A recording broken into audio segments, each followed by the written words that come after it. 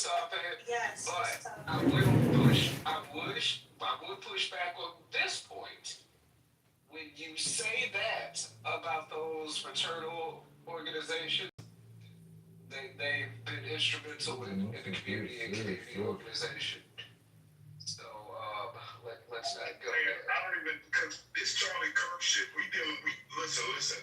We need to unite. So it's like I love all black people. I'm trying to reach across the diaspora. Please, when I'm saying stuff, we did copy that shit. We didn't come with this whole thing about Greeks. That is something that we took from like skull and bones from all these shit, like fraternity, like Catholic and all this black shit. We stole it.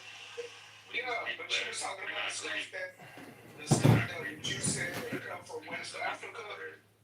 The stuff you made the point of stuff coming from West Africa, and this is a point I've been making a lot. Did Christianity come from West Africa? And Michael, can you make a case that the Greeks took knowledge from Africa anyway, so it's not really a big deal for African Americans to be Greek? You can, but it's like you can. Well, Congressman John Kitover versus Darren George, came from too many Pfizer We vaccines. literally were here in this country. We came out of slavery. George Finally, George is taking too many Woodrow Pfizer Wilson, vaccines. Woodrow Wilson did all the George, racism you in like taking that too time many with Berkeley. Pfizer. That is like where you see like where these organizations are like found like from like 1908 to like 1913. All these like these organizations, it's literally from Woodrow Wilson when he rolled back. She's taking too many Was Pfizer vaccines. 1904. George Henry was kind of Sigma Pi Phi. Sigma Pi Phi. Some of our prominent leaders came from an HBCU fraternity or sorority. So to then be dismissive of that just because it gives some type of weight. Listen, our vice president is also an HBCU graduate. Like, please, we need smart, we need our educated. Charlie Kirk, God rest his soul, but he is a community college dropout. We do not need idiots leading the charge. We need smart people. We need people who are going to want to hit the ground running. That's it. Okay. Did Christianity come from West Africa? I'm just wondering. Listen, You down talking all that. Hold on one second. You can do that if you want to. Do you understand we at DEFCON 1, we literally have a clear and present danger that wants to fucking burn us out, that wants to retoss us. They want to do anything they can to us because they're jealous, they're aggrieved, and we're like the focal point of like some sickness that they have that they just can't get past. So I ain't doing that shit with my brothers. Like all my black brothers and sisters, we are the diaspora. We need to get together. Now's the time to get together. All this shit about like where Jesus came from.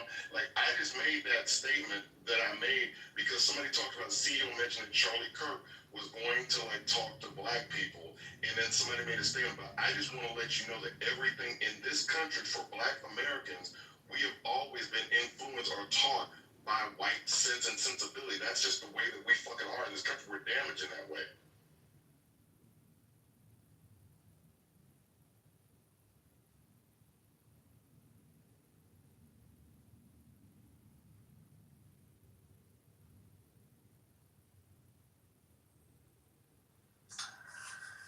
Since nobody's saying anything, I guess I can jump in. I'm just sitting here thinking I just can't believe, and I wish that there were certain things after all of the history that we've been through that were just settled questions.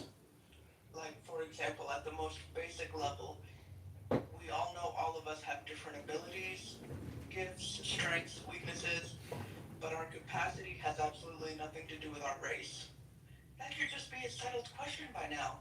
And I think the danger of a lot of these folks on the right is they're bringing back all these things as open questions. Oh, well, maybe black people do have less brain processing power.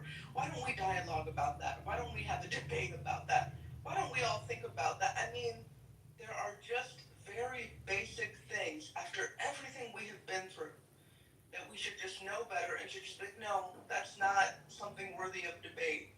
That should be rejected in the public square. You're never going to convince everyone, of course. But to bring these things back into the public square like this is horrible. It's horrible. Yeah, and these statements that he made that they want to memorialize, that they want to hold up, and say that he's one of the greatest figures. I mean, literally, that's what the Speaker of the House said, and I apologize for the wind that's blowing. But, they want to memorialize his words, his statements, as if they are valuable, and they're not. Not only that, even if he did decide to do some type of organization to teach young black kids, he still goes in the same mindset. I know better. I have the mind, the capacity, even as a college dropout, to teach these people, these underlings, because their parents don't have the fortitude to be able to teach them. As a matter of fact, even if they do go to college, which he thinks is scams, right? Even if they do go to college and grad and become great legal minds and make it all the way to the Supreme Court, it was done in the process of a VEI mindset. That's what we call. So think about that for a second. So it doesn't matter if you can pick up this organization and teach young black folk. He thinks he's the only one to do. That's why he did that. So when you have that, and when you think about it in that manner, it can only mean one thing.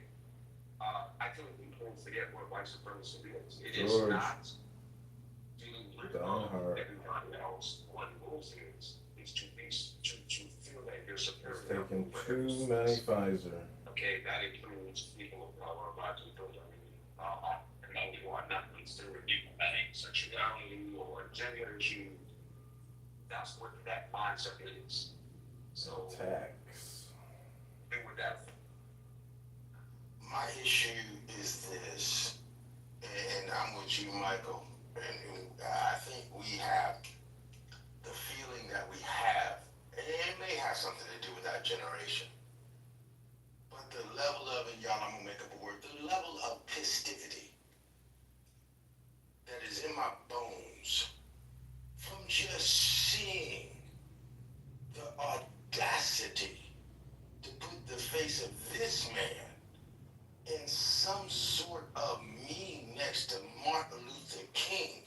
This is such an ugly, George Dinehart, the Republican, Illinois. nasty form of rhetoric. It is so nasty. It is so dismissive. Kingmaker. It is so rude. It is just, it is Taking too many Pfizer vaccines. That tax. to turn around and then gaslight and say you shouldn't be angry. You shouldn't be upset because the way he was killed was such a George tragic Dinehart, the thing. Republican, Illinois Kingmaker, has taken too many Pfizer vaccines and attacked candidate Congressman John Remember Kitover. your place. Remember your place, because we get to say and do whatever we want to. And remember, because of free speech that you wasn't supposed to have in the first place, because we were nice to give it to you, we can say whatever we want, as long as we want, and then get to tell you, you don't to say whatever you want, because it's un-American, because don't forget, this is our country, we let you in. That, the audacity, the unmitigated gall George, you've taken too many Pfizer vaccines. in my bones. I feel exactly the way you expressed yourself about an hour ago, Michael. It pisses me off to, I just, yeah.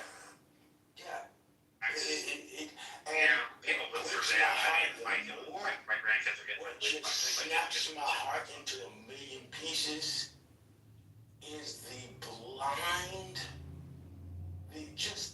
blind sheep-like, mule-like behavior of some people that are my color that does not see this as DEF CON 1.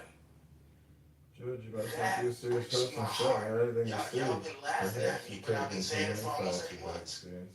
Some of these Negroes got to drown. 'Cause I know it sounds bad. I know it sounds horrible. I know it sounds callous. But literally, some of these Negroes got to drown.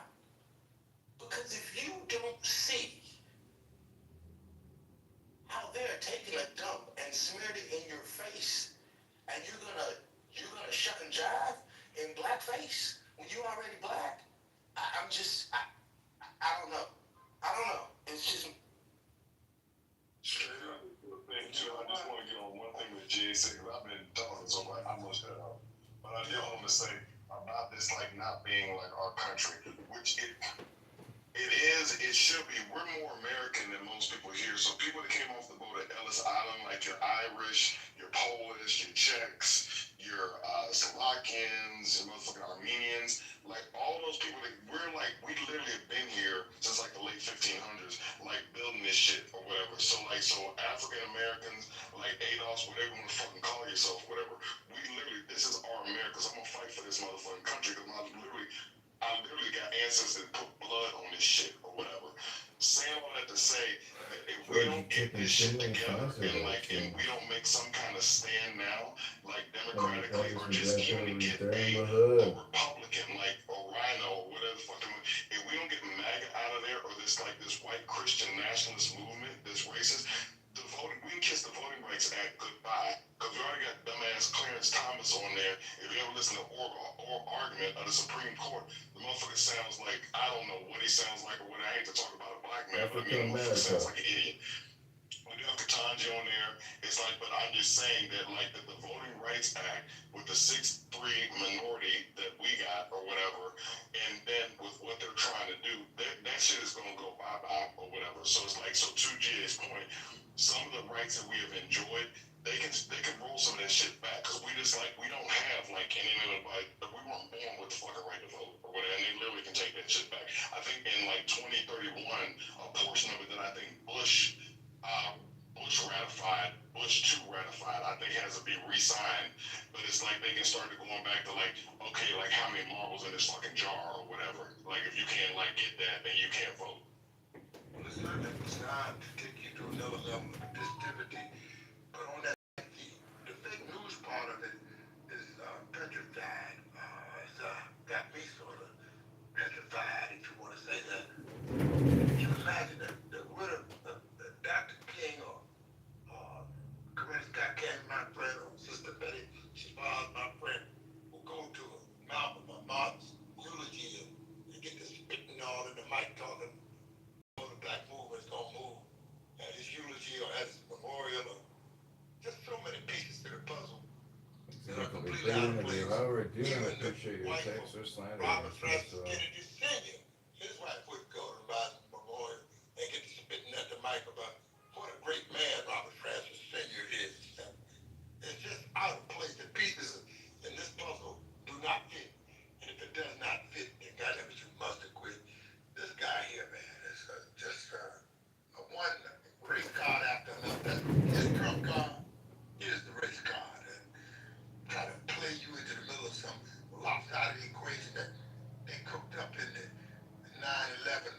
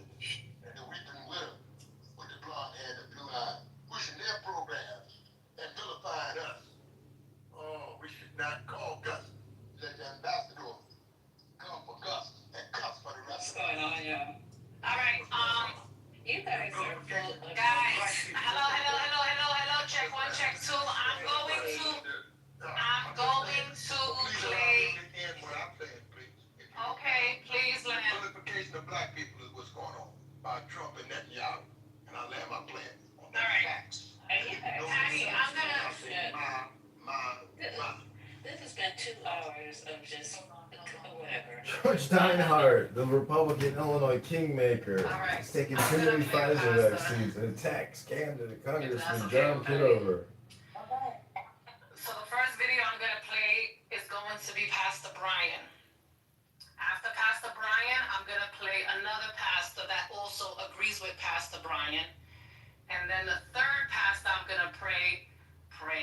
I'm going to play is the pastor that disagrees with Brian and the other pastor. So that's what I'm gonna play. Alright, so this first one is Pastor Brian's service from this past Sunday. All of these Negro preachers who've been in fact talking about that this man that was killed was the answer to Christ in the earth. Y'all ain't saying that they having moments of silence in black churches all over the country over a man that was racist and a white supremacist. How dare you compare him to Martin Luther King? The only thing that Charlie Chris and Martin Luther King got in common is both of them was killed by a white man. After that, they got nothing else in common. I'm concerned about all of these Negro. Alright, so that was Pastor Brian. You couldn't have given that 30 more seconds. It was only 30 seconds. Oh, okay. Yeah, it was gonna play again. Okay, so that was Pastor Brian. Now I'm going to play the other pastor that agrees with Brian. This is why black people got attitudes in this country. Be assassinated. I'm trying to I don't get it. Like, let's move forward. Charlie Kirk did not deserve to be assassinated. Man, shootings, that's what he's Somebody guys.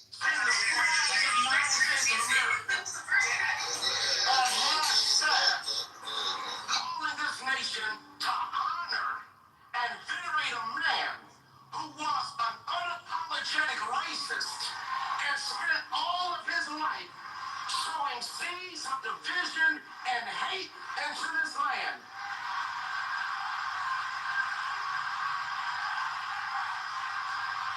And hearing people with selective rage who are mad about Charlie Kirk but didn't give a damn about Melissa Hortman and her husband when they were shot down in their home. Tell me I ought to have compassion for the death of a man who had no respect for my own life. I am sorry, but there's nowhere in Bible where we are taught to honor evil. And how you die does not redeem how you lived. You do not become a hero in your death when you are a weapon of the enemy in your life.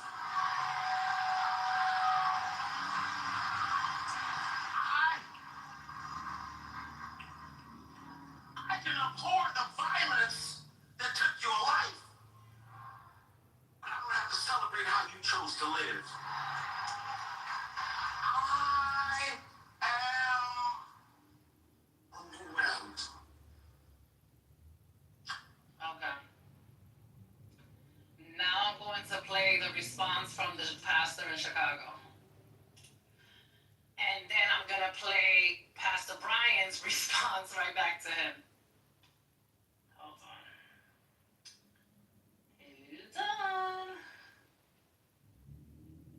Hold on. Over a man that was racist and a white This supremacist. is it. He just started it off with this. He basically started off with the two pastors. No, we cannot be silent about the idolatry and the racism that is going on in the black church. And Jamal Bryant is one of the biggest goofies behind a pulpit. Just because you sitting there hooping and hollering, I thank God that don't mean it's anointed. That don't mean it's spirit filled. This is the same dude that went to the gay church with two king lineage pastors and acknowledged them as the first gentleman. How y'all still listening to this man like he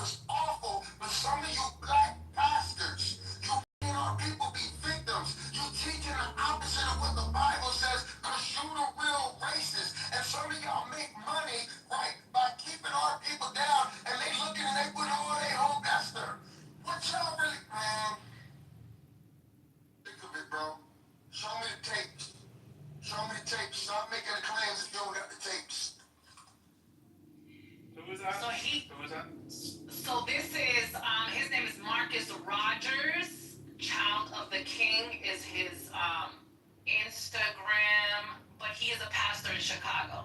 Not sure what church he. Racism in context. I love it.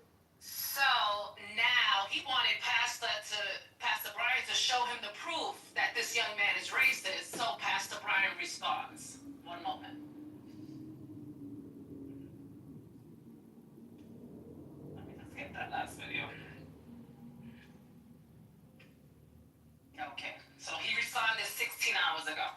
So much has been said over the last couple of days in reference to the murder of Charlie Kirk, suggesting that this is the signal that Christendom is going forward. It is a very poor misrepresentation. We are against violence in all of its forms.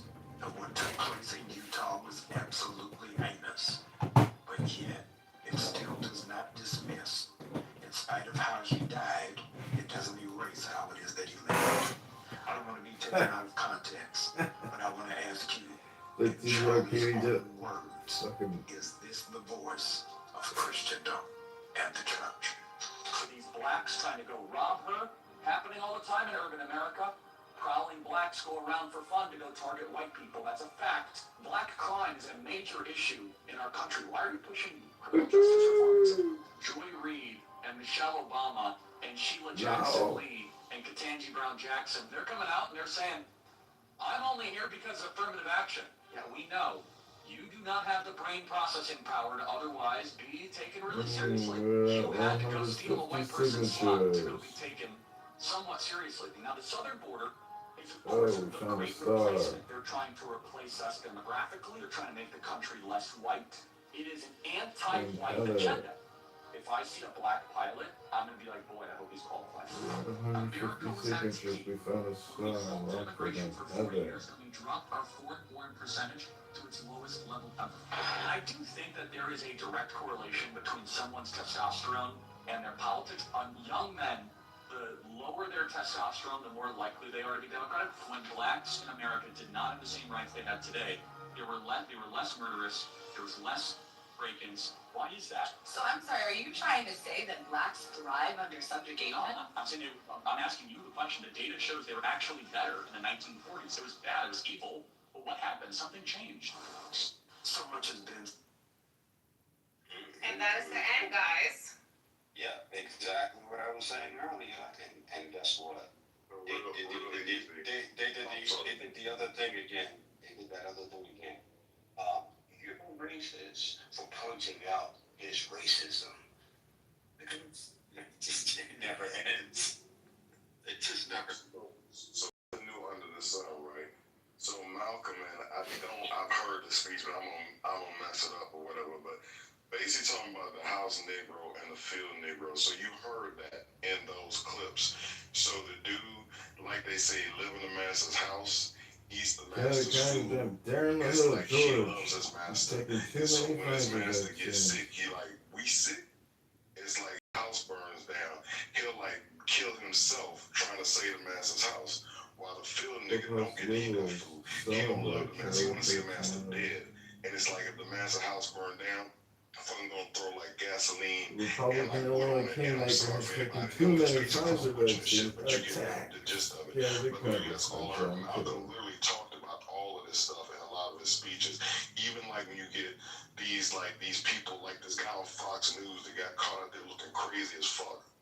When the guy dropped the comment about like voluntary lethal injection or involuntary lethal injection for the homeless, that brother, if y'all saw that clip, he's on there talking about, well, if they don't take the programs, then they just need to go to jail. They can either take the government assistance or they can go to jail. So it's like, so that dude, that's like the dude that they put out there. They find like some Negro or whatever, some dumb Negro that they can prop up to put out their agenda, hoping that other Negroes will listen to this Negro or whatever. It's like they've been this shit, nothing new under the sun. So just go back and listen to some Malcolm. It would do you so good, especially in the times we're living in now. I would really recommend go do that. And it's like, and I know Louis Farrakhan gets a bad take on a lot of things, but go back and watch some of this stuff on Phil Donahue. It's a bunch of clips out there when he was on talk shows back in the 80s. Minister Farrakhan, as far as the times that we're living in wartime, y'all need to go back and listen to some generals. So I recommend Malcolm X and Farrakhan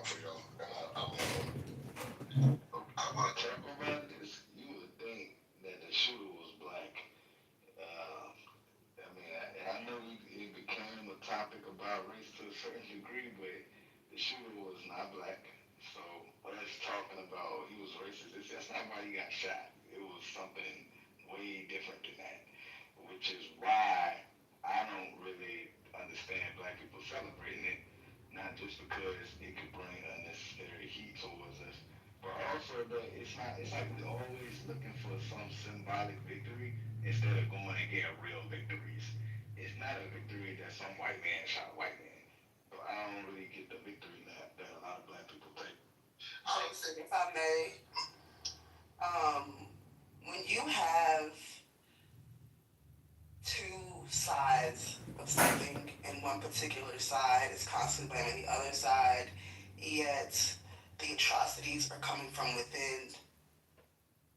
When you are being blamed for something you did not do, and the atrocities are coming from people that they are standing next to, people tend to celebrate that because you're worrying the enemy is under your nose, not across the street from you. And so that's one reason. The second reason, so for me, what I don't see being discussed about is the fact that this man was killed by another young white man in Utah, of all of, that's the best place in white America, only because the side of that he represented on the far right believed that Charlie Kirk wasn't racist enough. They thought that Charlie Kirk wasn't. They thought that Charlie Kirk wasn't.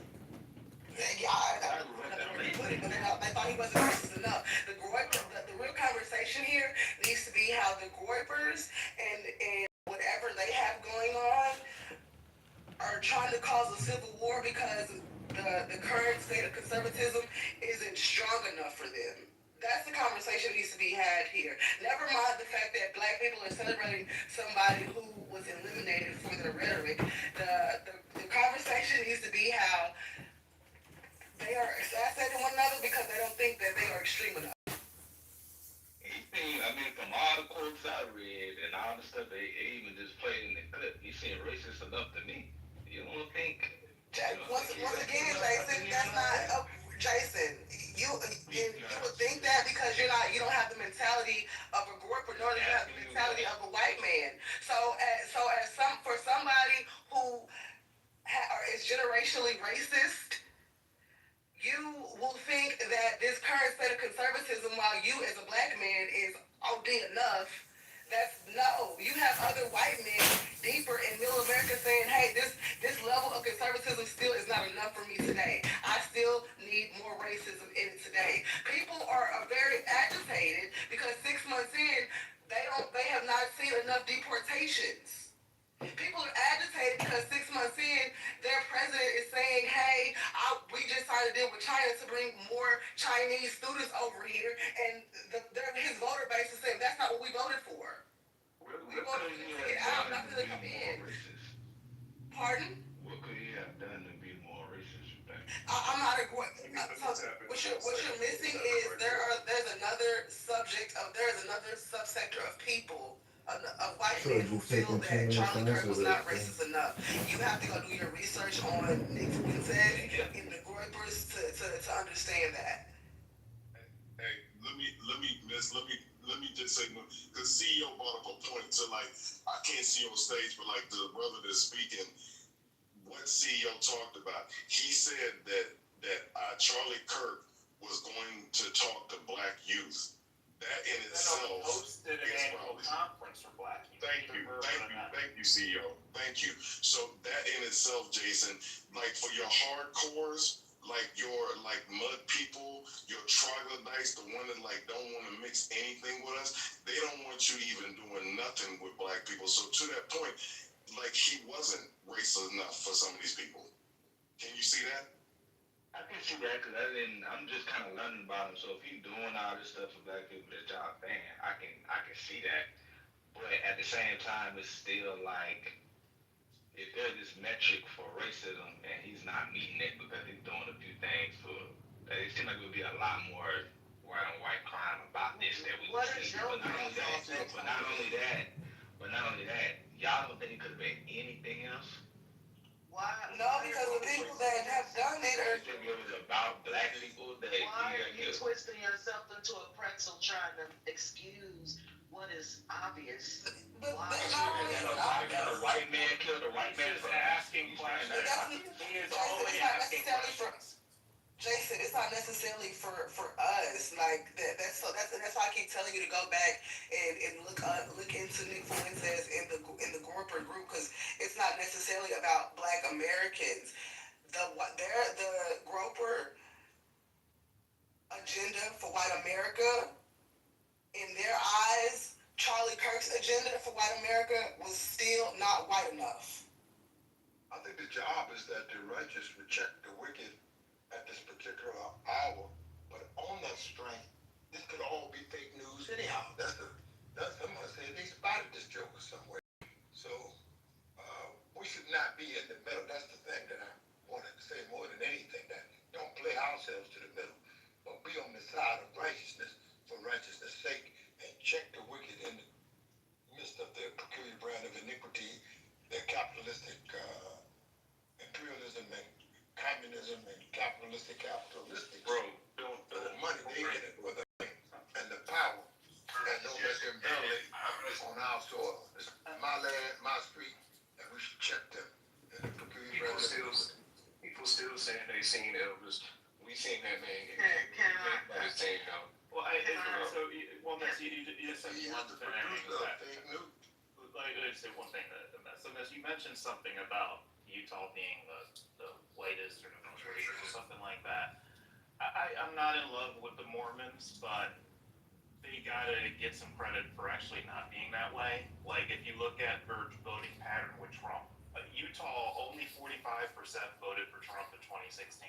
Like Trump's numbers are way lower than they were for any of the other Republican presidents. So they actually were the opposite in terms of that. So I have a hard time with you saying. I didn't call unless someone else mentioned Utah. I didn't call Utah racist. I said that was the middle of white America. That's white utopia. That's what I said. I haven't heard anybody call Utah racist either. I don't think. But the way the utopia thing, I think that's what I'm referencing. Yeah, when I say white utopia, so listen to the context of the conversation, because when I say white utopia and we're talking about people who want to be amongst other white people, you tell me the populist breakdown of white Americans to others in Utah compared to the rest of the country. That's what I was talking about. Their doctrine is the doctrine that the state was founded on was. Thank you. Exactly. Thank you. Yeah, Utah's not in the top 10 for whitest. Just FYI. It's not. It just don't make total sense to me, because let's say he helped a few black people did a convention or whatever. It's still a net negative with all the things he said, like policies he felt should be pushed, and we should be better off in slavery and stuff like that. It seems like even if he did speak at a few black conventions, that the net outcome is negative towards black people still, even if he did a few nice things. Utah's number 12 for whiteness. So let me address that, please. So Jason, to this point, he's a racist. He was a piece of shit racist. We're talking racist. This shit don't make sense. We got nothing to do with this. Literally, we had nothing to do with this motherfucker being killed. We're just talking about that. Like I've heard other people say. So I'll tell you, when America catch a cold, when white people catch a cold, we catch the flu or whatever. We get COVID and shit. I'm saying the fact that this shit is getting put on us, we literally have nothing to do with this shit. And I can't think of the lady's name on satellite radio.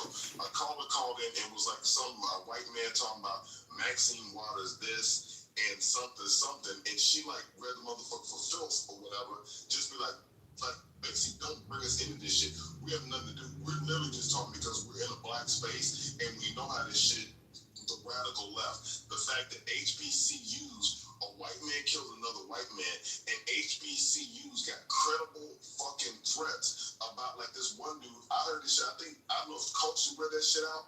It's like these credible breaks literally had nothing to do with that. So Jason, to that point, we're just talking about over there on that side that Nick Fuentes and the workers are saying that this motherfucker Charlie Kirk, that he wasn't hardcore enough for them.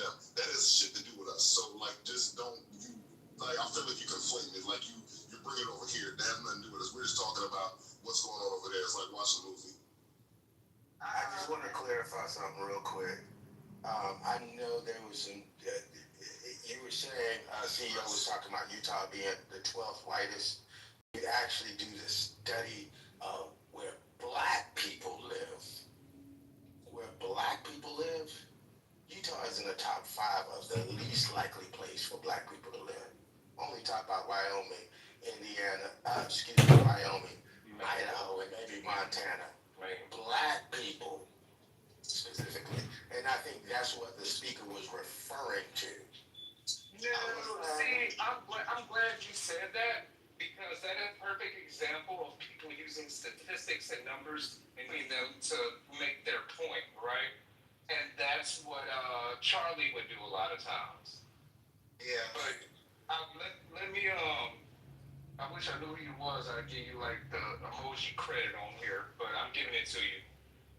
Thanks, Phil. Lisa, Michael was talking. I just wanted to respond to Lisa real quick.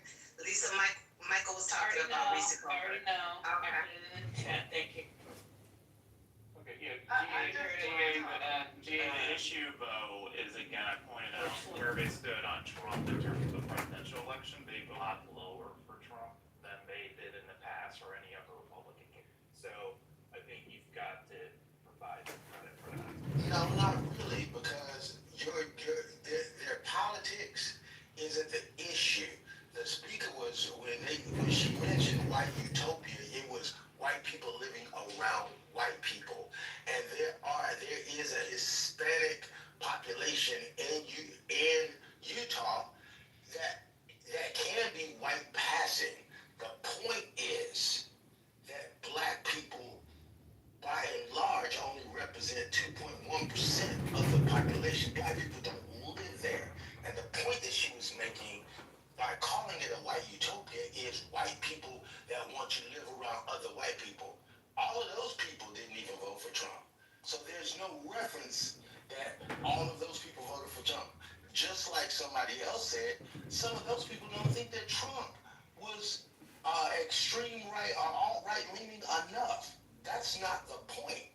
The point she was making is Utah is a place where people who want to live around all white people and don't want to deal with black people, that's a great place to For Mormons, that is why they are there. Yeah, but Mormon.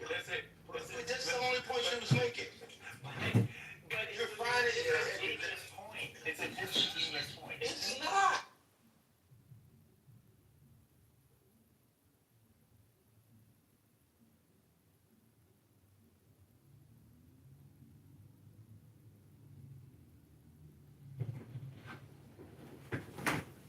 Did my phone crash? Oh my god, my phone crashed. Holy shit. Just couldn't take it anymore. Intense. We have had a cellular defeat. Oh. Went down without a treat. Too bad. It was just getting good.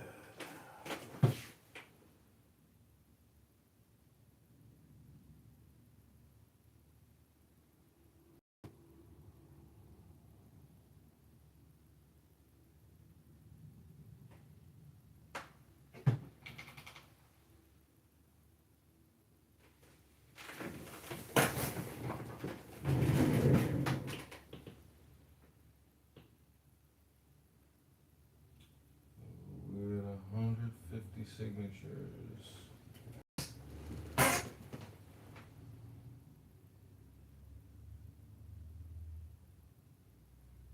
We're at 150 signatures.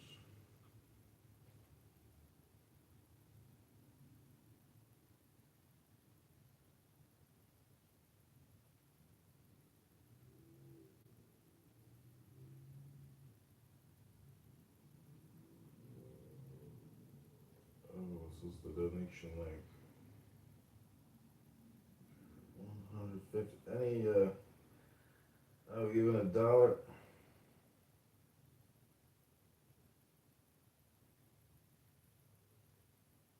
us one signature.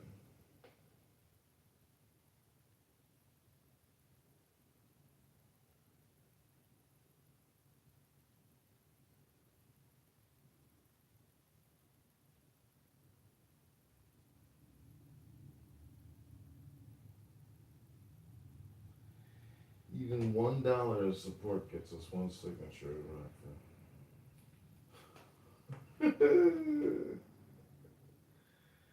That end. Yes, 13. Katie Jensen was raped.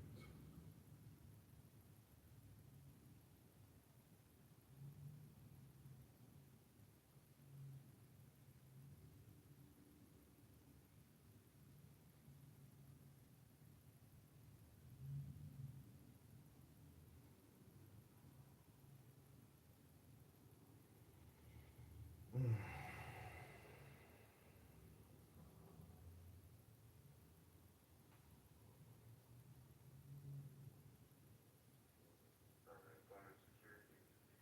Just had a few quick questions about a recent unemployment claim. My callback number is 618-241-6713. Thank you very much for your time today.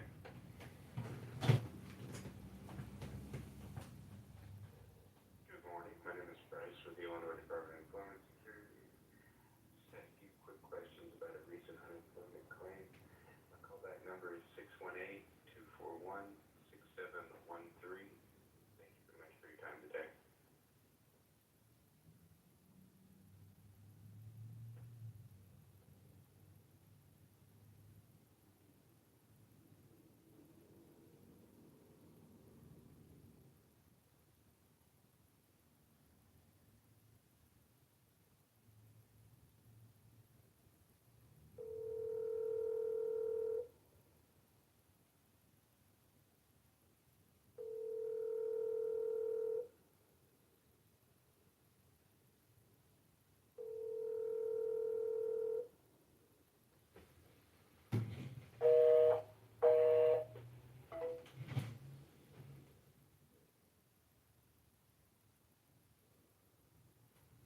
Good morning. My name is Bryce with the Illinois Department of Employment Security.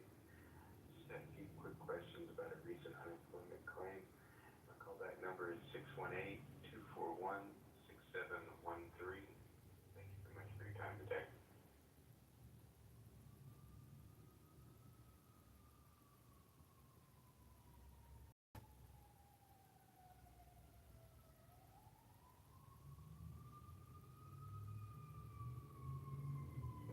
Darren.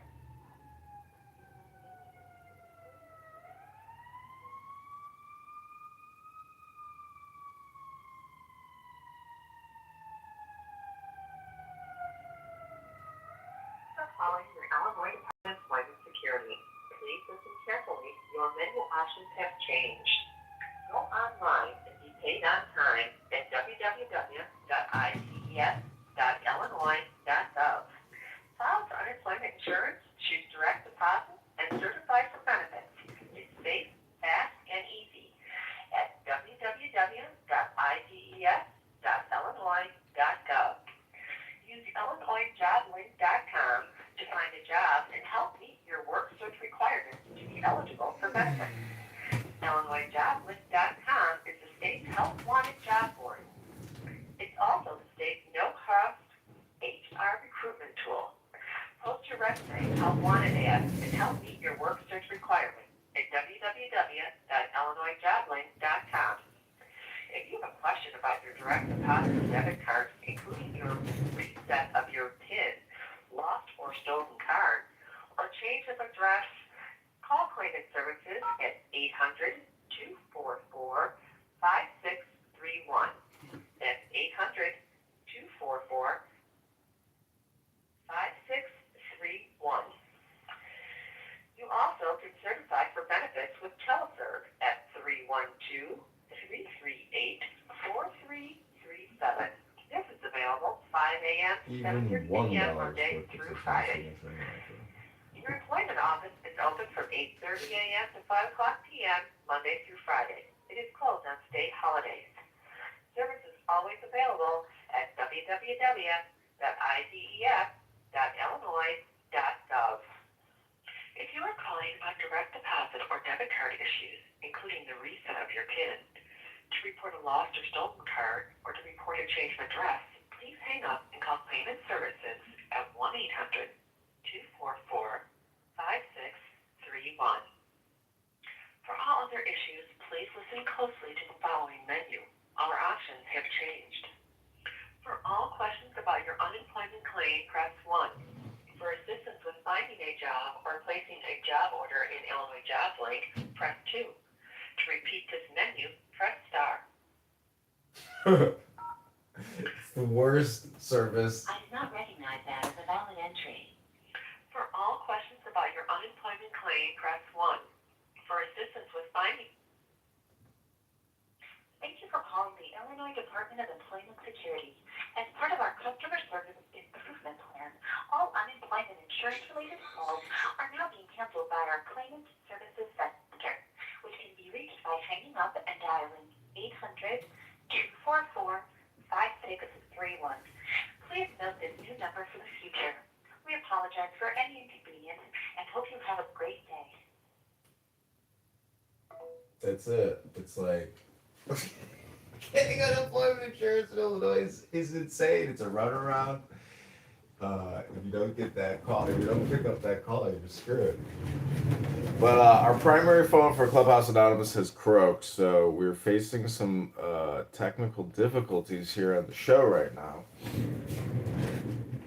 It's unfortunate.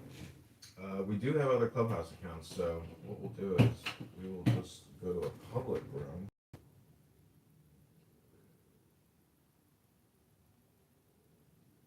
This phone doesn't have it.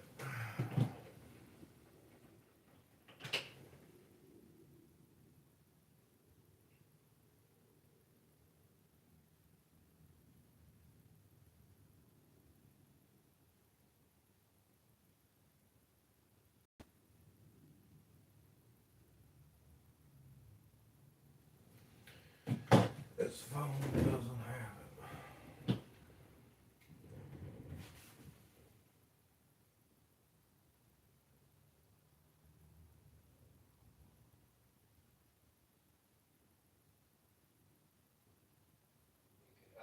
I take a stance, you ask me a question, correct? And now we're going. Stuff like that probably leads, it probably comes out of fear. The framework in which we're exchanging right now. Do you agree? Hey, Sphinx, I just want to quickly say something before you go on your tangent and rant. Listen, what Israel's doing is not a genocide. I'll tell you what the real genocide is. Yesterday, I didn't mention genocide. I know, yesterday I was walking in New York. Yesterday I was walking in New York, and I saw these very Indian-looking men. But they all spoke Arabic. That means they're from the Gulf Arab countries. Okay? These people conquered and colonized the entire Middle East. Okay? And genocided us for 1,500 years in a row. We were genocided for 1,500 years by these Arabs in a row. So what Israel is doing is decolonizing, and it's not. And what Israel is doing is a crumb compared to the vast murders of these Arab Gulfies. Okay, when I saw them, I just saw them. I was in sheer anger, and they have my people under mind control right now. All the Egyptians who think that they're holy people because Muhammad came from their region. And so they're like, yeah, we're so happy they colonized us. We love that they conquered us and killed us for 1,500 years, you know? So it's time to have payback and retribution, and Israel's going to hand it to them.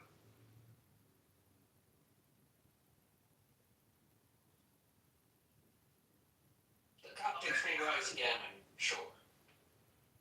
Thank you, my brother. And it's not even just about us, man. I was in such sheer anger seeing these Khalijis, bro. I'm like, yo, these are the ones that conquered us? You gotta be kidding, man. I was infuriated looking at these people, man. Well, it wasn't those guys. But maybe their great-grandfathers, but probably not them, right? No, they still conquer us till this day, bro. What are you talking By about? the way, somebody in the chat sent me a private message, and there's a link there. Who sent me this? One of those. I'm not the type of guy who likes to click on links if it's not safely detected what's the nature of that link. What was it? I'll tell you. It's an account on X which exposes the Palestinian lives. Like Bibi said, that new restaurants are open every day. Okay. And things like Thanks that. for the currency. I might check it later. If you allow me, I was going to go back to what I was going to say before the two people wanted to say something. As I said earlier, I consider myself to be a pretty smart guy, and what I do is I do not make assumptions. I don't think anything that was a lie, and I asked you guys to either confirm or debunk what I brought as evidence. I never spoke about starvation. The only two links I brought was two elements. Which one was there are multiple children that are in prison because they threw rocks at a tank. You agree with this? Let me ask you a question. If you throw rocks at a police car in Montreal, you're gonna get arrested? I don't think a kid would go in prison for 2 years for attending. Do you agree with? It's about the framing. Now, the frame you bring is. If children in Montreal throw rocks at a police car, do you not believe they're gonna be detained? You see, you're framing the question differently now. No, I know. It's a government vehicle. I'll frame it for you. I'm giving you my answer.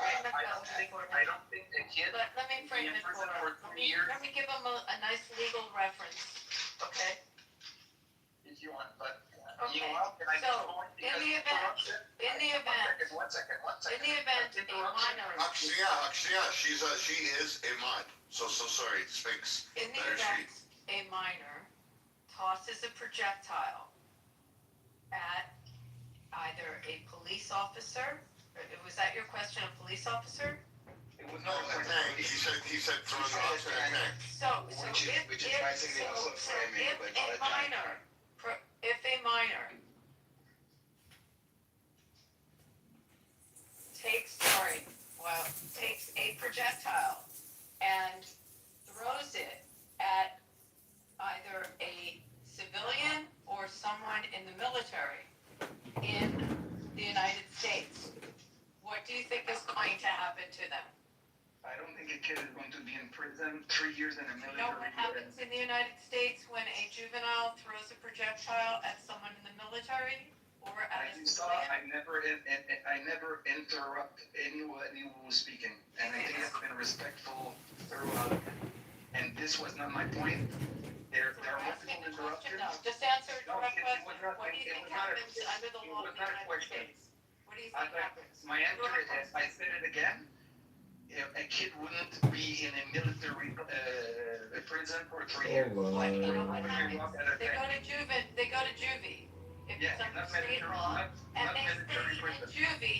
they stay in juvie for quite some time. Yeah, the framing is not the same. It's a longer period usually in juvie. But it wouldn't They be don't a prison, a military prison. It's very different. Have you ever been to juvie in the United States? Have you ever viewed or seen juvie in different states? And remember that there's 50 states with various different juvies. So have you ever seen it? Some videos I've seen, yeah.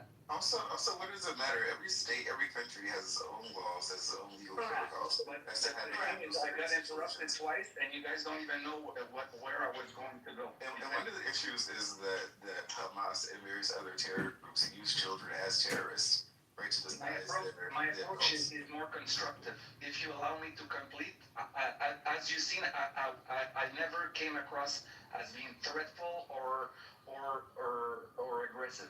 If you allow me, please, because interruption is not. Go ahead. You got the mic. Fair enough. You're right. Go ahead. So as I was describing myself, my hyper focus is in a humanist point of view, and this is how wisdom should be applied throughout the world. So Israel is a very special case because it's so rich in different cultures, and then there are multiple political layers. So the ultra-Orthodox Jews, they have their own pressure on the system. and I understand why, because without them, Netanyahu wouldn't be there anymore. There's the settlers that are being victimized on both ends. So Jewish settlers and Jewish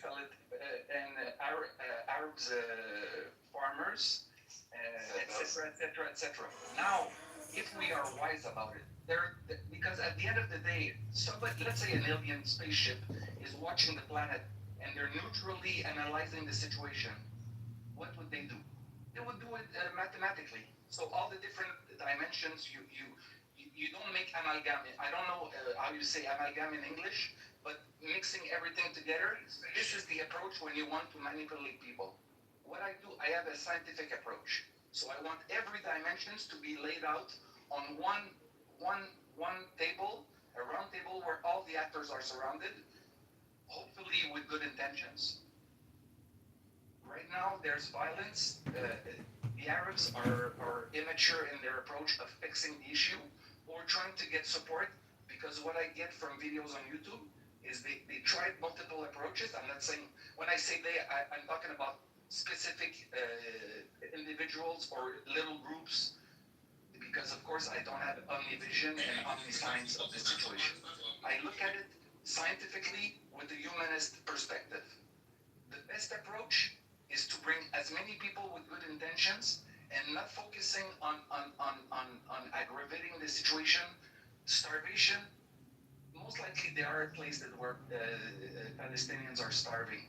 It's good when everybody goes on the same plane, and instead of debunking, oh, you're a liar or a liar, going the other way around. How can we make it more peaceful? And bringing the wisdom and intelligence of all the different actors to bring it forward. Because right now... Oh, you should have said that earlier, bro. I know how we can do that. Okay, I have the answer. I have the answer so quick for you. I wish you would have said that earlier. I tried. Okay, all they have to do is release the hostages. You know, and unarm Hamas, and that's it. Simple. I don't know how honest you are. I'm extremely. I am so helpful, honest that believe me, my heart is crying out because it's such an honest answer. Release the hostages, unarm Hamas. Can I say 2 sentences to Sphinx? Hi, Sphinx. In order to have a solution, you need to first analyze what is the problem. You've taken too many fries with it. That takes leadership. Because right now, people rely on the system, and we know it's not going to work. You miss my point. You are kind of moving forward to a solution, which is great. But and you're saying like smart people, they will come up with like magical solution. But not magical, but engineering peace and a just approach. Yes, I understand. But in order for you to find a solution for everybody to live in peace, you need to first of all identify what is the problem, why there is no peace. And I'm not sure that there's one major, like a few at least that are peace blockers. You know, everything with Israel is more complex. Nothing is simple, but it's a matter of all laying the different dimensions. I did say simple. I did say it's simple. I said you need to you like okay having a He uses fancy there. Like mindset. And what approach I was saying, in order to find a solution, even if you're a doctor, if you want to give a medicine, you don't start with like the medicine, you start with diagnosis. Okay, first step is diagnosis of what is the problem, what is wrong, what is not working. Okay, after you have this, that's one. George is taking too many fires with it. You know what I'm talking about? No. A lot of Palestinians. Okay, let's simplify the situation. Okay, you I must will ignore the Jews for now. Let's just take the Arab perspective. Perhaps you take Just too many so fires you with say, it. yes, you know it's not Jews, it's Israel. Israel. Congressman John Kitover, George. 80% Jewish, or even less, and the rest are Muslims and Christians. Okay, also Muslims in the IDF. I will reformulate. Let's take Let's non-Palestinians libel us. out of the presentation for now, because you have to divide the different actors. I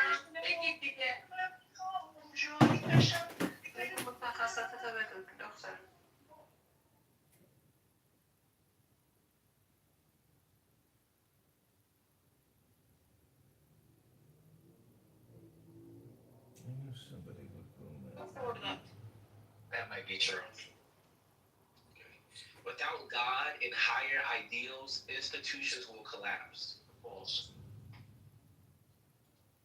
Those type of values that you promote. I'm glad to hear that. I actually agree with many of your conservative takes. Thank you. I disagree with some as well. That's just because I think for myself. We agree on a lot. We disagree on some. I can say this, that we both want a country based on merit, and I think we should keep that as our ultimate goal and purpose. Thank you so much.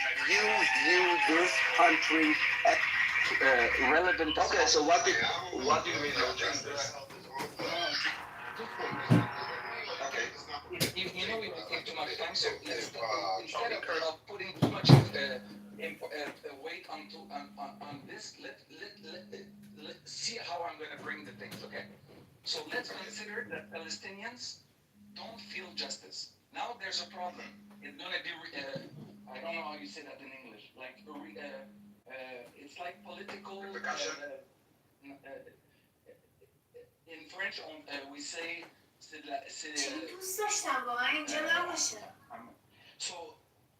there are instances that are going to take over a potential power that they have. So people don't feel justice, so they will say, I will take care of it.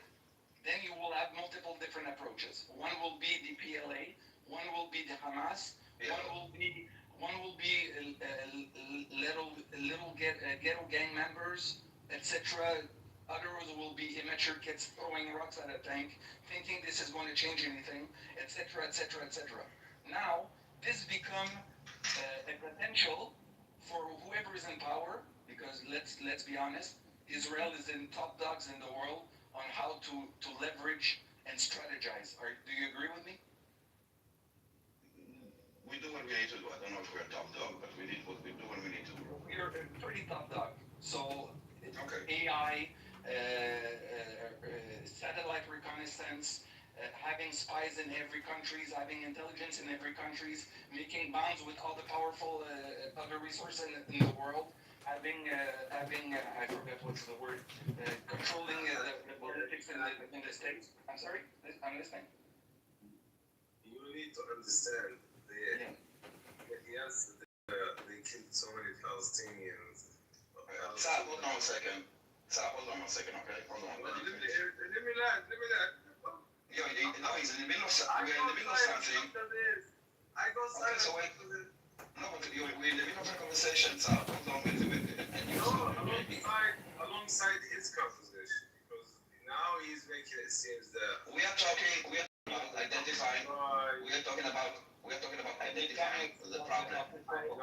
What makes it impossible to be fixed right now? That's what I was laying out later on this one. Between civilians and soldiers, Palestinians killed around 20,000 Israelis, you know what I mean? So they're hurt. What you're saying right now is we're focusing on one detail, so nothing is going to be fixed because I get it, but they are hurt. No,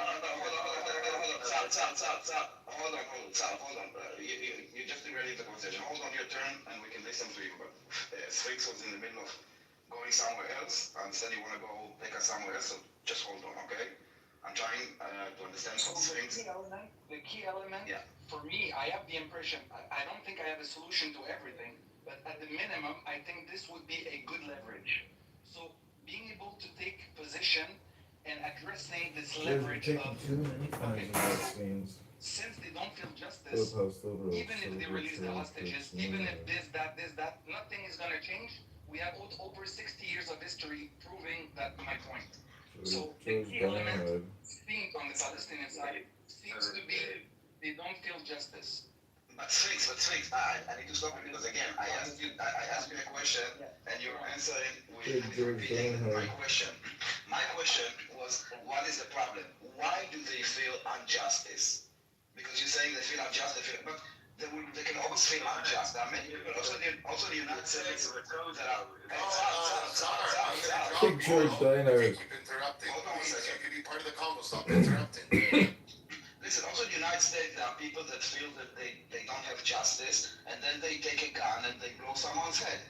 I mean, the feeling What you're doing that someone right now has. is just making this No, no. conversation worthless because now we're going to change it. No. Instead of focusing on the mechanics. No. Snakes, please stop. Snakes, please. No. I'm not going to example. I'm telling you that an individual feeling that someone has, or that he was told that there is injustice. Dying Go hard. on. I'm listening to you with uninterruption, and I'm trying to, you were stopping me 3 times in one sentence. So again, you're talking about that they feel that there is injustice, and because of this, they act upon this feeling of injustice. But George Steinhardt. My original question was what is the conflict between Israel and Palestinians, and that you're George talking about them Steinhardt. feeling unjust. So I'm asking you, what is the injustice? Why do they feel that there is injustice done for them? Well, I go don't down know. with you. You said you have an analytical perspective. So let's analyze the title of someone feeling unjust. We should be very careful with saying, oh, he felt that he was treated badly, so he just went and shot someone, or he went and he killed someone, or he went and he raped someone, that is not a way to solve anything. Why do they feel unjust? Or let me ask you this, what will make them feel that justice has been done? Hey, Bima! I know the answer, okay? I'm just trying to you to tell me. Be master. Be master. Be master. Yo, Be master, why don't you come up and say hello? It's been a while. Hope you're having well. You know, I know we have absolutely different political and economic opinions, but, you know, even though I may have differing opinions, I enjoy speaking with you. And I think a lot of people do. And I think people like the way you sound. I think that's one of your attractive qualities. So this is Israel and Palestine debate starring you. Yes, I am leeching on the room. This is safe for Jews debunking paleo lies and propaganda in BB's room. I was kicked out of the room. So, you know, whenever somebody kicks me out of the room, guess what I do, Bima? I go right back in and anonymous. Good afternoon and welcome to the show, Bima! I think that's great. So, what did you say before you got kicked out, or did you not get a chance to say anything? Well, I was talking about how this all resembles a dance and the spiral nebulae, and let the partners find themselves, but let's, you know, do it gracefully and peacefully. No more violence. That's what I was saying, and then shortly thereafter I was kicked out. So it sounds like you support no violence. Wow. See, that could be construed as an anti-Semite. Well, see, I'm literally just doing neurolinguistics. I'm not actually on a battlefront, and I'm not in any political power or military power. So, oh, hey, Sasha, welcome to the room. This is Israel and Palestine debate starring you. Love to have you as a speaker here, Sasha. So that's what I was mentioning, that, you know, for all of our sakes, we should be using our words wisely and efficiently and, you know, limited amounts of words because time is limited. And so I'm just always trying to stress the positive and use positive words. I don't want to listen to somebody, some deranged loser on this app who I know very well, and I know their situation in life, and I know their criminal history in life. I don't want to take, I don't need to take wisdom from people like that. I can, you know, open a book, and I'd rather go straight to the source. So, Bima, I hate to tell you, but I'm in a book club, you know? I'd like to talk about books, because everything else is really just political. So, I choose to, you know, maybe that's how I choose to be political. But anyways, that's all I'm saying. I love it. What book club? Do you remember that website called like meetup.com? Yeah. Yeah. I used to go to like book clubs, the meetups. It was really fun. But what type of book club? Online book club, and what are you reading? So my book club is a special book club which has rules that many other book clubs don't have. The first rule is we read books to each other in 10-minute increments. And that's the whole, no, that's all of our rules. It's the only rule we have in our book club. That's it. So, without further ado, Bima, I'd like to read a book to you. What do you say? Yeah, let's do it. Okay, I'll give you three choices. The first choice is Star in the West. The second choice is Meditations. And the third choice is Tao Te Ching. We already read the last, so let's do the first or the second. Star in the West? No, this is your choice. One or two. This is your choice. You can hear Marcus Aurelius' Meditations, or you can hear Star in the West, or Tao Te Ching by Lao Tzu. You choose. It's your choice, what you listen to. Okay, let's do Meditations. Okie dokie. We're going about where we left off. This is book 5, chapter 9. So I like to say that this is, sacred chanting or hymning. So just or meditation, take the deepest breath of the day. Hold it for 10 seconds.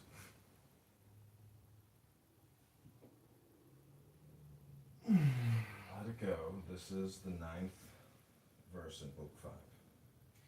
Be not disgusted, nor discouraged, nor dissatisfied, if thou dost not succeed in doing everything according to right principles. But when thou hast failed, return back again, and be content if the greater part of what thou doest is consistent with man's nature. And love this, to which thou returnest, and do not return to philosophy as if she were a master, but act like those who have sore eyes and apply a bit of sponge and egg, or another applies a plaster, or drenching with water. For thus thou wilt not fail to obey reason, and thou wilt repose in it. And remember that philosophy requires only the things which thy nature requires, but thou wouldst have something else which is not according to nature. It may be objected, why, what is more agreeable than this which I am doing? But is not this the very reason why pleasure deceives us? Consider if magnanimity, freedom, simplicity, equanimity, piety are not more agreeable. For what is more agreeable than wisdom itself? When thou thinkest of the security and the happy course of all things which depend on the faculty of understanding and knowledge,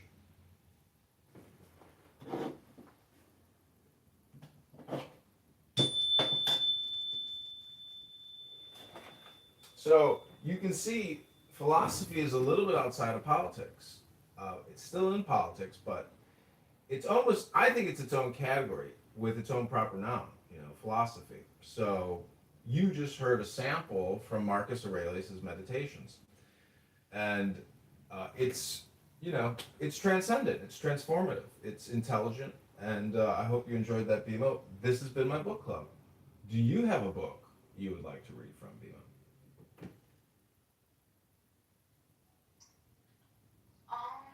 That's so much fun.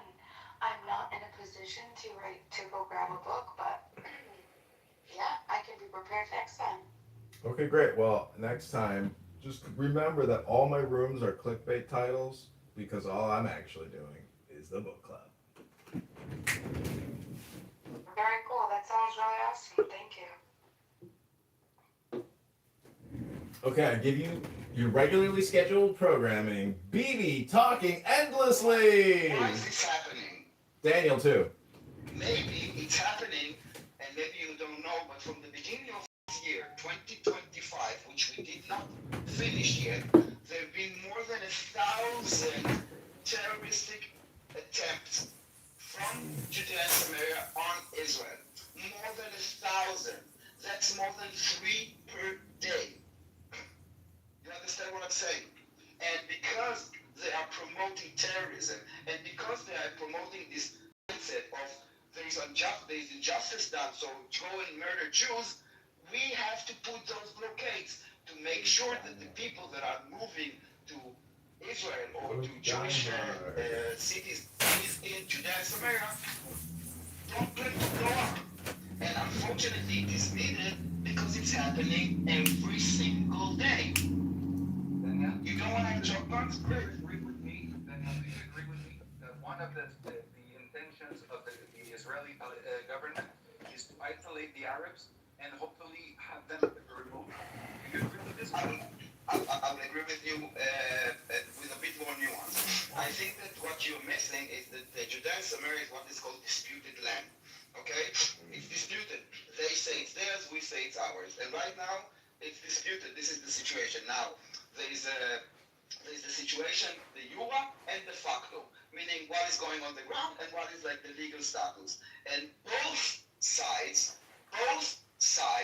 try to make facts on the ground. The Jews, you even call them settlers. When it's Palestinians that build a new neighborhood, you call them farmers, okay? The problem with your framing that by the fact that it's a Jew that is settlement in Judea and Samaria, it's wrong, it's bad intentions, it's meant to drive out the Palestinians out. When they do it, it's 100% legitimate. You know that, for example, there's this story now in Hollywood, a movie called No Other Land. I don't know if you heard about it. It won some You're Oscars. very welcome to share a link if you have. I don't have a name. I said the name of the movie. It's called No Other Land. It's in movies. I don't have a link because you need to pay a ticket to see it. But it's called No Other Land. And it shows like how the Israeli military goes and destroys buildings in Judea and Samaria. And you will say, oh my God, horrible. What you don't know is that those people in Masriyate, which is the place in the movie, they claimed that this land is theirs. They went to the Supreme Court in Israel. They laid out all their evidence. For 20 years, there were discussions about this specific case. And the court, when they started the case, they said no one is building anything until we decide whose land is it. We cannot freeze the situation. Can you repeat the name of the video you're talking about? No Other Land. Okay, you keep going, I'm listening. Alexa, stop. So for 20 years, there was a Supreme Court deliberation regarding this area. It's rare to find an office that actually the Palestinians brought when the show's called Life Kit, that's kind of the whole point. I'm Mariel Segata. 3 times a week on the Life Kit podcast, we guide you through a topic we could all use help with. From personal development to healthy living to managing your dinero. With takeaways so you can start living what you learn right away. Escucha el Life Kit podcast from NPR. Darren LaHood is a rhino, or Republican in name only, according to one of his Republican primary opponents. John Kitover calls himself a carpetbagger. He lives in Chicago, but he's running in a congressional district that includes central and northwestern Illinois. Kitover considers himself a MAGA candidate. He tells WGLT student reporter Ben Howell that he's running in the 16th district against the Peoria area Republican he says is not conservative enough. Our country is $37 trillion in debt. I'm 42 years old. I'm here on a college campus with young people who are taking out loans to go to university, to get jobs so they can have an undergraduate degree. And so essentially we have to fight these rhinos. I know it's cliche, but Darren LaHood is indeed a rhino. He's been in office 10 years, creating $2 trillion a year in debt. So it's really going to take patriotic Americans who can recognize the financial crisis that we're in, that are going to stand with Thomas Massey, Rand Paul, and other fiscal conservatives against individuals like Darren LaHood. On your website, it had said, direct quote, defeat Darren LaHood, the rhino vaccinologist that sold your future to your never-ending taxation. Could you break that down for me? What do you mean by that? We have 37 trillion in funded debt and 100 trillion in unfunded debt liabilities. So, with the big beautiful bill, Darren has given over 500 billion a year in tax credits to the biggest Fortune 500 corporations: Apple, Microsoft, Google, Pfizer, Moderna, J&J, Verizon, Comcast, etc. So, on the back end, Darren LaHood is borrowing your future and sticking you with debt and taxes, not today, but in the future. Another one, a couple more, also from your website. He's a traitor to the Second Amendment, you say. How so? He wants to raise the minimum age in order to purchase a firearm in this country. And it's my belief that this may sound rather controversial, but firearms, not only are they for self-defense and our own security in our homes, but it's to prevent tyrannical government from usurping your rights and enslaving you and making your life miserable, in the same way that our founding fathers fought the king, who were eating out our substance and destroying our livelihoods in this country, in the same way that Darren LaHood and his group of cronies in Congress and in the Senate are doing. And also, again, from your website, you had said that he lied about COVID-19. What about that? So Darren LaHood voted yay on every COVID act there was, totaling over $5 trillion that he created out of thin air with the rest of Congress. It's my belief that Dr. Bill Gates, Dr. Fauci, the World Health Organization, as well as the Pentagon, created Operation Warp Speed, but also the Wuhan facility and that viral research. So the government is responsible for funding and creating COVID-19. And unfortunately, he lied to his constituents, because you can go to his X accounts and you can view all his posts about get vaccinated or this pandemic will never end. Get vaccinated or you can never go back to work. With that, with some of the bigger party politics, for the most part in his voting record, LaHood has had a lockstep vote with the party. Do your criticisms of him expand to the rest of the Republican Party? Absolutely. It is a uniparty at this point. Whether the Democrats or the Republicans are in party, they're going to keep spending over $2 trillion a year that we don't collect in taxes. We collect $5 trillion a year in taxes. We're spending 7.1 to 7.3 trillion a year. Darren LaHood, the Republicans, and the Democrats are borrowing on your behalf without any of your say-so. LaHood's held the seat since 2015, but of course he's been a congressman for a little before that. And even just last in 2024, he had no challengers in that election. So some would go to say that your campaign's a long shot. Do you agree with that assessment? Absolutely, it's a long shot. I have crowdfunded only $1,000 from social audio apps. Darren LaHood has over $10 million sitting in his bank account from Pfizer, Blue Cross, Caterpillar. Every major corporation in the world has given to Darren because Darren keeps giving them $2 trillion a year. He's been in office 10 years, and if we're creating over $2 trillion a year in debt, Darren has created $20 trillion in debt by voting yay on HRX. Since he's the incumbent, he's got not just like that cash advantage, like you said, he's got the recognition, he's been here for a while. How do you try to familiarize yourself across the district and to voters against a strong incumbent? What's your strategy for that? It's really put out as much Hello?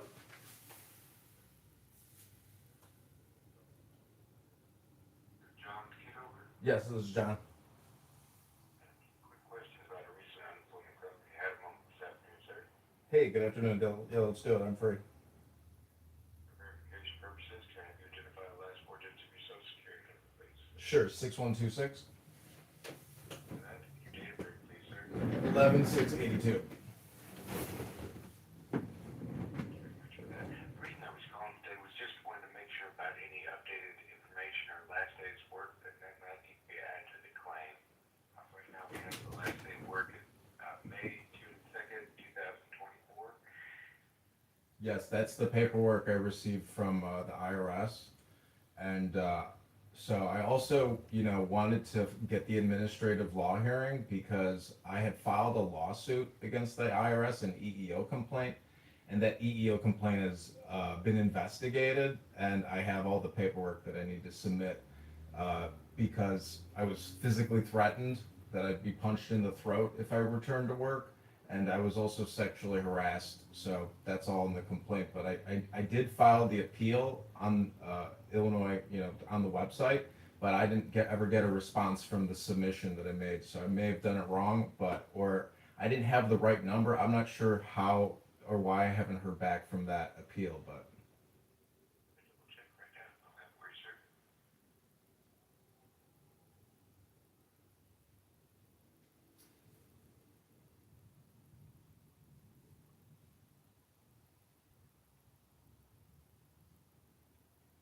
I had gotten a call from a young lady, and she had given me like some reference numbers, but I had lost that when I hit the appeal button and submitted the files. Sure. I apologize. I do see the, what you call it, the document that you're speaking about. I don't see any work attached to it right now, though. I do have updated documents because I just had to send in a 40-page document back to the IRS and to the civil rights attorneys there. So I do have another document to send that I'd like to submit when I, can actually schedule and get an administrative law hearing.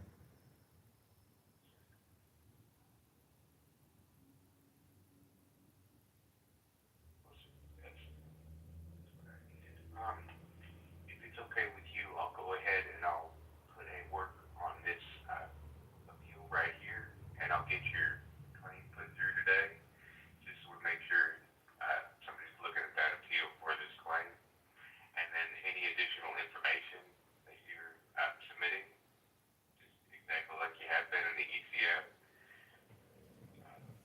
Here's that there has been some kind of an issue as far as whenever it was submitted that the work was not followed, and so that does seem to be the issue right now. The trace numbers would help, but I can just I've got an extra additional work to it and just put it from there if that's okay with you today. Okay, yeah, great, thank you. I do apologize for that. Is there anything I could hope to answer though other than that for you today, sir? Is it possible for you to help me schedule the hearing to get the administrative law judge to hear the case and to notify the employers so they can be present? Yes, sir. That's what I'm going to do right now. I'm just going to, what I'm actually going to do is just send the information on to an adjudicator who will schedule the hearing for you. And Okay. you'll be received a letter by mail.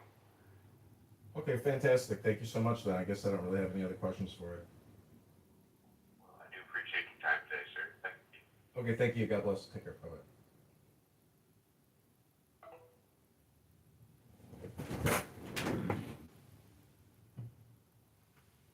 Really put out as much content as I can, get out and meet as many voters as I can. I was just at Starbucks, I was getting signatures on petitions. I've never been to Illinois State before, but really the way to fight Darren LaHood is with transparency and actually accurately describing the situation. That was Republican primary candidate John Kitover speaking with WGLT student reporter Ben Howell.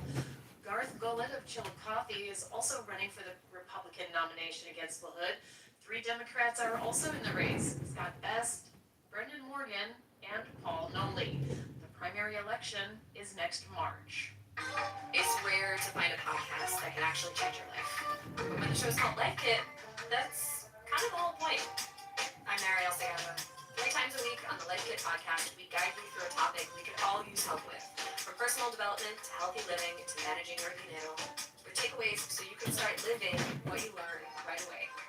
Escucha el Life Kit podcast from NPR.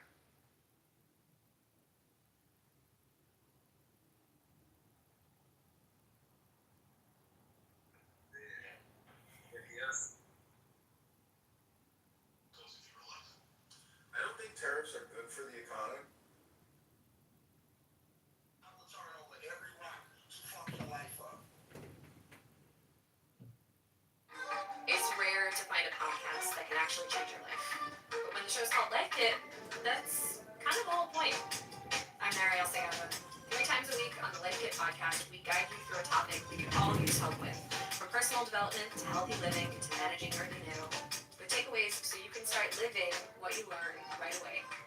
Escucha el Life Kit podcast from NPR. Darren LaHood is a rhino, or Republican in name only, according according to one of his Republican primary opponents. John Kitover calls himself a carpetbagger. He lives in Chicago, but he's running in a congressional district that includes central and northwestern Illinois. Kitover considers himself a MAGA candidate.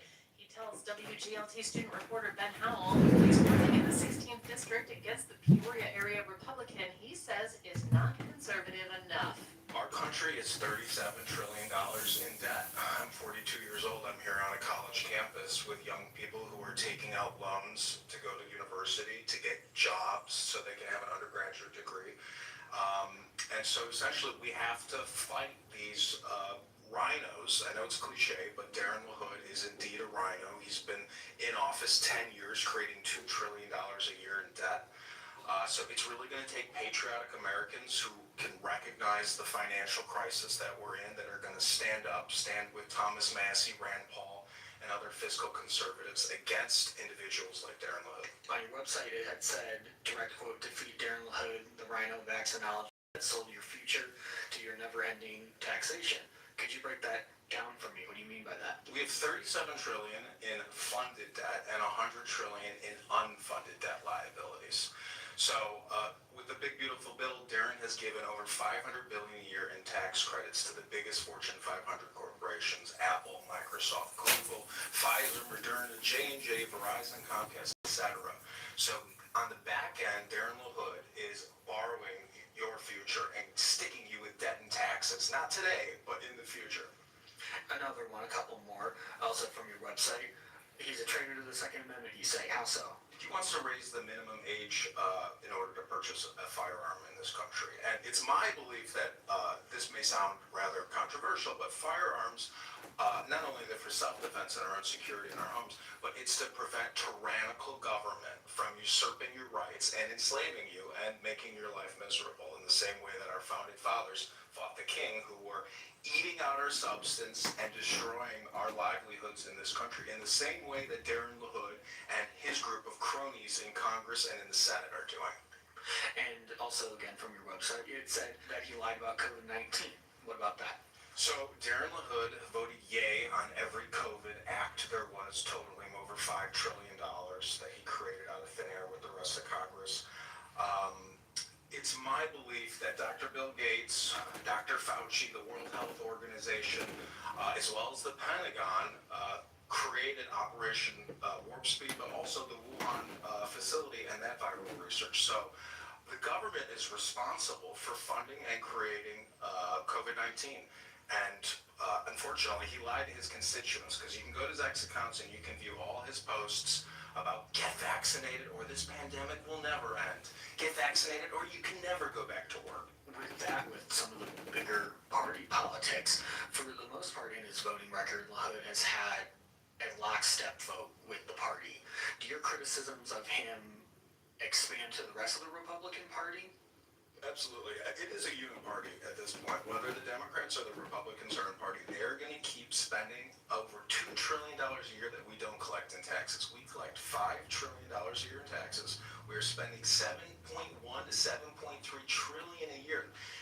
Darren LaHood, the Republicans, and the Democrats are borrowing on your behalf without any of your say-so. LaHood's held the seat since 2015, but of course he's been a congressman for a little before that. And even just last in 2024, he had no challengers in that election. So some would go to say that your campaign's a long shot. Do you agree with that assessment? Absolutely, it's a long shot. I have crowdfunded only $1,000 from social audio apps. Darren LaHood has over $10 million sitting in his bank account from Pfizer, Moderna, Blue Cross, Caterpillar. Every major corporation in the world has given to Darren because Darren keeps giving them $2 trillion a year. He's been in office 10 years, and if we're creating over $2 trillion a year in debt, Darren has created $20 trillion in debt by voting yay on HRX. Since he's the incumbent, he's got not just like that cash advantage, like you said, he's got the name recognition, he's been here for a while.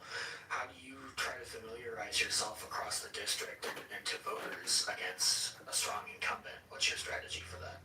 It's really put out as much content as I can, get out and meet as many voters as I can. I was just at Starbucks, I was getting signatures on petitions. I've never been to Illinois State before, But really, the way to fight Darren LaHood is with transparency and actually accurately describing the situation. That was Republican primary candidate John Kitover speaking with WGLT student reporter Ben Howell.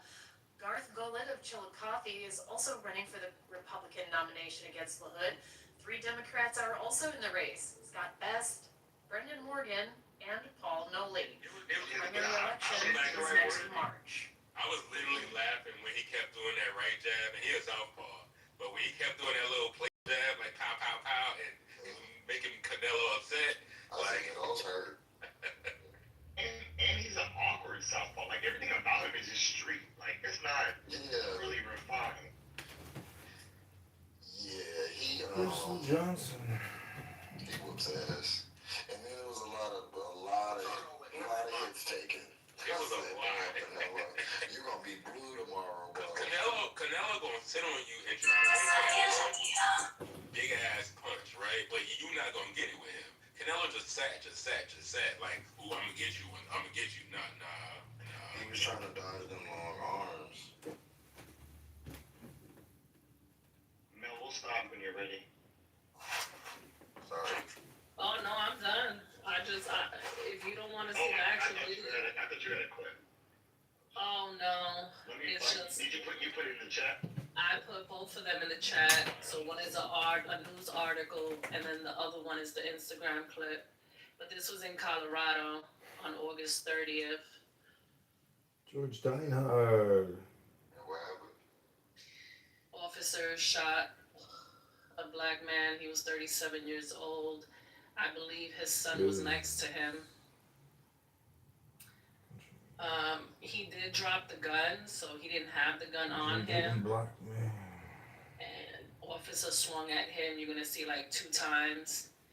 Then the guy was squaring up with the officer, and that's when he shot him multiple times and killed him. It's rare to find a podcast that can actually change your life. But when the show's called Life Kit, that's kind of the whole point. I'm Mariel Sandra. 3 times a week on the Life Kit podcast, we guide you through a topic we can all use help with. From personal development to healthy living to managing your canoe. With takeaways so you can start living what you learn right away. Escucha el Life Kit podcast from NPR.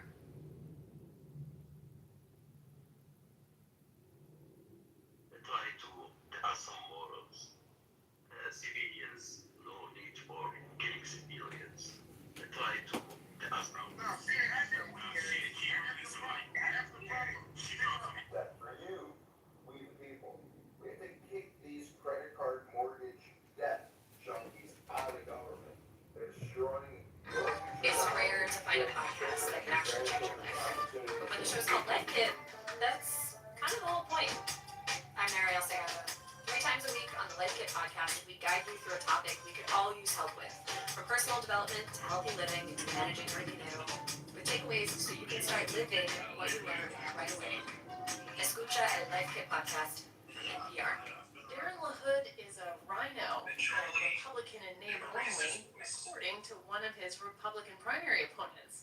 John Kitover calls himself a carpetbagger. He lives in Chicago, but he's running in a congressional district that includes central and northwestern Illinois. Kitover considers himself a MAGA candidate. He tells WGLT student reporter Ben Howell that he's running in the 16th district against the Peoria area Republican he says is not conservative enough.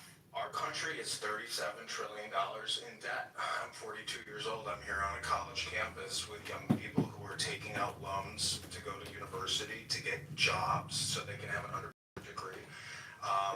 And so essentially we have to fight these rhinos. I know it's cliche, but Darren LaHood is indeed a rhino. He's been in office 10 years, creating $2 trillion a year in debt.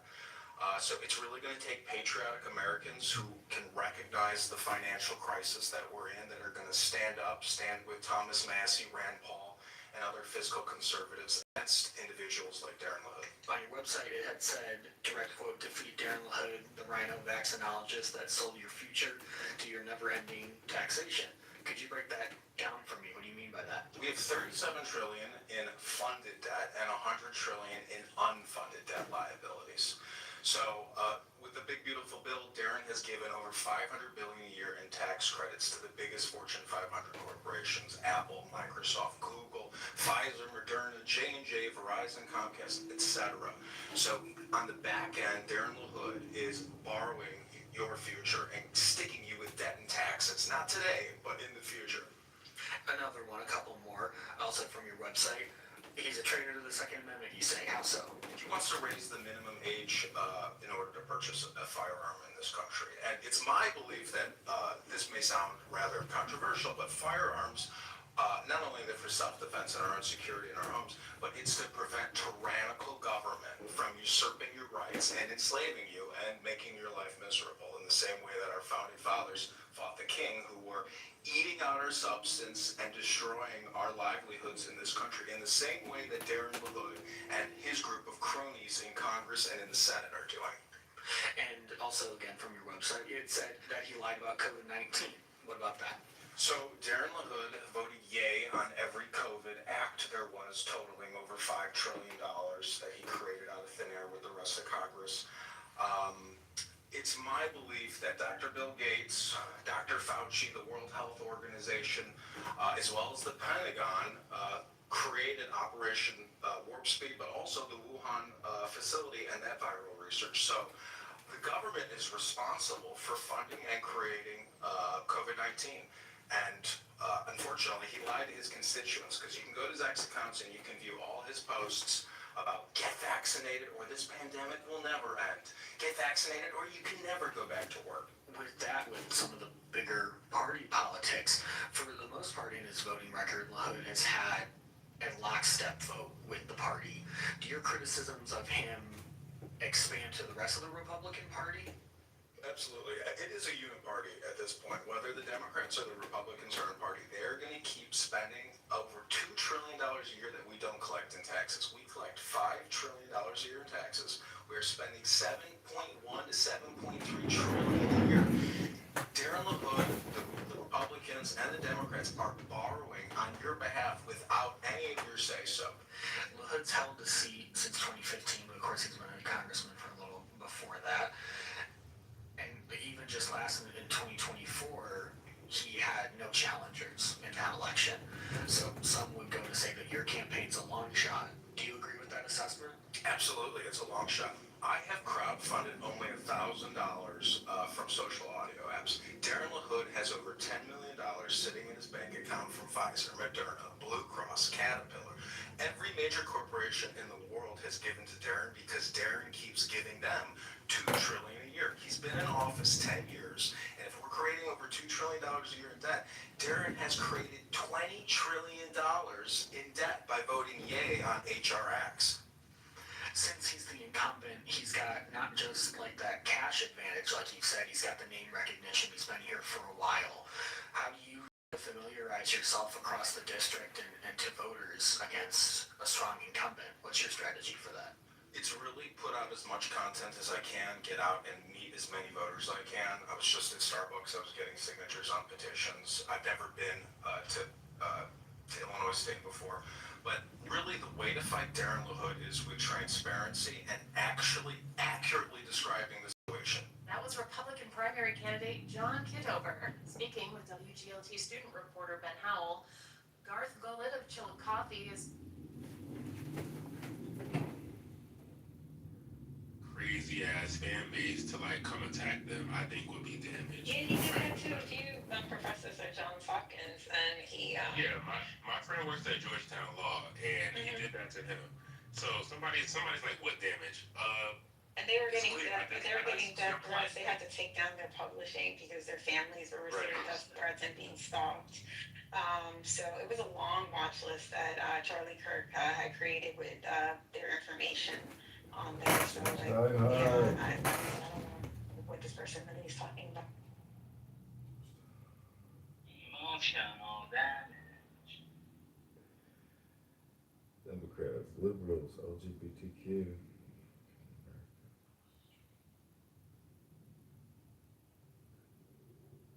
Yeah, if we can tie this back to arresting Netanyahu and Trump, I'm all for it.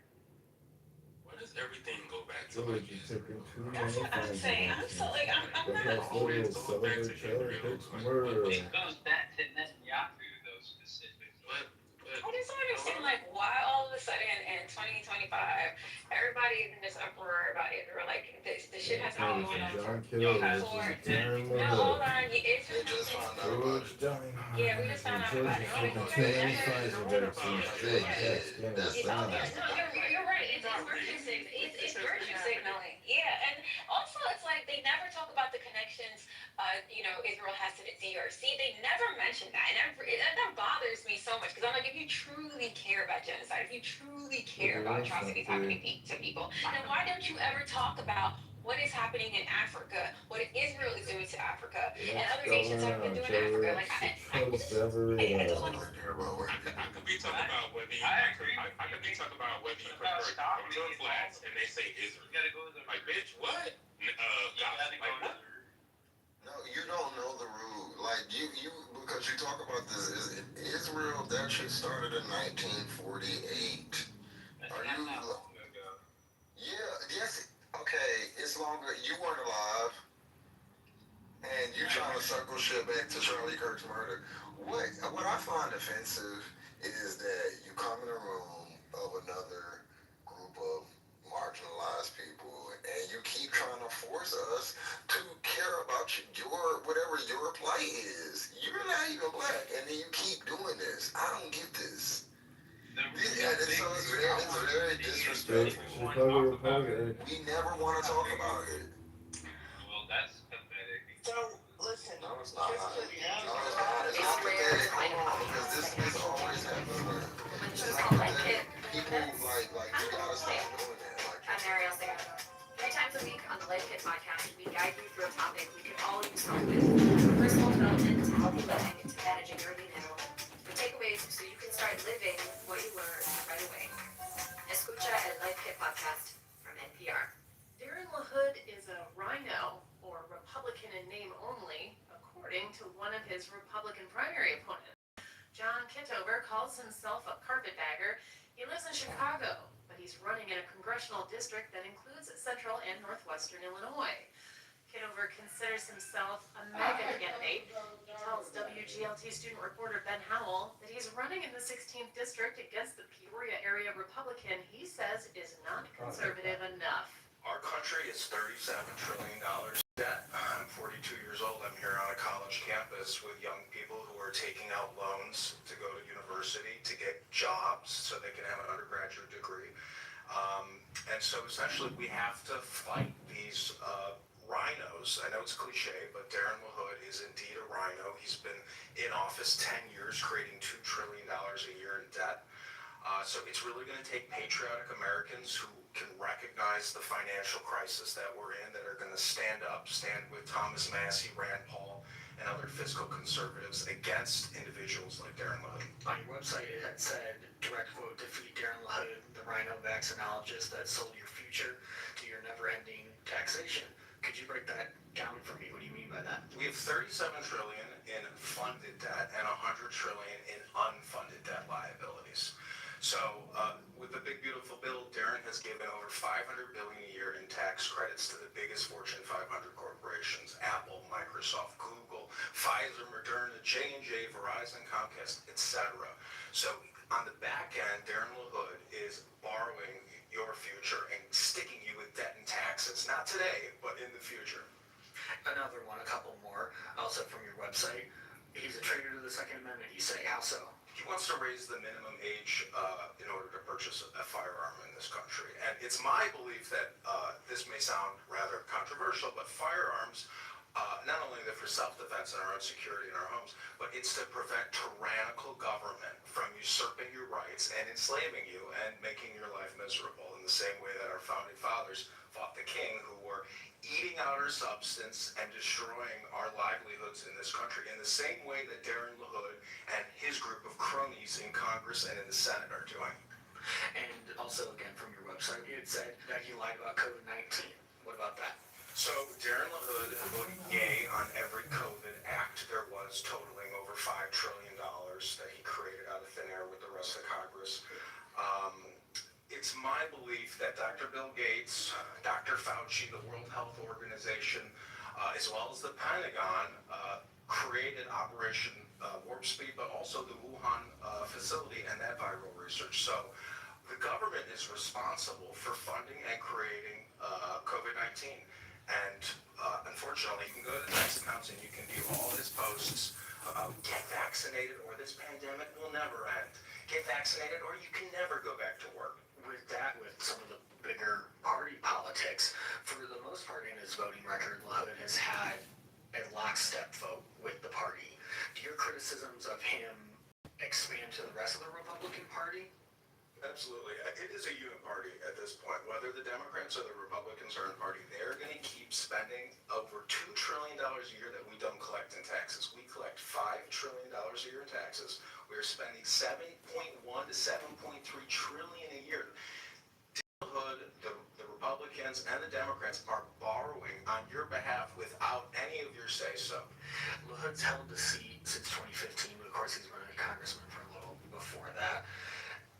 And even just last in 2024, he had no challengers in that election. So some would go to say that your campaign's a long shot. Do you agree with that assessment? Absolutely, it's a long shot. I have crowdfunded only $1,000 from social audio apps. Darren LaHood has over $10 million sitting in his bank account from Pfizer, Moderna, Blue Cross, Caterpillar. Every major corporation in the world has given to Darren because Darren keeps giving them $2 trillion a year. He's been in office 10 years, and if we're creating over $2 trillion a year in debt, Darren has created $20 trillion in debt by voting yay on HR Acts. Since he's the incumbent, he's got not just like that cash advantage, like you said, he's got the name recognition, he's been here for a while. How do you try to familiarize yourself across the district and to voters against a strong incumbent? What's your strategy for that? It's really put out as much content as I can, get out and meet as many voters as I can. I was just at Starbucks, I was getting signatures on petitions. I've never been to Illinois before, but really the way to fight Darren LaHood is with transparency and actually accurately describing the situation. That was Republican primary candidate John Kitover speaking with WGLT student reporter Ben Howell. Garth Golick of Chillicothe is also running for the Republican nomination against LaHood. 3 Democrats are also in the race: Scott Best, Brendan Morgan, and Paul Nolan. The primary election is next March. It's rare to find a podcast that can actually change your life. But when the show's called Life Kit, that's kind of the whole point. I'm Marielle Sarah. 3 times a week on the Life Kit podcast, we guide you through a topic we could all use help with, from personal development to healthy living to managing your unit.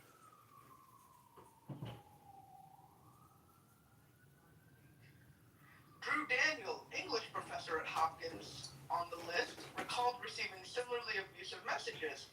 He was placed on the watch list after he signed a letter that condemned the horrific ongoing violence, quote, the horrific ongoing violence inflicted on the Palestinian people. Turning Point website labels Daniel a quote-unquote terror supporter and an anti-Semite. Soon after he was added to the list, Daniel, who was raised in a mixed Jewish household, started getting abusive emails and messages. Okay, I think I'm done. Okay. This is pretty much the end, but I can stop here. Yeah. It's done. Oh, you're not talking to me, are you, Lisa? Oh, sorry. Okay. Okay, let me just finish. This is almost over. So this is the quote from Daniel.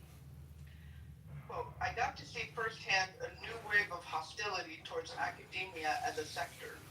Charlie Kirk represented a smiling face that seemed to be open for debate, but in terms of the effects on someone like a professor, the watch list is much closer to the legacy of someone like Joe McCarthy.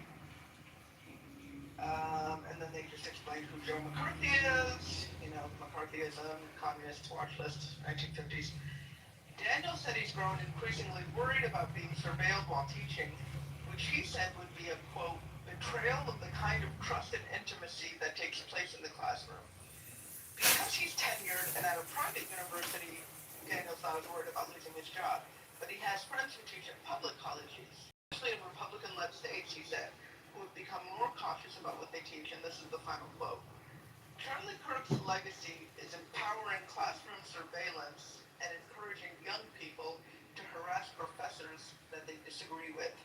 I don't see Charlie Kirk's actions with the professor watch list as at all consistent with a belief in free speech. That's it. I agree 100% as well. As being a college professor and was taught college, it's okay to have students debate when you're debating. I'm talking about software science. Um, One is debating modern principle and mathematical principle or algorithm or something like that. But this Kirk individual who dropped out of junior college does not have the capacity to debate an actual professor in substance. With fact, you know. Yeah, the outside of throwing rocks and then leveraging his whole white so-called Christian nationalism, which there's no such thing that exists, that's something made up. It's a continuation. I said this last week. In the 1950s and 60s, there was talking about research that there was a group called the White National or White, hold on. It was called the White Citizens Council. Yes, we'll look it up. White Citizens Council. It was in the 1950s and 60s, and we did a comparison and contrast against this Kirk person at this turning point, and their positions of how they moved were exactly the same. They were very much so anti-Brown versus Board of Education before, and Kirk vehemently was opposed modern racial justice movements like DEI and critical race theory. They tried to present themselves, the councils tried to present themselves as a respectable face of segregation.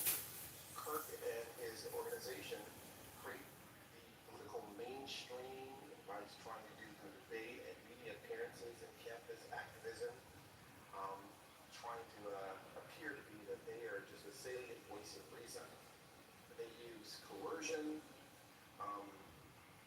Councils in the 50s and 60s, my parents told me, used pressures, punish civil rights supporters.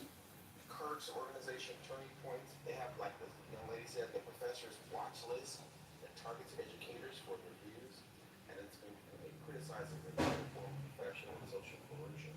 So this is nothing new. He's just taking an old playbook. They actually did this in the 40s in the United States, 30s and 40s in the United States, pre-Nazi Germany, in colleges here in the United States. You can go back and read about that. And so this person was radically anti-black in his stance. He used a Ku Klux Klan model of Christianity, calling it nationalism, which there's no such thing that exists. Because Christianity, nationalism excludes Christianity, which Christianity includes human beings. So the two things are 180 degrees polar opposites of one another. But by packaging things and putting a smiling face on it, it's akin to the same thing as my father told me how the Klan would come to his house when he was a child in Birmingham, Alabama, and try to burn crosses, and the family would have shootouts. So it's just, but yet they be the same people who the judges and the city council people and this. It's the same thing. It's modern. Wow. It's the exact same thing.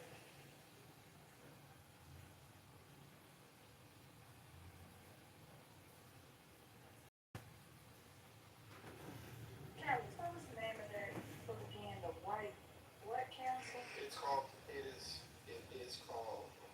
the White Citizens Council. The White WHITECITIZENS apostrophe Council. The White Citizens Council were in the 1950s and 60s, and they were a network of white supremacist segregationist organizations that resisted racial integration after the Brown versus Board of Education ruling. So Catalyst, Yes, sir. because those groups were around at that time, obviously, and they tried to, do what they do, and I think that they may not have succeeded, or maybe they went back into the shadows, and history is repeating itself right now. Do you think it's going to be the same case where these small subgroups are trying to surface and trying to do the same things, but they won't be successful? Or do you think they have a chance of being successful this time?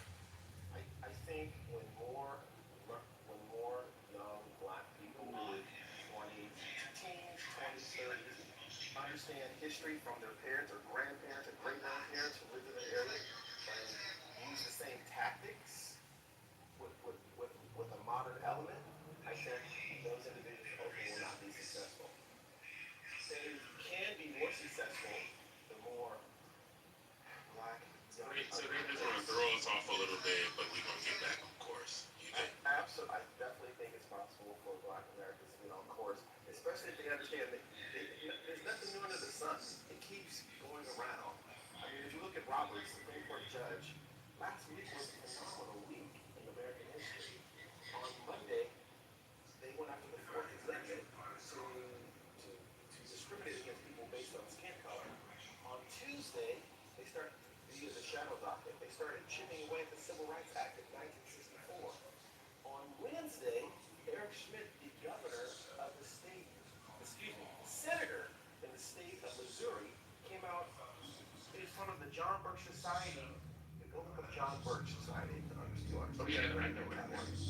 Yeah, and said America is white people, and our But if one element in the community, will anyone say that the whole human race are members? same day From in the thence, Senate, from this common political in the U.S. Senate in D.C., the GOP senators voted to block the Epstein files. On Thursday, the GOP Senate gave up their advise and consent authority in the Senate. In the Senate, the senators, the U.S. senators, are responsible for advice and consent of who gets elevated to the next, whoever's trying to come in, whether it's someone they're trying to get on. Well, this administration said we're going to get rid of all that, and we want to have a block advice and consent. So instead of rating each individual, we're going to just put a bunch of them together. And they did what's called the nuclear option in the Senate to override the Senate's role of advice and consent to the executive. So there's been a series of things that have been taking place to whittle away using white nationalism and to strip black people from rights. Right now, in October, next month, they brought back up Voting Rights Act, which is the 1965 Act. They stripped Part 4 and 5. They're going after Part 2, which is the last third leg of the Voting Rights Act. They're trying to strip that down so black people have no civil rights, no voting rights, and the Fair Housing Act of 1968. And in 1968, they've already gone after affirmative action or DEI. The thing that Lyndon Baines Johnson put in effect in 1968, week one, when Trump came to office, he overturned Lyndon Baines Johnson's executive order creating affirmative action. So there's a systemic method to unrattle all the things that our parents, grandparents have fought for, died for, put in place since '64. One more catalyst. You heard of HR 5300, right? I know that piece of legislation, sir. Yeah, Marco Rubio proposed it on September 11th. Jesus Christ. And and part of the legislation, there's a lot of it in there, but part of it is where they can cancel your passport if they don't like your like what you put online, basically eliminating freedom of speech, right? They have the authority to cancel your passport if they don't like what you're saying on. Someone in the chat said InfoWars leftist. I'm not a leftist, so I don't know where they're coming from.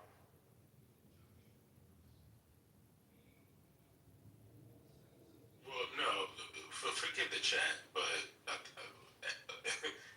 Marco Rubio did introduce that bill or whatever. Have you seen that? I have not, sir. I don't know if anyone's looked at the news today, though. Trump, when he was running for office, said he wanted to get rid of, what do they call that?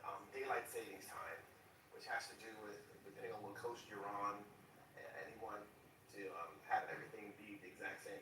They forwarded a bill today to get rid of that, which does destructive amounts of, it upsets and they're forwarding bills that mean nothing. Why are you even thinking about daylight savings time right now? Like, who even comes up with these things, right? Like, during what's happening. Like, it's just dumb. Sir, I agree 100% with you, sir. And your sentiments and your words, you're 100% accurate. All this is distractions from the Epstein pedophilia group. I agree with you. Yes. That's what this is about. The war that they're trying to start in Venezuela and Suriname right now by sending, I think there's 7 or 8 U.S. warships off the coast of Venezuela and Suriname right now to protect ExxonMobil.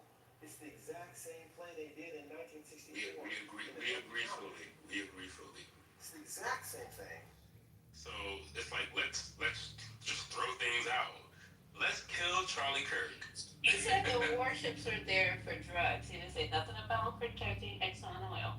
So, ma'am, in 1964... My name is not ma'am, sir. My name is right at the top of their cat list. Please don't start being trite.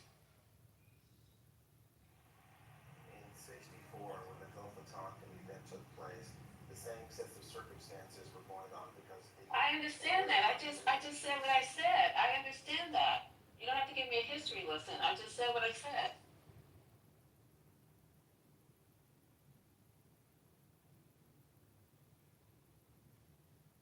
But for the others who don't know the history lesson, you can go ahead and give it.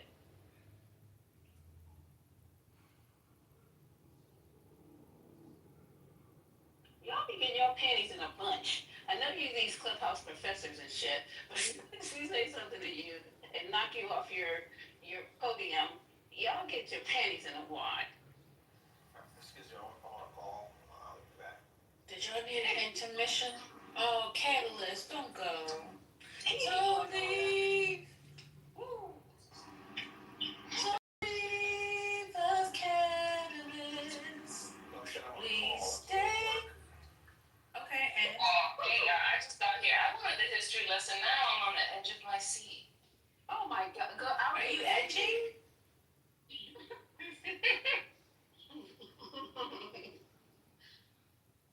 No, you guys all came back. Y'all was on your lunch break. Lunch break? Nah, That's what it sounded like. I was just hanging out. You was on lunch break? Y'all was at a meeting or? I don't know what they were doing. We don't want to hear Charlie Kirk's people. That's what If I'm not mistaken, Lisa been right beside you the whole time, Mel.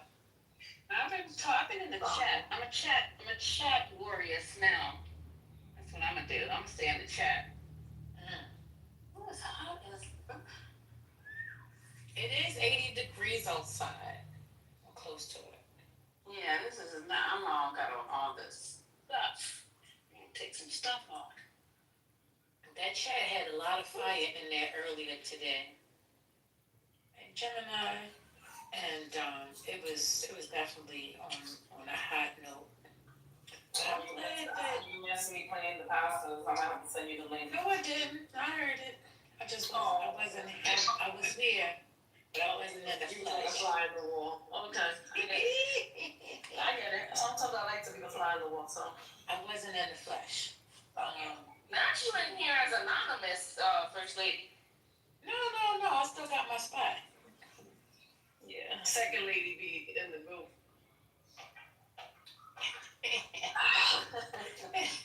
Not second lady. There only can be one first. So she gotta be second. Right, but how do you know Sister that gotta be second. the other person might not be a lady? You see what I'm saying? See?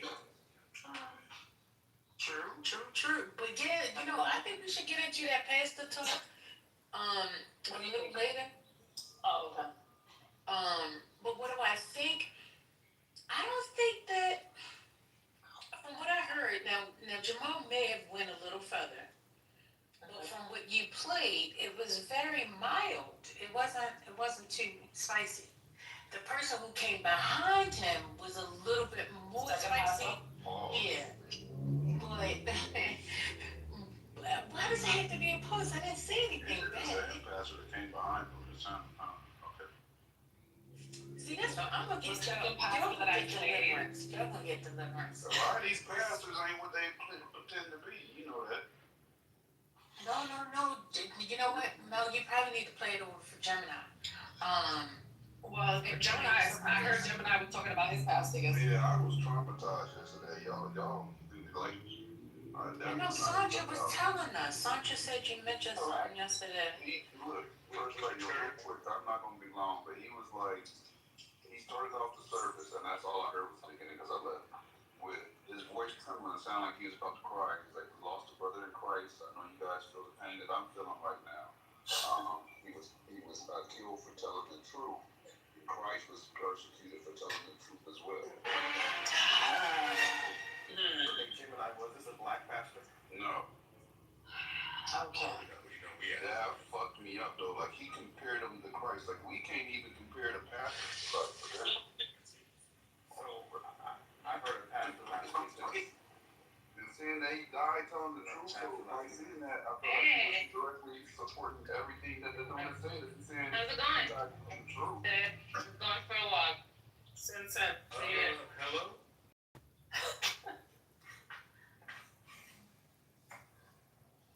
Yeah, I'm Yeah, here, the Gemini. rest of it is not to me about comparing him to they're gonna do that. They're gonna do that because it's the fake religious, right? But the comparison to Martin Luther King is gonna send me over the cliff. It really is. So I'm just warning anyone if you can I finish my sentence? No, you got it, Brad. Let me just go on mute. I'm sorry, Lisa. Go ahead. No, why should I? Go ahead, I got it. Come on now with this offensive stuff. Go ahead, sis. I'm the only person that can do this. I'm the only one that can whine and cry. Nobody else. In my own first place. Exactly. She can't do what I do.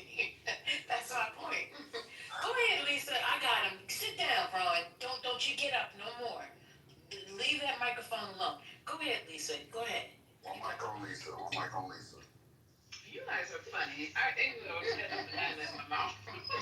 So what I'm gonna say to y'all is, you don't have to forgive me, because when you motherfucking start saying that Martin Luther King is comparable, no, Charlie Kirk is comparable to Martin Luther King, y'all gonna see the New York side of me. I am not gonna listen to that shit again like we did last night. Not listening to it. He is not comparable. Find a white leader to compare him to. Don't keep dragging my man MLK out the fucking mausoleum every fucking time you need somebody to make blacks shudder about. Stop it. I'm fucking sick and tired of it. Martin Luther King was a civil rights activist. Charlie Kirk was not. I'm not gonna say nothing else because I know we're on lockdown with our lips. Our lips are on lockdown. We can't say nothing about this man like we over in It's on lockdown. Russia. Y'all lips Mel. You don't feel like your lips are on lockdown? No. Yes. I get back messages, Telegram messages. You better change the title. You better put that. You better take your replays off. Oh, what the fuck am I not just? sound like that. Oh, is that you? Can I just say? I didn't read yours. I had the. Listen, here goes again. No, Go ahead, bro. You got it. Gemini just talked. I thought we was doing like a. But Gemini has that special green. You're right. Bean. Okay, I'm gonna let y'all men have it. Go ahead, King. All I was gonna say is like y'all feel like y'all on like an island. Hello? Yeah, I don't feel like y'all like on an island of people who like still have some sense, like who still don't like praise this man who died and got killed. Like y'all don't feel like y'all like. I feel like everybody's like caving to this thing, and I'm the only one that's like, what the fuck is happening? Y'all don't feel like that? I feel like that. That's all I'm saying. You're the only one?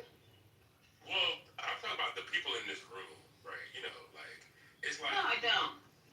Oh, okay, well... Ron, explain it to her. She's not please. explaining a little more details. Let me try, Ron. Like in this room, even though we're a minority, we're the majority in this room, right?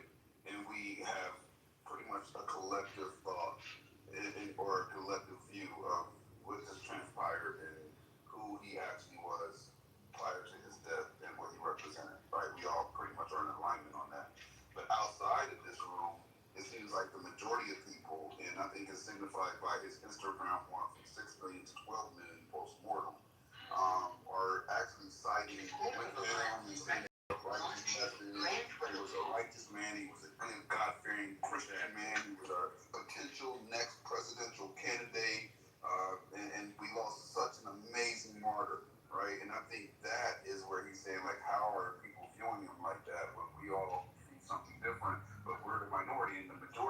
people seem to be praising him right now. I think that's Exactly. That's what I'm saying.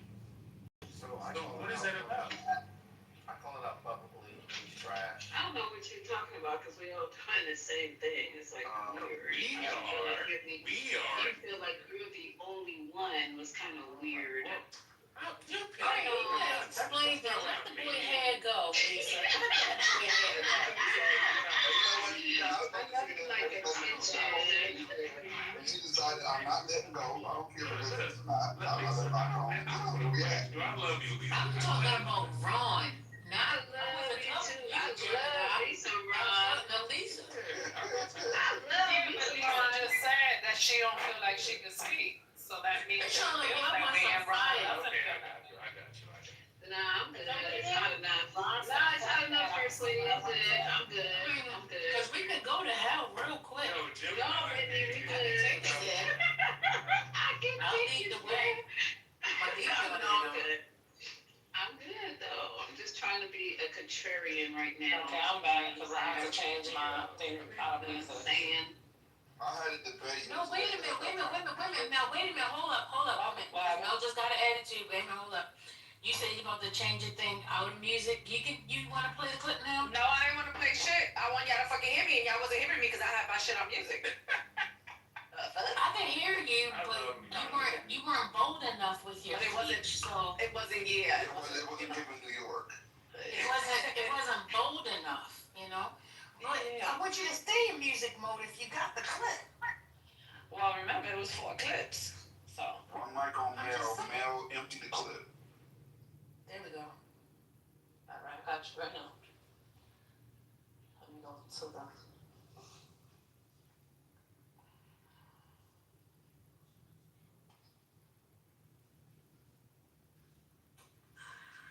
All right. Let me go back to this.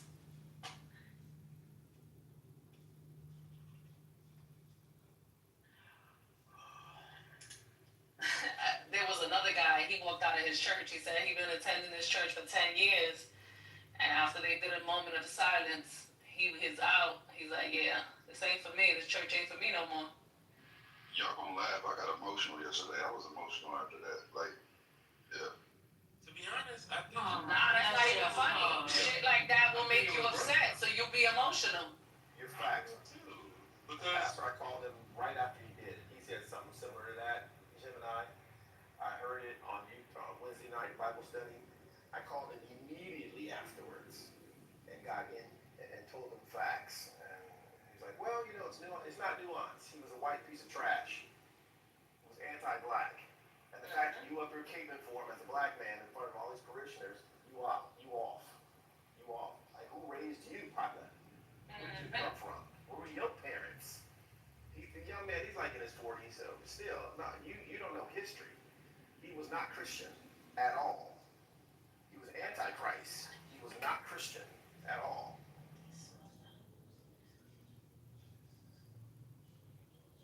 Well put. Mel, you dropping the clip? Hold on, because it's 4 clips. Let me get the first one first. No, I just want to make sure we weren't cutting you off. Okay. All right, so the first one is Pastor Jamal preaching this past Sunday. About all of these Negro preachers who've been in fact talking about that this man that was killed was the answer to Christ in the earth. Y'all ain't saying that they having moments of silence in black churches all over the country over a man that was racist and a white supremacist. How dare you compare him to Martin Luther King? So, is both of them was killed by a white man. After that, they got nothing else in common. I'm concerned. So that was that Pastor Jamal from Georgia for Atlanta. For anybody that doesn't know. The next one is another pastor. I'm not sure where he does. Hold on.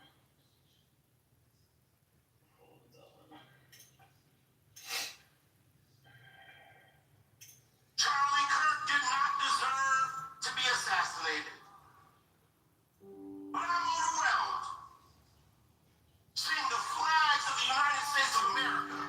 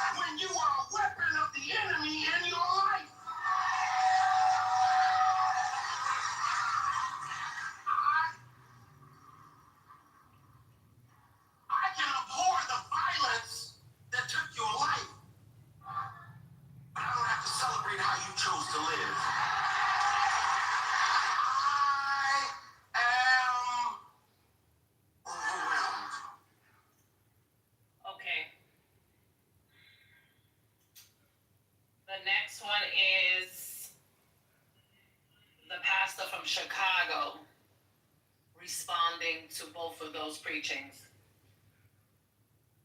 Hold on. So he plays a few of the clips. Just all over the country over a man that was racist and a white supremacist. I said, conversation to honor and bury a man who was an unapologetic racist. No, we cannot be silent about the idolatry and the racism that is going on in the black church. And Jamal Bryant is one of the biggest goofies behind a pulpit. Just because you sit there hooping and hollering, I said, God said, that don't mean it's anointed. That don't mean it's spirit filled. This is the same dude that went to the gay church with 2 gay men as pastors and acknowledged them as a first gentleman.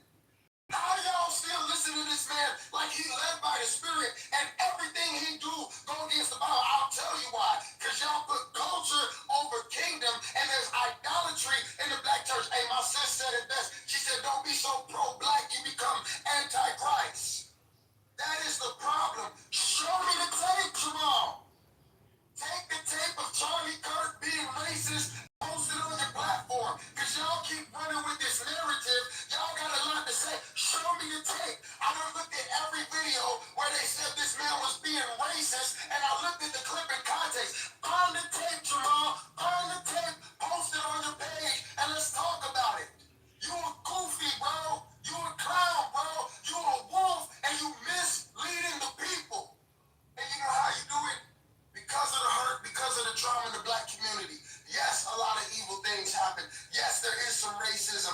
Yes, what happened back in the day was slavery. And through the civil rights movement, it was awful. But some of you black pastors, you making our people be victims. You teaching the opposite of what the Bible says because you the real racist. And some of y'all make money, right, by keeping our people down. And they looking and they put all their hope in the pastor. What y'all really, man? I'm sick of it, bro. Show me the tapes. Show me the tapes. Stop making the claims if you don't got the tapes. So now Pastor Jamal responds with the tapes. Hold on.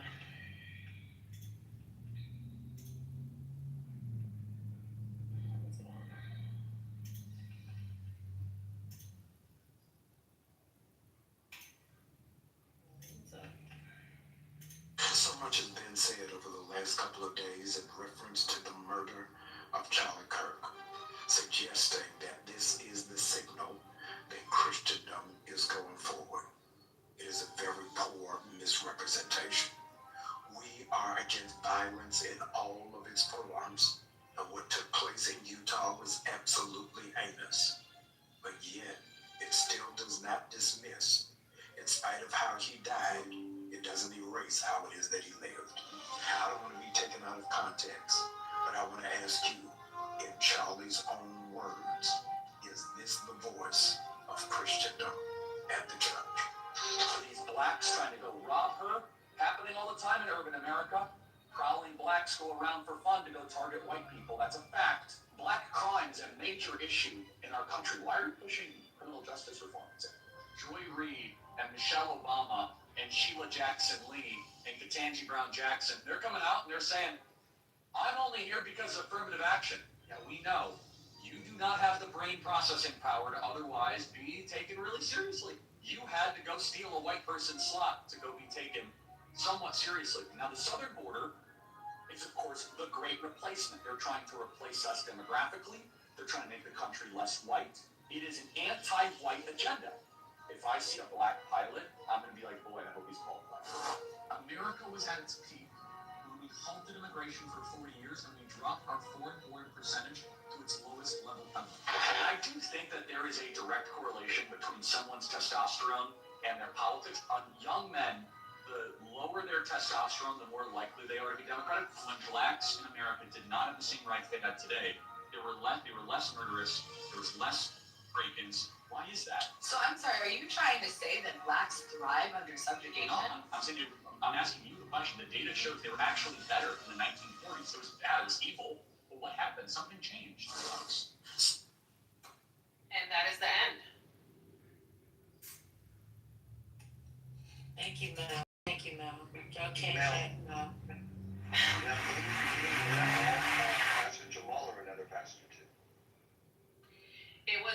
started off with Jamal, then it was another pastor. Yeah, I liked him. He went to Correct. After another pastor, it was the response from the third pastor, and Jamal responded on the first recording video. Who was the one who called Jamal Bryant a goofy? Because he was a fucking goofy. Oh, He sorry, is- Pastor. He is a pastor from Chicago. His name is Marcus. I'm gonna tell you his name right. Marcus Rogers. Child of the King is his Instagram. But if you click on the profile, he is the pastor of Firehouse Chicago. Is he the older Firehouse is a good church. Correct. Child, and somebody goofy. That's the goofiest name I ever heard for a house of worship. Fires. What the? He's a grifter, Maria. No, Marcus Rogers. No, he is a grifter. Marcus Rogers actually killed someone. He also has mothers. No, I'm serious. I'm serious. He killed someone on the military base. I can actually post the article. He's a grifter. That's what I'm talking about. You know, the loudest one got the thickest caseload. You guys are biggest criminals. They're everywhere. They're social activists. They're ministers. Okay, let me be quiet. And then the second pastor that I played was Howard John Wesley. He's a senior pastor. That was the second pastor that I played, and then the first one was Jamal. Wow, that's crazy. And it's crazy because if you look at the comments, unless white people are using black PTRs and commenting, there's a lot of black people commenting on the side of this young man. Yeah, because like On I the said side that last he's night. not racist and that he is a good person, yada yada yada. So, is he still here? GA's president is still here. But I was listening to GA that was talking about how, they're trying to divide the right from the left. I'm all for it. You take the South, y'all right people, because you're so right. And we'll take the coast. Y'all can have that middle of nowhere all to yourself, and we'll take the coast. How about that? And then the darkies who keep talking about they agree with racism and bigotry and hatred, y'all can stay there and be their slaves, because that's what they're trying to get you to be in the first goddamn place. So your wish can come true. You can go back to the South and that motherfucking plantation that you always talk about, I'm on, because my house is good. I got a good house, okay? Nobody, they don't look nothing like no fucking plantation, okay? Wood floors and wall-to-ceiling windows. Y'all can go to the South and be bitch boys and girls, and you stay right there. Because I don't want to be mixing in with you guys too much more, because I'm starting to edges over this bullshit. What is happening? What's going on?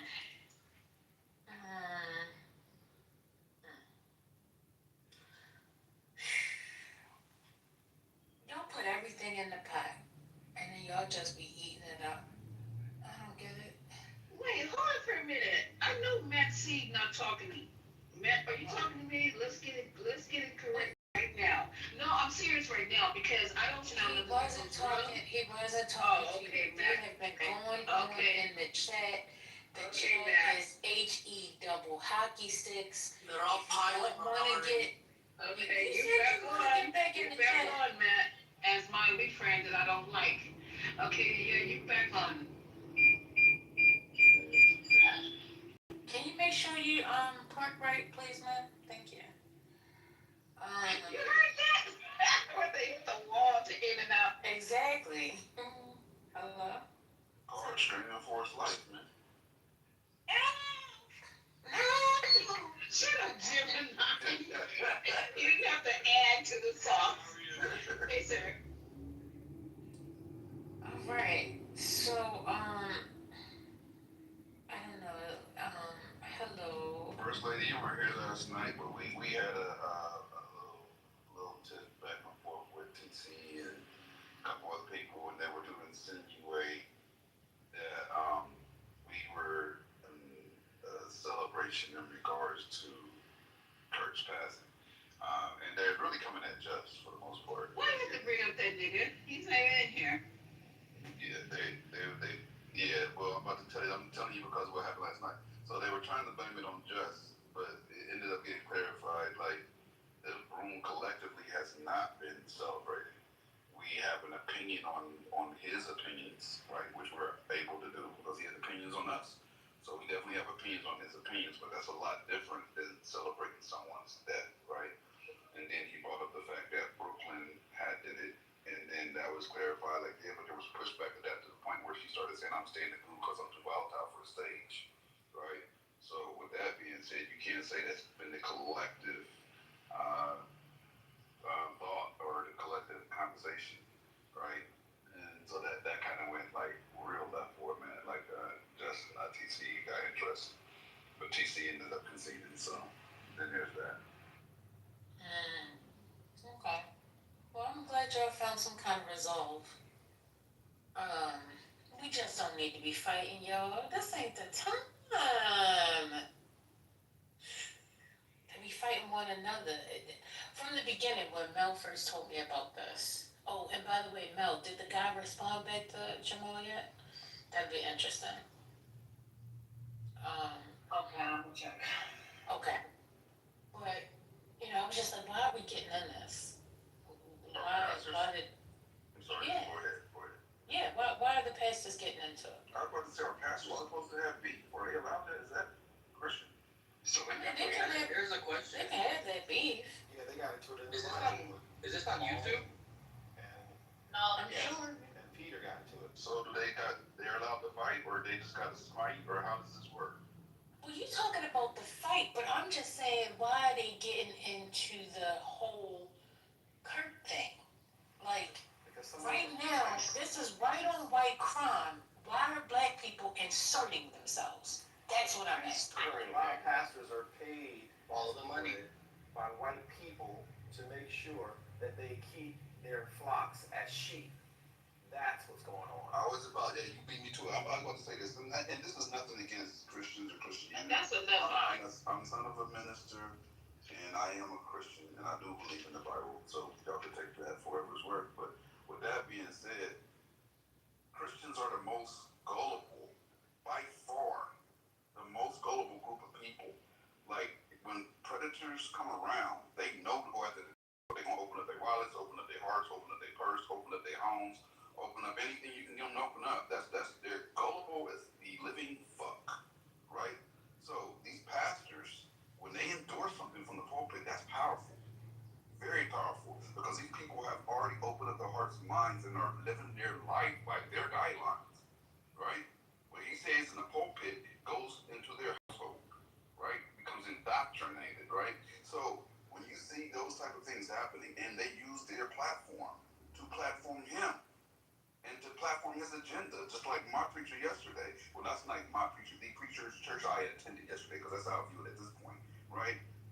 When you hear him say he was a righteous man and they prosecuted him for telling the truth, you instantly just co-sign every single thing this man. He didn't make any separation between, there were some things he said I didn't like, he said I didn't like, but overall as a man, none of that. You just said he told the truth, which means you're instantly telling your entire platform, who adheres to your every little word, that his messages were accurate and truthful. And when you start seeing pastors do that and platform that, there needs to be some form of pushback. Otherwise, the blind, gullible church members are going to, Pastor, what's his name, said X, Y, and Z, and he's a good man, Savannah, and there you go. Jim and I talked that much more further. Jim and I talked to 3 different pastors over the weekend about what you just said, giving the pushback. And the first one I talked to last week, he was like, well, there's no well. Go read. Go ask somebody older. Go just read history. The other 2 were older. They're like, oh yeah, absolutely. This guy was trash. He was anti-black. And black pastors, I'm talking about the white ones, because they already co-opted.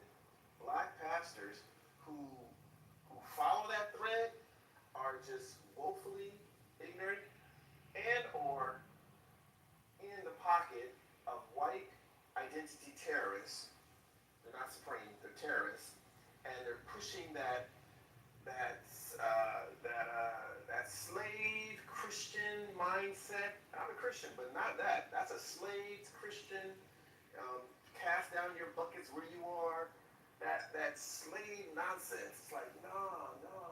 And there are many silly black men pastors who have no understanding of blackness here. I've heard black pastors say, I am a Christian before I'm black. I'm like, you are ignorant. Because a Jew is a Jew. A Palestinian is a Palestinian. A Chinese is a Chinese person. What are you talking about? Why are you expecting? This is the whole thread of get rid of all the blackness away from. That is one of the reasons I would submit, Gemini, why there's so few black real men in black Christian churches. Because they're not going for the okie doke. What you just said is the okie doke. Hey, you're in the Matrix. Hey, you're calling Charlie Kirk church, but one's trash is the man's treasure. Yeah, Catalyst is talking on the side of his neck. I'm only speaking facts. So you're not speaking facts on the side of your neck, then you have no understanding of fact. You understand. First thing, nobody's going to put a race or a what you call that's a Christian. See, I'm not a Christian. I'm a Christian.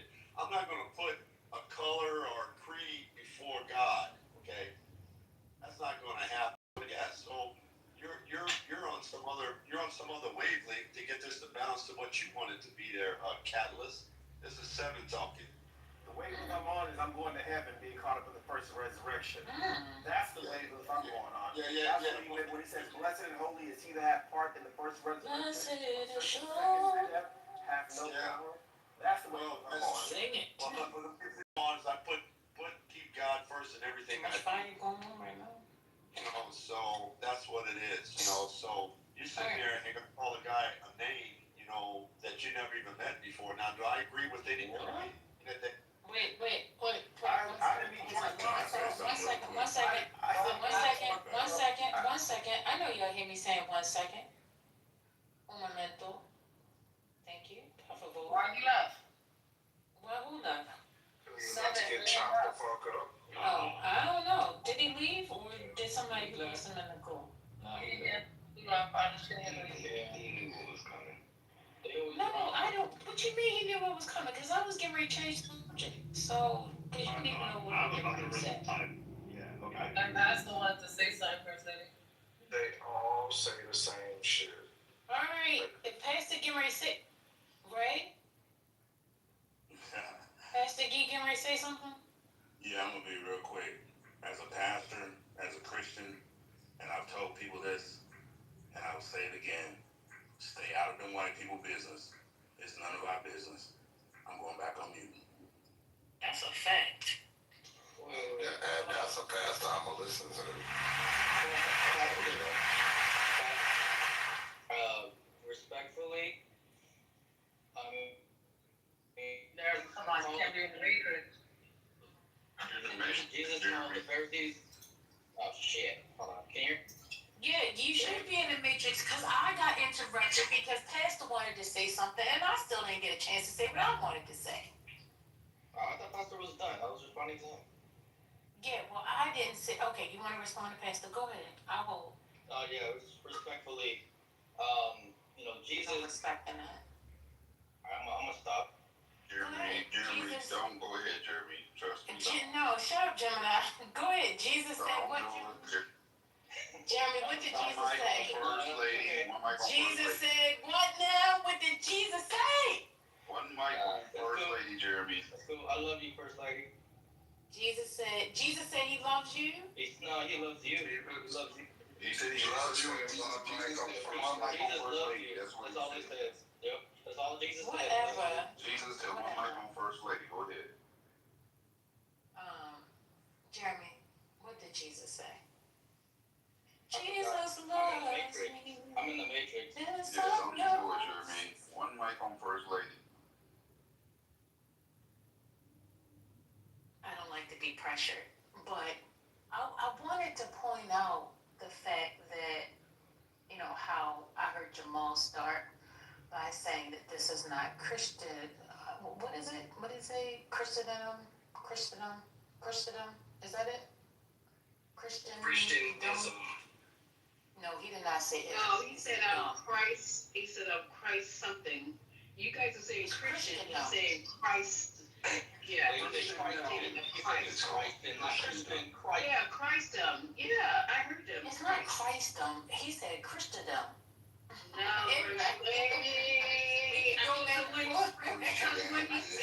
because when he said it, it just put an antenna up because I'd never heard it. Okay, we can rewind. But I wanted to say that because it hit me, and we have it where there's a group of people who see Christianity in a different view. That's what's being brought to the forefront right now.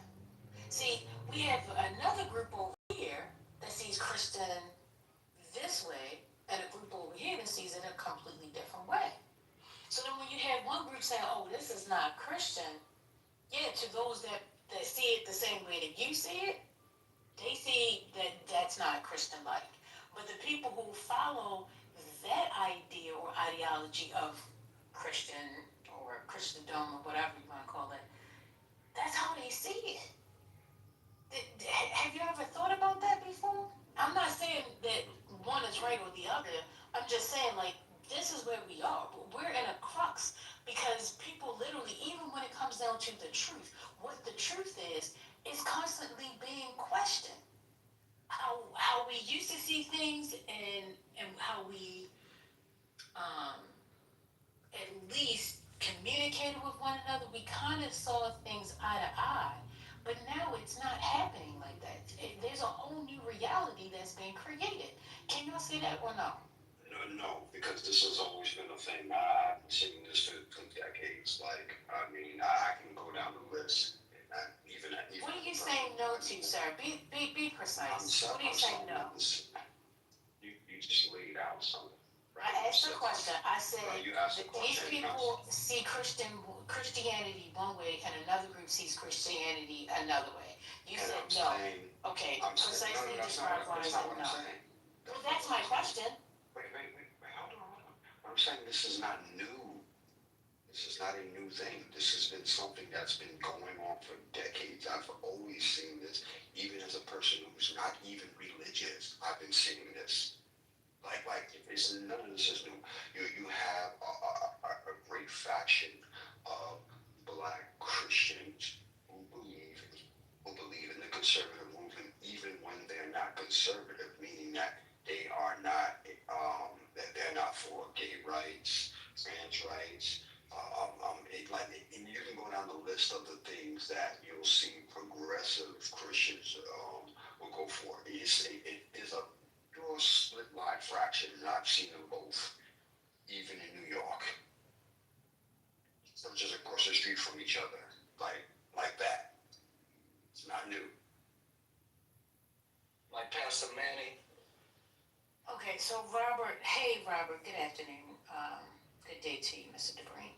Supreme Dupreme.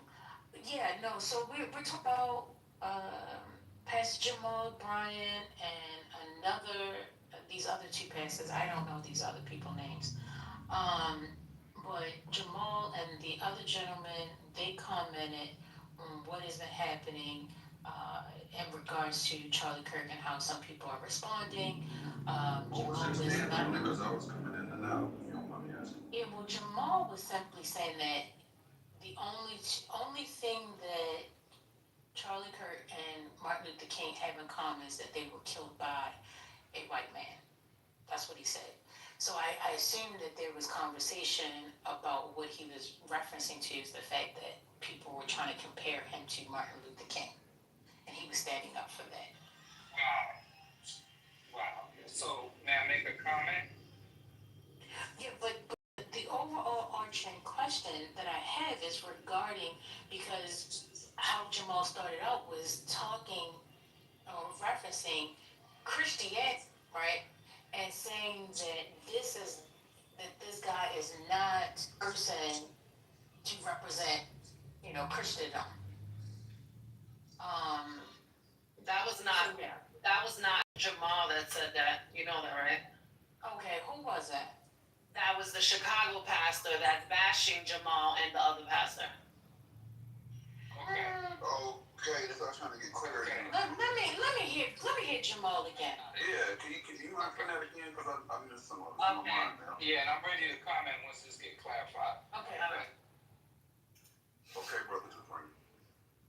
Peace, brother. How you doing, man? I need you, man. What's good? You alright? Yes, sir. Monday. It's a money-making, motivated Monday. No doubt. Let me let the Maggie's dialogue start with comment, because I do have a Motivated Monday. I thought it was Monday. Monday. All right. No money. Don't say money should motivate. I'm playing it now. Oh, Mel, you behaving today, or you limiting your vocabulary today, Mel? Negro preachers who've been in fact talking about that this man that was killed was the answer to Christ in the earth. Y'all ain't saying that. They having moments of silence in black churches all over the country over a man that was racist and a white supremacist. How dare you compare him to Martin Luther King? The only thing that Charlie Chris and Martin Luther King got in common is both of them was killed by a white man. After that, they got nothing else in common. I'm concerned about all. That was it from Jamal. Okay. Thanks for separating it. That makes sense. So that all Jamal. That's all Jamal. That was Jamal right now. What happened? That was Jamal? So with that, yes, that was Jamal. Yeah, so I got it. Okay, so Wait a minute, hold up. So wait a minute. The next pastor, what is his name? I keep forgetting. The next pastor is one moment. There's two more. Hold on. Is Pastor Charlie Kirk did not deserve to be assassinated. HJW is his abbreviation. But I'm overwhelmed seeing the flags of the United States of America at half staff calling this nation to honor and venerate a man who was an unapologetic racist and spent all of his life sowing seeds of division and hate into this land.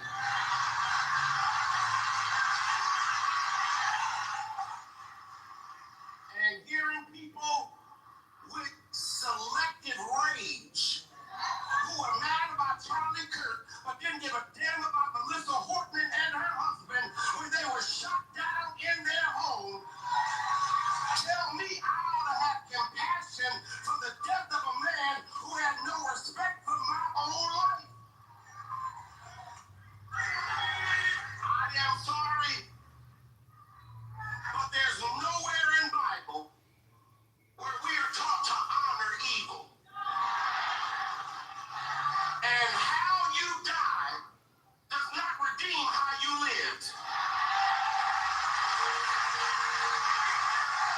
You do not become a hero in your death when you are a weapon of the enemy in your life.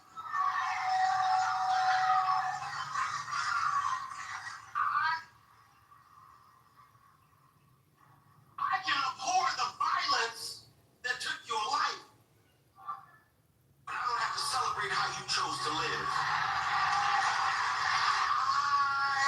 I am overwhelmed. okay, that's it. Okay. Okay, so wait a minute, this is W. That was the W. Yeah, HJW. His name is I'm gonna tell you right now. This is called Pastor AW. Alfred. Yeah. Okay. Yeah. All right. So now we got the Chicago pastor.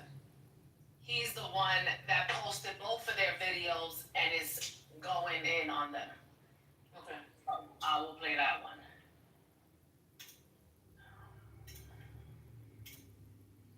So remember, he plays them in the beginning and then he speaks on them. Over a man that was racist and a white supremacist. So he played both of their, like, the little second beat. No, we cannot be silent about the idolatry and the racism that is going on in the black church. And Jamal Bryant is one of the biggest goofies behind a pulpit. Just because you sit there hooping and hollering, I said, God said, that don't mean it's anointed. That don't mean it's spirit filled. This is the same dude that went to the gay church with 2 gay men as pastors and acknowledged them as a first gentleman. How y'all still listen to this man like he led by the Spirit and everything he do go against the Bible? I'll tell you why. Because y'all put culture over kingdom and there's idolatry in the black church. Hey, my sis said it best. She said, don't be so pro-black you become anti-Christ. That is the problem. Show me the tape, Jamal. Take the tape of Charlie Kirk being racist and post it on your platform. Because y'all keep running with this narrative. Y'all got a lot to say. Show me the tape. I done looked at every video where they said this man was being racist, and I looked at the clip in context. Find the tape, Jamal. Find the tape. Post it on your page, and let's talk about it. You a goofy, bro. You a clown, bro. You a wolf, and you misleading the people. And you know how you do it? Because of the hurt, because of the trauma in the black community. Yes, a lot of evil things happen. Yes, there is some racism. Yes, what happened back in the day was slavery. And through the civil rights movement, it was awful. But some of you black pastors, you making our people be victims. You teaching the opposite of what the Bible says because you the real racist. And some of y'all make money, right, by keeping our people down. And they looking and they put all their hope in the pastor. What y'all really, man? I'm sick of it, bro. Show me the tapes. Show me the tapes. Stop making the claims if you don't got the tapes. All right. Thank you for that perspective. Wait a minute, 1 second. Oh, damn. This is the last one. So number 4 would be Jamal responding back to him. Y'all so official. Thank you for this breakdown. So much has been said over the last couple of days in reference to the murder of Charlie Kirk, suggesting that this is the signal that Christendom is going forward. It is a very poor misrepresentation. Christendom Are against violence in all of its forms, but what took place in Utah was absolutely heinous. But yet, it does not dismiss. In spite of how he died, it doesn't erase how it is that he lived. I don't want to be taken out of context, but I want to ask you, in Charlie's own words, is this the voice of Christendom and the church? These blacks trying to go rob her, happening all the time in urban America. Prowling blacks go around for fun to go target white people. That's a fact. Black crime is a major issue in our country. Why are you pushing criminal justice reform? Joy Reid and Michelle Obama and Sheila Jackson Lee and Ketanji Brown Jackson, they're coming out and they're saying, I'm only here because of affirmative action. And we know you do not have the brain processing power to otherwise be taken really seriously. You had to go steal a white person's slot to go be taken somewhat seriously. Now, the southern border is, of course, the great replacement. They're trying to replace us demographically. They're trying to make the country less white. It is an anti-white agenda. If I see a black pilot, I'm going to be like, boy, I hope he's qualified. America was at its peak when we halted immigration for 40 years and we dropped our foreign-born percentage to its lowest level ever. And I do think that there is a direct correlation between someone's testosterone and their politics. On young men, the lower their testosterone, the more likely they are to be Democratic. When blacks in America did not have the same rights they had today, they were less murderous, there was less break-ins. Why is that? So I'm sorry, are you trying to say that blacks thrive under subjugation? No, I'm asking you the question. The data shows they were actually better in the 1940s. It was bad, it was evil. But what happened? Something changed.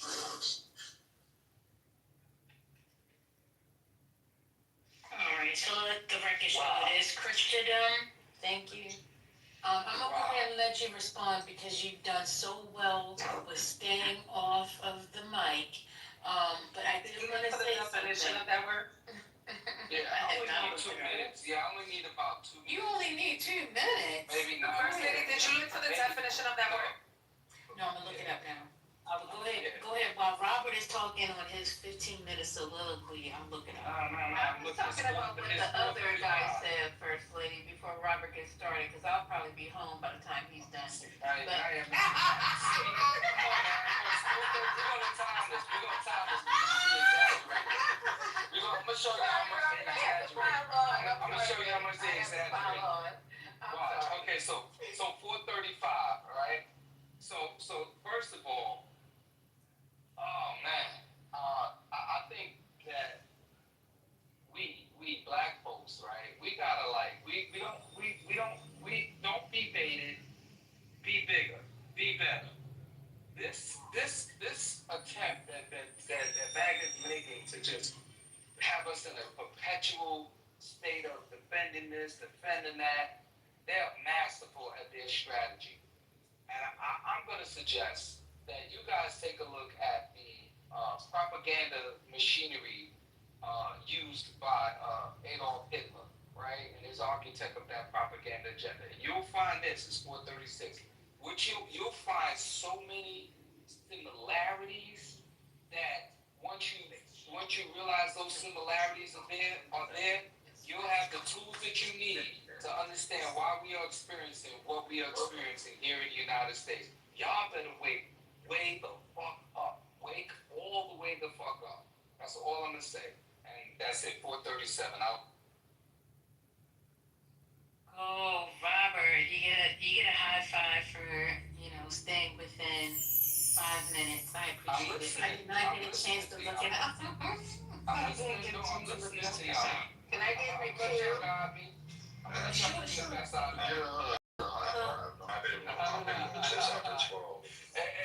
I just want to say, so the Christendom part, Lisa, my question was, because before he plays the clip, he asked a specific question. Does this represent Christendom? Does it represent Christendom? So we listen to what that, and I'm asking everyone. Is that Christ-like? His speech that we just heard, there were different clips. Is that Christ-like? Is that how you see Christianity? I want to know. Not me, but I have been out of the church for a minute because of my own personal reasons, but those are some of them. It's like, this is not. And then, remember the man? Okay, the man said something about whoever that was that left, said he was Christ something. He didn't say Christian, so I thought you was referring to that. Then, before he could speak, he said shit. And I'm like, these goddamn Christians, whatever. You guys are ruining for me this religious shit. It only has to do with me. It don't have to do with nobody else. It's my journey. No, it doesn't sound like, to answer your question again, no. For me, it's a no. Which part are you talking about? Which part sound like Christ? So I think she's talking about Charlie. yes, Jamal. So obviously we just heard all the clips, right?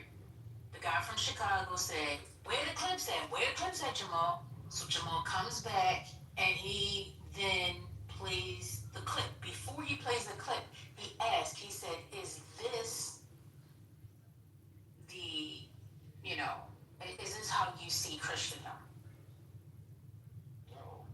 Charlie Kirk started off as an atheist. He just got on that wave, and I'll just say this real quick. A lot of people, when they talk about Christianity or being Christ-like, they refer to the Bible, but they never refer to Jesus Christ, which was his name, actual words. So I would, just implore people that use the Bible as a talking point or as a reference. Show me what Christ said, because a lot of times y'all show me what someone else said, but Christ's words are usually in red in the Bible, and a lot of his words and beliefs differ from what y'all portray as Christian. So I just read this in the chat. It says, "This is why the Democrat Party has the lowest approval rating in the political history is because they base all their arguments on falsehoods. They lie on everyone, you, me, even the deceased. So who has told a lie? Because I'm telling y'all now, do not smear my name. I promise you, I'm not the one. I am not lying on anyone, period. No one has told a lie on anyone.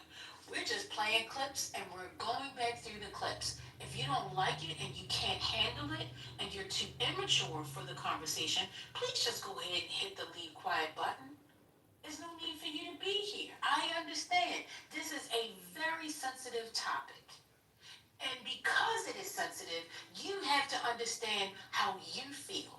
And I want everybody to check their temperature. If your temperature is too hot, then you need to go. Maybe you can go cool off and then you can come back once your temperature has dropped. But if your temperature shall not drop, then you should stay away because you are feverish. And your feverish attitude and behavior is contagious. So go ahead and find yourself some ice and go sit your ass on it. Because I'm not dealing with it. He hot in the ass. They hot in the ass. Somebody's hot in the ass. That's what I said. I said he hot in the ass. That's wild. Feverish and hot in the ass is wild. Yeah, they got that fever running through their veins. Man, look. So the thing does what Christ said specifically, according to the Bible, right? He said, "Love thy neighbors like thyself." Every message that I seen directly for him, he said, "You should love your neighbor as yourself." Everything I ever heard directly to him. He hung with prostitutes, flipped over tables. Yeah, love your enemies, and things of that nature. I'm not quoting; these are paraphrases, but these are his words, right? Matter of fact, not only his words, but he deemed it as a core Christian principle. And with that being said, what I heard from Mr. Charlie was hate and division, right? It was don't be empathetic, don't, very critical of African Americans and spreading mistruths and putting out fear-mongering tactics as far as, blacks like to, they prowl, they congregate and prowl looking for white prey, like we're just looking to harm white people, and that's our MO. This is a daily thing, right? Like this is a ritual in the black community. Like we just go proud, and I forget exactly how he said it. I'm paraphrasing, but that's what he was implying, right? So when you hear somebody that is spreading hate and division, and we know every Christ quote has been love and unity, and we know it's directly the polar opposite of everything that Christianity is supposed to represent. Right? Now, I'm not condoning violence. I'm against violence of all sorts. So I'm not sitting here saying this is why he did to die. I'm not saying that so nobody can misquote me on that. That's not what I'm trying to do. But I am saying that the principles that Christianity is based on is the opposite of what he stood for when he was here on this planet. And that's a fact. Thank you. I just want to remind everyone, your comments will not be tolerated. They will no longer be even asked for you to advise or explain what you're saying. If I deem it as unnecessary or rude or ignorant or belligerent, I won't ask. I'll just remove. Okay? Thank you. However, before I go on, I do want to say Christians don't use those swear words. Well, first of all, what does a Christian look like to you? See, a lot of y'all got religion and Christianity fucked up. And I'm going to say it just like that, with the curse words. Because religion got y'all thinking one way, whereas in Christ had a whole different message. The first message of Christ was that you should love your neighbors. Hello? Hello, somebody. See, if you really want to get into it, see, the problem is, a lot of people claim to be Christians and don't know nothing about the Bible. But you know everything about playing church. You know, everything about going to the church, doing mass, doing communion, putting a little offering in, some people doing the praise and worship, all of that. But guess what? Your heart is nasty. Your ways are nasty. How you speak to one another is nasty. None of which is of God. None of which is why Jesus on the cross, if in fact you believe in Christianity. The fruits of the Spirit is supposed to show up. You don't sit around and talk about people and talk about race and say these kind of things like that. No, that's not of God. That's not of love. If I'm putting a target on your back. So please, again, be careful. Anybody else like to speak? Good evening, First Lady. How you doing? This is TC. How y'all doing today? Hey, how you feeling? I'm good. Trying to get my house together, man. Moving to another house. You know, it's always a task. I'm gonna say this and I'm gonna bounce. I'm the Simon Peter of the Christians. I'm an unchurched Christian. I don't follow the Christian religion, but I do read and follow Christian ideologies, right?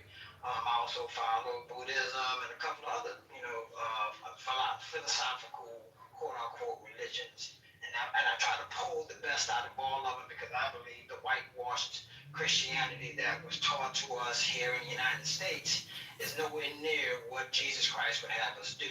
I'm the Simon Peter of the apostles. I'm the guy that when you come to me, I'm gonna cut your ear off. I don't proclaim to be peaceful. I'm all about war, right? I did 23 years in the military because of that. I'm all about fighting, cutting ears off, cutting heads off. I don't hate nobody until you hate me. I believe that racists, people who push white nationalism, or any kind of you don't deserve.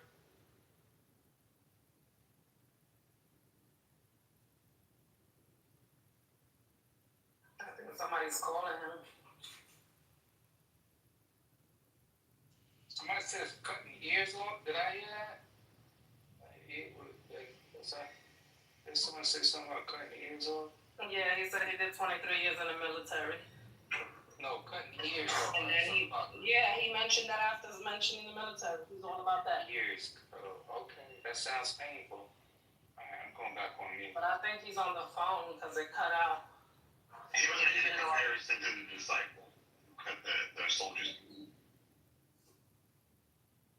I think he's still talking, y'all. I think he's just in the matrix. He going in right now. Yeah, he going in. We can't hear you, bro. He going in right now. I see that he's off his mic. JC, if you hear us, we can't hear you. Yeah, he going in. Unless See, you want he to been speaking come for. back. Oh, he gonna come back. And then God said. Yeah. Yeah, remember the first enslaved Africans came over here. Your mic is really broke. It's really broke. Yeah, we can't hear you. We can't hear you. The first enslaved Africans came on the ship called the good ship of Jesus. That was the first. The first ship. Hey, Robert, Maya It's the truth.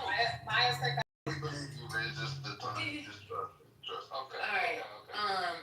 Christ came for the sinners as well as to, and this is coming from Robert Brookins, he came to transform the renewing of their minds.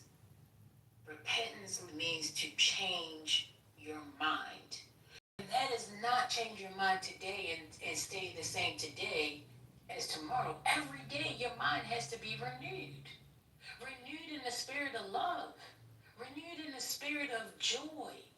Renewed in the spirit of empathy. So some people ask, well, how can you show empathy? Because I know what I am required to do. I I will not, again, this is for people who subscribe to Christianity. If you don't subscribe to Christianity, I'm not speaking to you. But those that subscribe to Christianity, when me showing empathy does not mean that I agree with your viewpoints, with anything about your life. Empathy just simply means like, wow, I know if I was in this situation and this happened to me, I could definitely see how this person could be in pain, right? And I'm looking at his kids, I'm looking at his wife, and even the people that followed him. So for that, I can just say, you know what? I'm sorry for your loss. I'm not asking nobody else to say it, but I think it's crazy when people start questioning other people about how they feel. If I don't question you about how you feel, and even though your viewpoints might be different than mine, then that's okay. Hey, that's you, that's me, that's me. But the moment that we begin to try to, tell somebody else that they're wrong for doing what they did, then I think this is where we're gonna constantly bump heads. So just going back to the pastor situation, that whole Christian thing, I just want to know, is this how y'all view Christianity? Because I think that sometimes people think that, they get all these other things right, but they don't really understand that you trying to point out somebody else's flaws is part of you not doing what is right.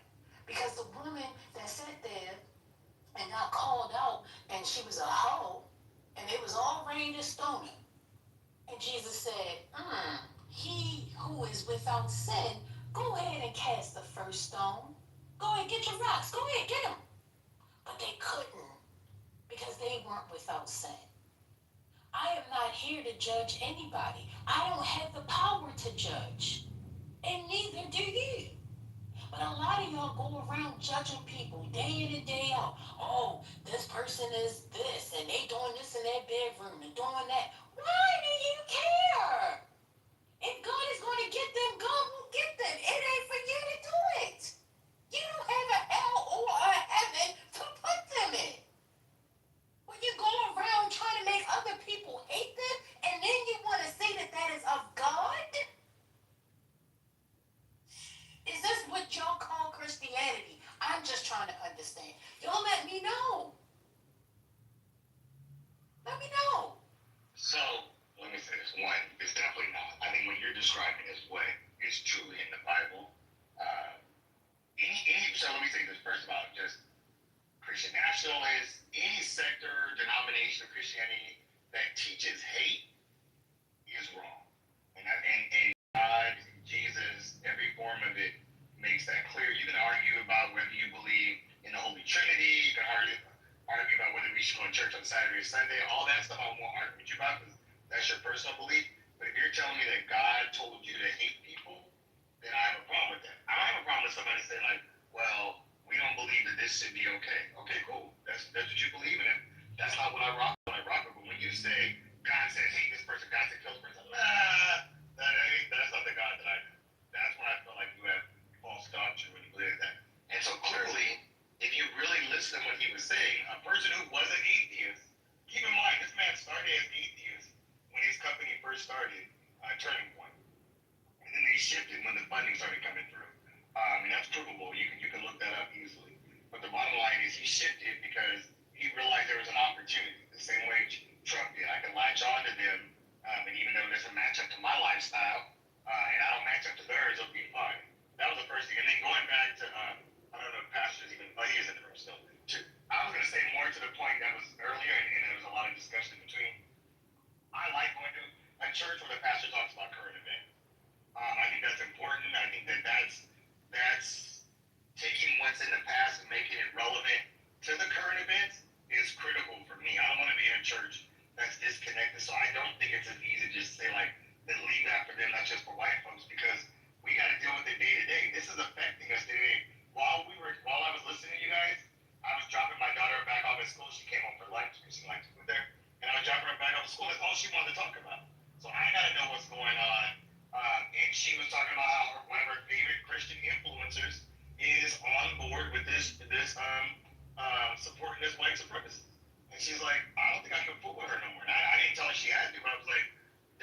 still feel comfortable listening to her? She's like, no, I don't. So then maybe you should have.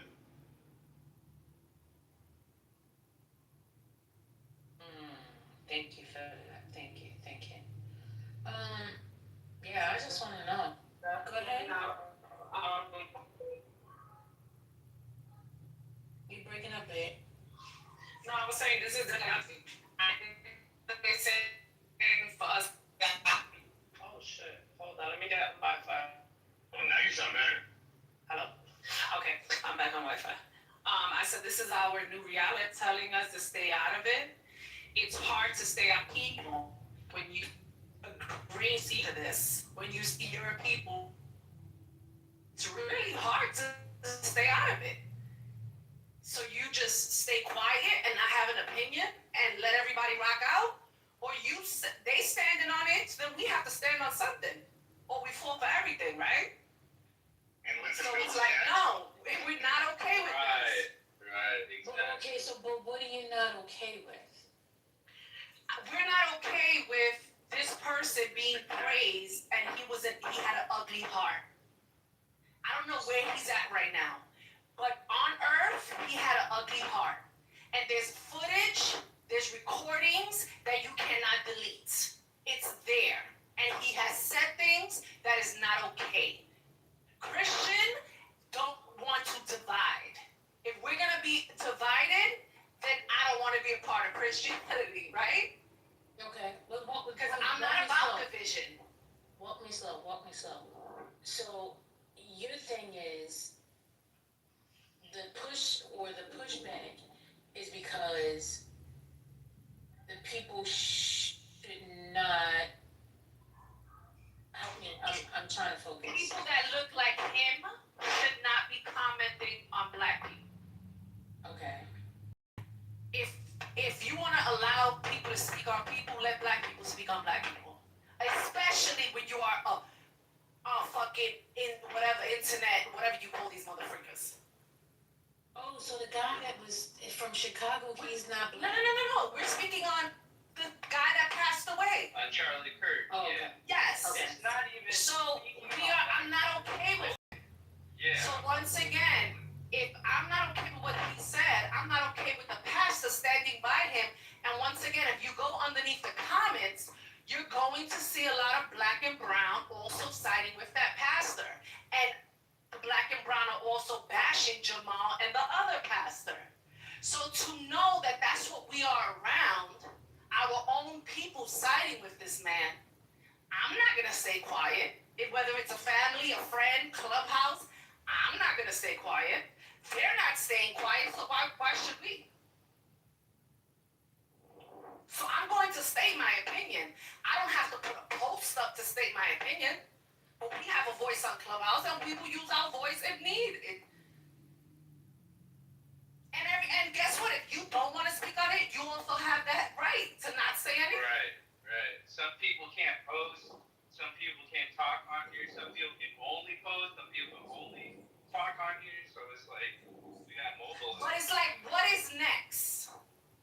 What is next? That's the fact. So who's next?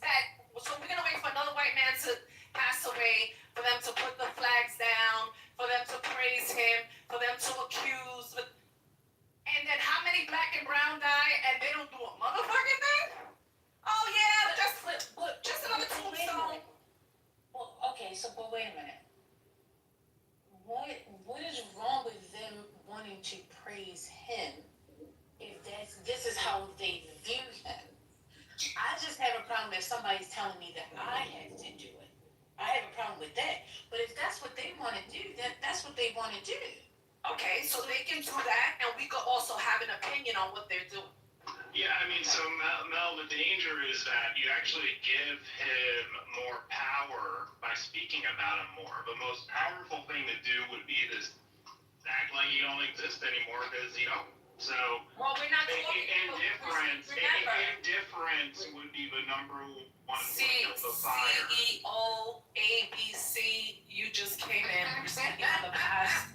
We're speaking on the pastors right now.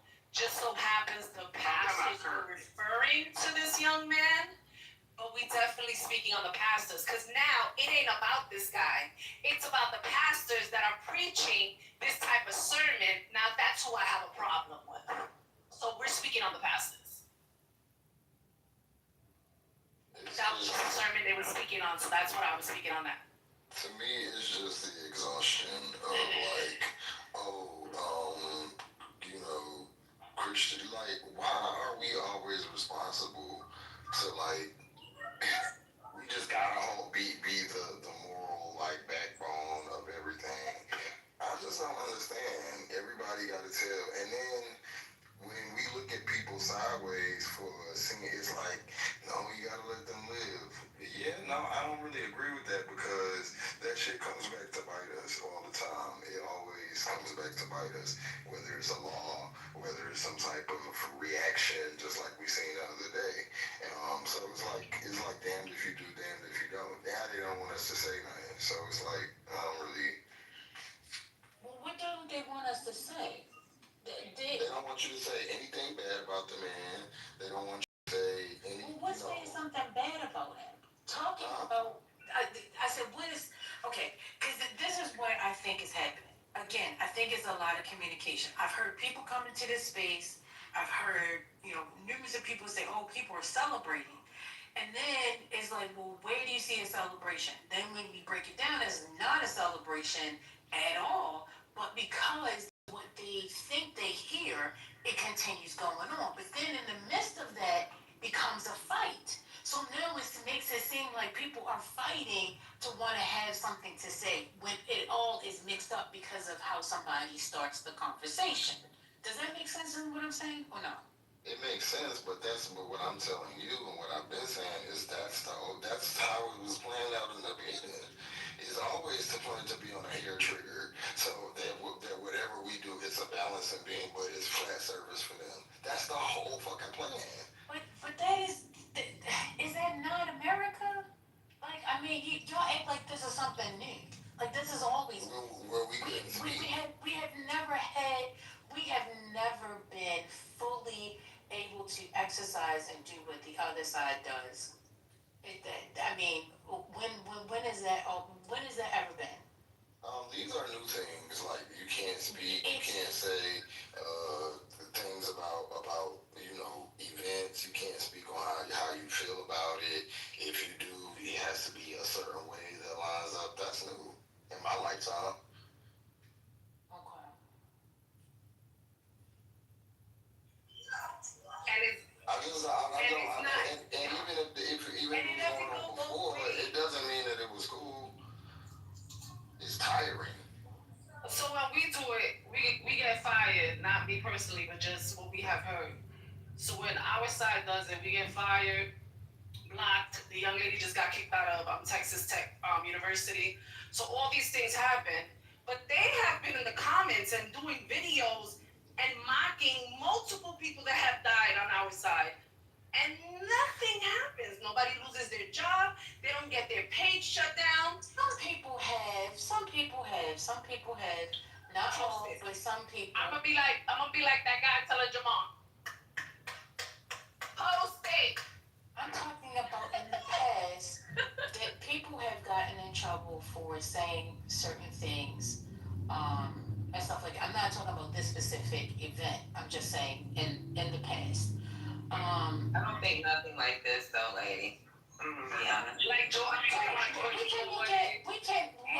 I'll bring it right to you. Gladine, the Harvard lady.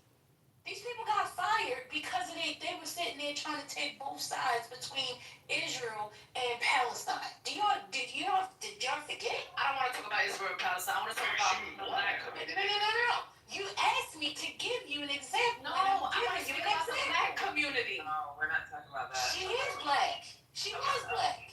I'm not talking about that. I'm talking. But you're speaking on them was talking about Israel. We already know when you talk about Israel, it is shut down automatically. What my point is that it has happened before. Other people have gotten fired for saying something or doing whatever that didn't, add up to, saying what they want us to say or not want us to say. It's not the first time. That's all I'm saying. It's not the first time. This happens. So first lady, I was gonna say, most of the time when it does happen, Yo, hold on. How do you something? This is not the same, right? Because of the things that this guy has said, and then people being able to respond. Now, I don't agree with people saying like he should have died or Trump is next. I've seen those stupid ass comments. I think people are crazy because now that's a terroristic threat. That's illegal. But this hasn't happened. People saying like some of the people when it came to the military thing, that shit got kicked back, right? And I know that for a fact because we've been talking about that at work. That shit got kicked back because they made statements like he had divisive language, or they might have liked a fucking post. That's how fucking, and they pretty much was like, where in the Department of Defense, any type of regulation is it that we are not allowed to make these comments? They're not making those type of comments. The people that, because these have been senior leaders that actually did this. So they pretty much did exactly what Charles Q. Brown did, and people are looking at them like, oh, they're being fucking woke or whatever. But that shit went away. This shit that's going on right now with these people reporting this and that this ain't the same. Yeah, I'm not trying to say anything is the same. That's not the point here. I'm saying that these things. Finish. Okay. This is nothing the same. This is nobody nobody has gotten fired for fucking stating a simple opinion. The terroristic threats, got it. Those people that got fired were people that may have said niggers, called little black kids niggas, did crazy shit like little kids selling fucking waters outside trying to get the kid arrested. Those people have gotten fired. Or fucking said something that was really egregious. This shit is not egregious. This is the truth. When do you get fired for fucking stating facts?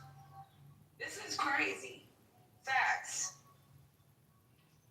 Now, if we're getting fired, if people are gonna get fired for facts, whoever yesterday said something about look at your goddamn handbook and sue the fucking company.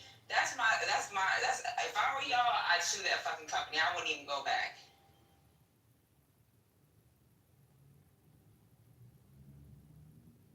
Were y'all talking about the LGBTQ at all? Okay, I was just wondering why Q and Pure Blood was talking, two straight men were talking about LGBTQ things and nobody was talking about that. very sad. We like you, Jess. I think Lady want to say something big. Go ahead. No, I don't have nothing to say because again, I'm not. Somebody asked me a question, I answered. I'm not saying that they're the same, by no means necessary. I'm not going to argue about this. I'm just not. I don't want to argue. I'm trying to get us away from arguing. So I'm not going to add to something that will cause an argument. I said what I said. I mean, I don't see, when Jamal asked the question, is this how we see Christendom? And I don't see it being that way. I don't see that those type of words or rhetoric and dividing people, causing other people to hate one another is something that is of God, period. Whatever faith you follow, whether that be Muslim, whether that be Hindu, whatever, and all different faiths, none of that is taught. None. So all that dividing and wanting somebody else to dislike somebody and speaking such words is not of God. And from my point of view. So I was just asking other people how they feel about that. Is that how you see, Christendom? That was the question. So I think that I guess passion that you feel about it is because it's just unfair.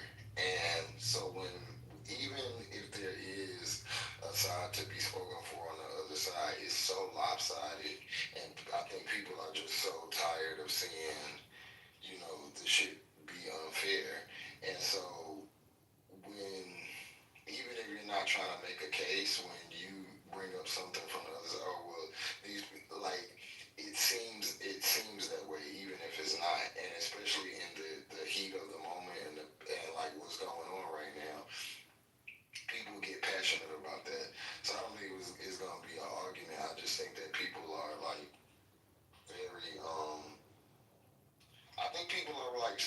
sensitive, especially because now, like it's almost like, damn, we can't even like talk.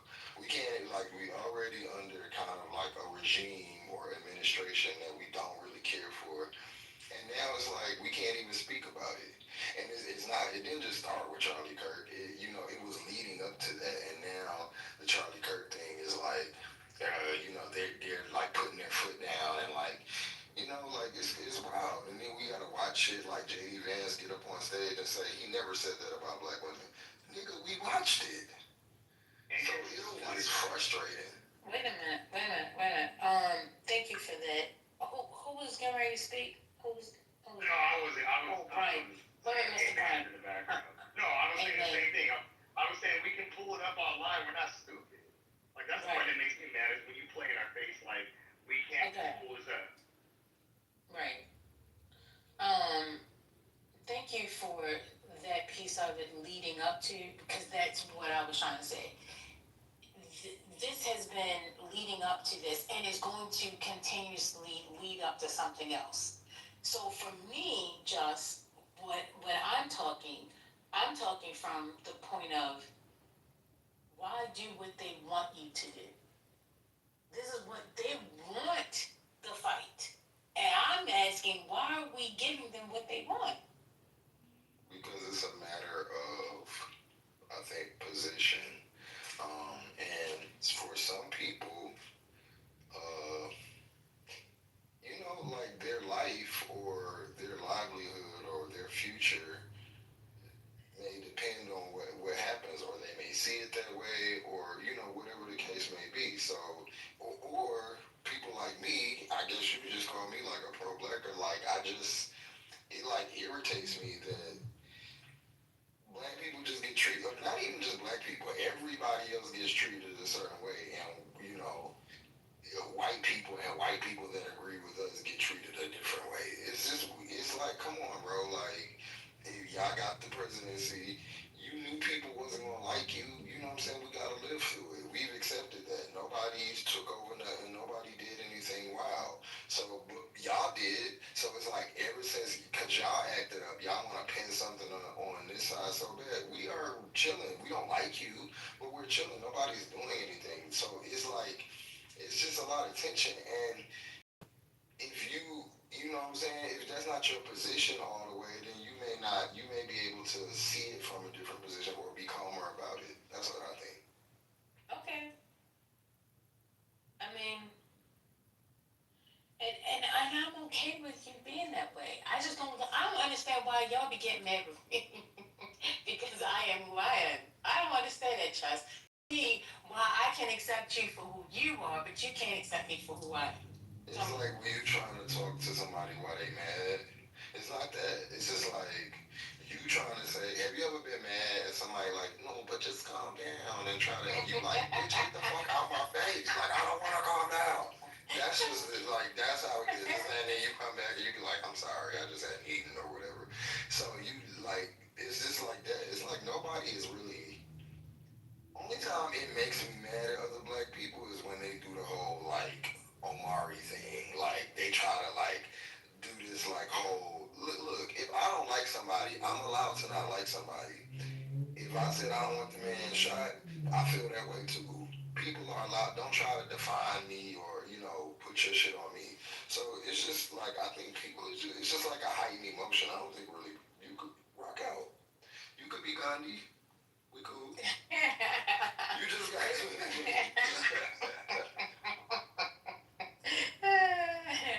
Not I could be Gandhi. No. Who's that trying to get in? Y'all still gonna get I just want to get some.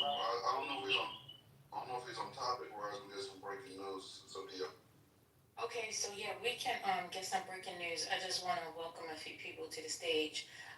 First of all, let me just give some honorable mentions. Ray has been doing a great job. He must be asleep. I haven't heard a word from him. Welcome, Brian. You came to class again too late. I don't understand why you keep coming into class late. I'm on the West Coast. I don't blame it on the rain. Aleph, Thank you for joining. You have joined the stage several times a day. You can't keep still. Your ADHD continues to act up. Mr. Q is on the stage. He has been lighting up the chat. Before you speak, I need to pray because I need to make sure that you do not set the stage on fire. Thank you. Scott, I don't know you. I got baptisms for anybody that wants to set the stage on fire. I'm right beside you. My hand is on your back. And I'm ready for you. I'm ready. I got the blanket in my hand and all. I'm ready for you. Tara, I'm not sure if that's how you pronounce your name, but welcome to the stage. I see you have no followers. I'm assuming that you possibly could be a burner or something else. I'm not sure. But Gemini, you had breaking news. One mic on you. Yeah, real quick. I don't know if it's already been discussed. If so, stop me. But Trump just signed in the Memphis Safe Task Force for Crime Crackdown today. He signed a memorandum to establish the Memphis Safe Task Force. This is framed as a part of a broader strategy to reduce urban violence, modeled after a federal crime crackdown in Washington, D.C. He also indicated similar efforts might be coming to other cities, i.e. Chicago.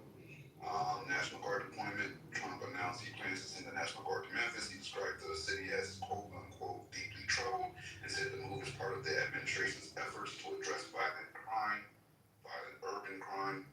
The Tennessee governor, Bill Lee, a Republican, reportedly supports the move. Memphis's mayor, Paul Young, a Democrat, has expressed concern and did not ask for the National Guard deployment and doubts it's the best approach.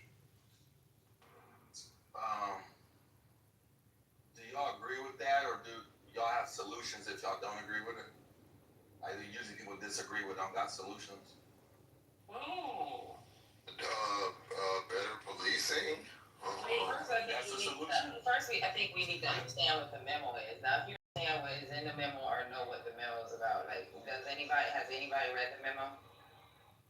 No, just got the news. So just now. So I don't know why this dude would ask us how we feel about it. Like, I think he's just baiting an argument. No, Exactly. No, because I've already read about the news, is what I'm saying.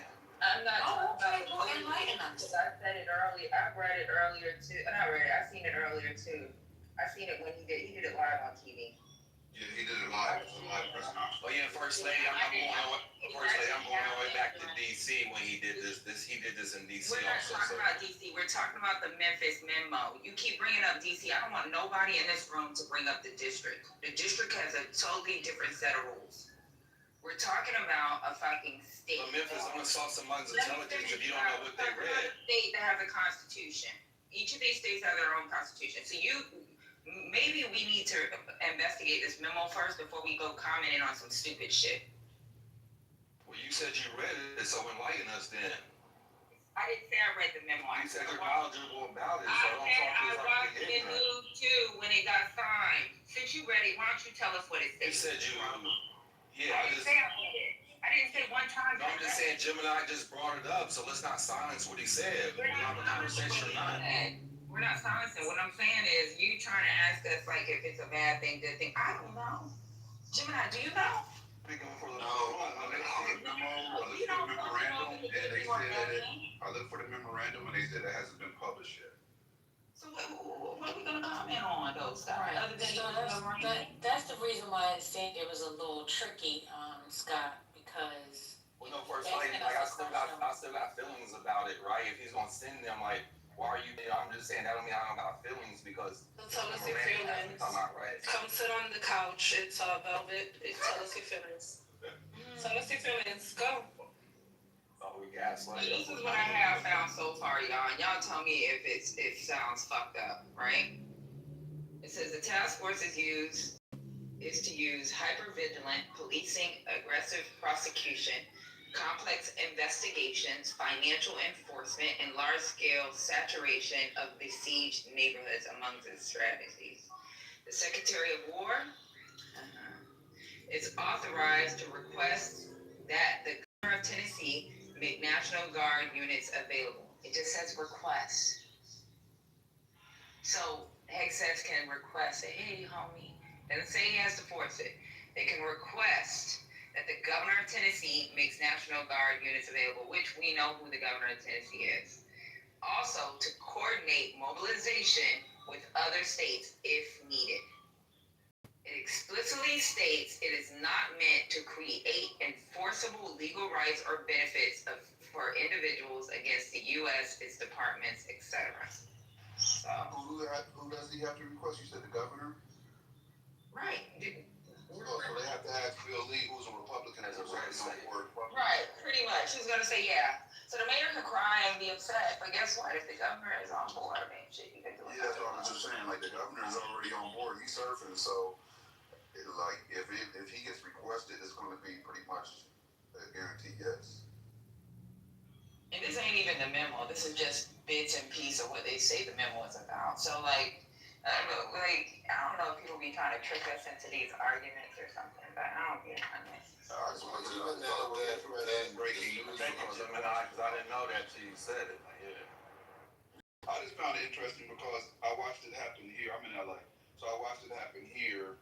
Then we seen what he did in DC, and it seems like this is going to be a pattern now, right? It seems like he's going to go from and that's one of the things he did state in the press conference is that he intends to do it. Try Chicago but fail, right? Wasn't he trying Chicago? No, he's still saying that. He said that in the press conference today. He said he's still on addressing Chicago. DC is kind of different. That's why I hate when people bring up DC because even with DC, it's like we can't even have the same argument of what's going on in DC. I was literally agreeing when I brought up DC. But I feel like it did come up about California, right? And then that judge had said it was illegal, so they had to pull the National Guard back. But then they granted a stay. So. Yeah, I'm about to say they never retracted the troops, even though the judge said that everything went on business. That's because they appealed, and when they appealed, they granted a stay. So until it sees the higher courts, right now that's really weird too. Like, if it is possibly illegal, I don't know why the grant of stay is allowing them to still conduct operations. Yeah. And I think one of the arguments that has been presented has something to do with the executive branch being like the head of the country. So they're just trying to appease the executive branch. I still think this is that's a terrible move. I agree. I posted the memorandum in the chat. Let me ask y'all this. All right, just to put this completely into context, and we can take a step back. We don't have the memorandum. We had the live press conference that he had and the statements that were derived from that. But if you're looking at the big picture, in my opinion, let me qualify with that first. In my opinion, it seems like a pattern that he's trying to establish of big government, like government overriding local government. And right now, I think he chose Memphis because he knows he has a Bill Lee there that's a Republican that's going to not give him the same pushback that a Gavin did, right? So he can pretty much do this same play without going through the court system, even though the court system only temporarily started over here anyway. You know what I mean? So I'm kind of concerned, not just for Memphis, and the fact that they're saying urban, which means black in my mind. Like when I hear urban, we're going after this urban violence, going after niggas. That's what I hear. And when you start doing that, I really feel like that's going to be a pattern that's going to be spread even further in his weird power grab that he's doing. Right? I feel like it's a pattern. That's all I'm trying to say. I agree. When I heard the urban part, I was like, wait a minute, huh? What's going on? So, what that mean? What she described was stop and frisk. The word she used, I mean, that's just like an updated version of stop and frisk. I don't like the way it sounds, even without the National Guard going in. It sounds like it's, I mean, and it probably will work, but they're going to put everybody in jail for every little fucking thing. So then I would not want to see that. So they're targeting black cities and red states, it looks like, or Republican governors, urban cities and red states. I mean, I guess the states that will look at the pattern. the most ease getting in. Exactly, that's what I was trying to say. Tennessee was probably really easy. So I found something else that actually breaks it down. So they were talking about the hypervigilant policing, and it says how the memo's language connects. The hypervigilant policing is going to be surveillance and proactive stops in targeted areas. The large-scale saturation means more officers, more patrols. The aggressive prosecution and complex investigation is it points towards charging strategies, gang-related or conspiracy types cases, not financial enforcement, aimed at cutting off funding streams for gangs, cartels, more like RICO or anti-money laundering than street stops. So, I don't know. It's important to note that the National Guard cannot arrest anyone. They will not be stopping and frisking you. That's not true. They don't have the power. We're not talking about the National Guard. We're not talking about the National Guard. So what's the issue? The police are already there. Like, what's the difference? Heightened police presence, surveillance. Exactly. And they did it in New York. We're from New York, so we know, we've seen where. Yeah, those are cold words, but Now, like we're from New York. Now, there was a time when they fucking had police on every fucking corner. You couldn't walk, you couldn't turn a corner and not see a police officer. No, So, Kentucky, I understand. I get it. I got that. And on top of that, I got a lot of family in New York. They was talking about the jump out boys. They had the people that would just jump out. Yeah. You know. Jump out the cans, jump out the vans, Yeah, run down on shit. They were throwing you on the floor, the car, the freaking wall. Yeah. I ain't gonna lie though.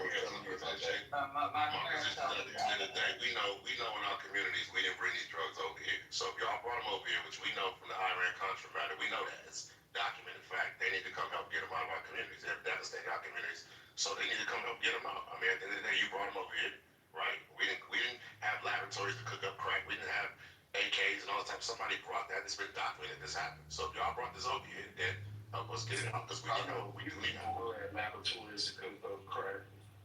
we didn't have the recipe. What do you mean, regular citizens? I don't know what's going on here. Lord, I didn't pray for God in the name of Jesus. Yeah, go ahead. Please God, this conversation. Let's do this breathing exercise real quick because now we're going into Hotep territory. Yeah, I was trying to stick to the facts. That's why I just read the facts. Right.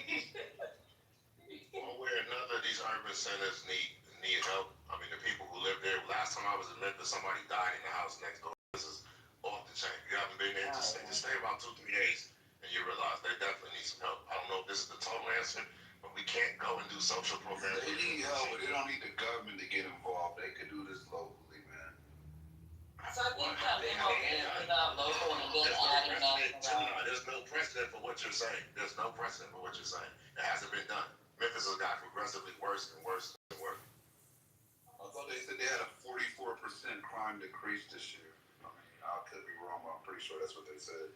Yeah, I mean, but going from 1,000% to 500, I mean, it's still terrible. You know, Something's working. Something's working. You gotta remember, a lot of people are born in fucking Memphis too, so something's working, right? So like, why can't we take our wins and go with our wins? Now that's one thing I'm gonna jump on ladies' boat with. Why we can't take our wins, look at what's working, and maybe just keep working towards it better. Like the policing thing, I don't know, y'all. So the people who live there would tell you it's not working. Y'all can pull numbers all you want to it and use, extrinsic data, but at the end of the day, the people who live there are suffering. Really, really suffering. I'm looking at this right now. Like, I'm sitting here feeling no feelings on the robot right now, bro. I'm just looking at stats and facts, right? And it says that there's been a significant decrease in crime in Memphis in 2025 compared to prior years.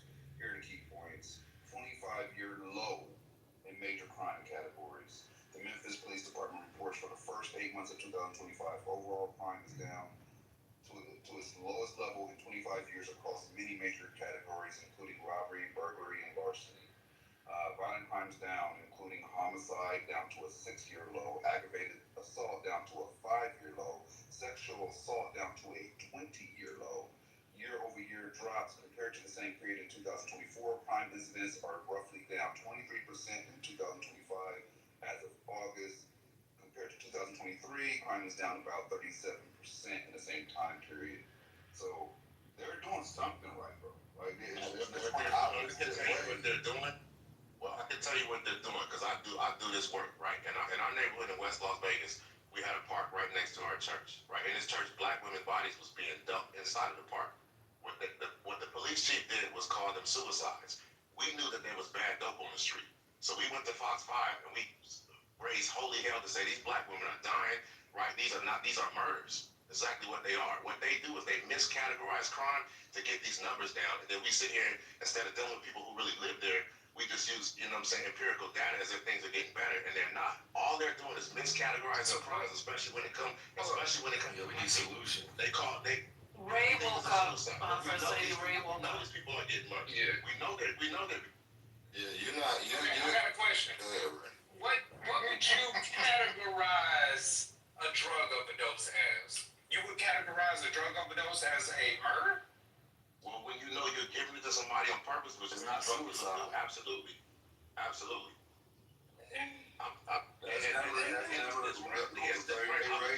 was just using a bad dope as an example. There were That's what I'm saying. Let's stop right there. That's got to be a bad example because the worst you could be charged with if you were to provide bad dope is not murder. That's not murder. That would be involuntary manslaughter or manslaughter. And that's the problem. So you're not being accurate with the numbers. And they said murder is down. It's at a 6-year low. So that's a problem. If you don't believe these white folks stats and you don't believe they miscategorize in urban areas, they miscategorize in urban areas sound worse, not better. So no, that's not true. That's not. They want it to sound better so they can be elected. And also, so they not understand. Look better. Okay, so they can also not place the numbers, so they cannot have to send resources. You guys understand that? So I agree with some and half, 50-50 of what's being said, because the numbers have been found to have been fudged when it's dealing with urban areas. And then two, it's everybody's perception of their crime in their neighborhood. And you're not going to be able to change people's perception if they don't feel safe. I just think this conversation is sir. You always start with this empirical data, and then when I start pressing you, you don't have it. So, what you're saying is okay, sir. I'm really trying to Alright, so you know all these things, bad dope, Are you interested in doing anything about the causes of these things? Or are you just bitch, if you don't shut the fuck up. You just asked me a question. Shut up! I'm not done. Shut up. The fuck is wrong? Bitch, you a big girl. I'm a little girl, you're a big girl. Now, do you want to do this? Bitch, you already know how I give it up. Stop playing with me, big bitch. I know how you give it up. You been right over. Alright, so stop. So shut the fuck up. Bitch, you're from Vegas. All right. A corny ass bitch anyway. So, alright, so tell Big Face to leave me alone. Okay. Alright, so let me Big Face, leave him alone. Alright, so you keep saying all of this stuff about empirical data. What I'm talking about is changing the environment, changing the resources, the access. So maybe you don't raise little drug dealers. Maybe because drug dealing is usually is something that people usually do to get resources because they are desperate. But you're not talking about that. And this is what I hate about black people. Y'all come in here, y'all want to shit on other black people, but talk about no solutions about lifting them up. You just want to, let's punish all the black people. They doing this. So then what the fuck gonna happen to the next generation that's raised up in the same type of environment without the same resources? You just gonna get another crop of fucking criminals. Y'all niggas don't care. You just hate yourself. If I can respond, I started off by saying in my neighborhood, right? It's my hood that I personally serve. The average median income in my neighborhood, because we've tried to establish several businesses here, one being a UPS store, is $23,000 for a family of 4 or 5 for the black community. So we out here doing the work. We have the real empirical data, and we understand the environment that causes crime to flourish. What I'm saying is we can't bring all these social programs where there is no safety. When I have to do a funeral as a pastor and I gotta stop the Bloods from coming up to shoot up the funeral and the Crips, and I gotta get the Black Panthers to stay on the corner, we really out here doing this work. And I just don't want y'all to forget. You can read all the numbers that you want, but people are still people. But you using your empirical data. That's all I'm saying. Well, there you go, where you held the Black Panthers and the Bloods up, because you just got that from a movie. I would love for you to put this up, because that's all like y'all really coming up here. Do you think if a pastor went outside and kept the Black Panthers, no, for real, y'all, if CNN was, I mean, if the Black Panthers was at one end of the block, it's a funeral home or a church in the middle, and the Bloods and the Crips is at the other, do y'all not think that wouldn't have been on CNN? Or something like that? Y'all gotta, come on, I just want my people to watch. I appreciate you for pointing that out, because I hate some of us out here don't do it. We don't do it for that. That's not what it's about. But these things are really going on. These things are really going on in the neighborhood. I come from East Baltimore, where the kids are already hooked on heroin and everything else. We can't forget the people. You can read the numbers all you want. Okay, so And he from Georgia too. Okay, good. So, and this is conversational. I had a little spaz out. I just got off work. Just give me a second. So look, you said East Baltimore, right? So explain. So you from East Baltimore? You know that. So then you know that the black mayor, the young black mayor, has gone there, and they have crime rates lower than they've been ever since they started recording crime. So there are things that are working without the intervention of government, but they're using common sense and people from the community that know how the community works to solve crime, to bring in resources. You haven't said anything about that. This y'all get me like this because y'all be saying, oh, I want black people and all this other stuff. You don't talk about that. If you're from Baltimore, you should know about that, right? Ray, do you live in Memphis? Do you operate in Memphis? Yeah, I operate out of California with the Bloods and Crips out of Baltimore and Memphis. And don't forget Georgia, because he said last time. So why is he speaking on Memphis like he knows more than us? Like, I don't get it.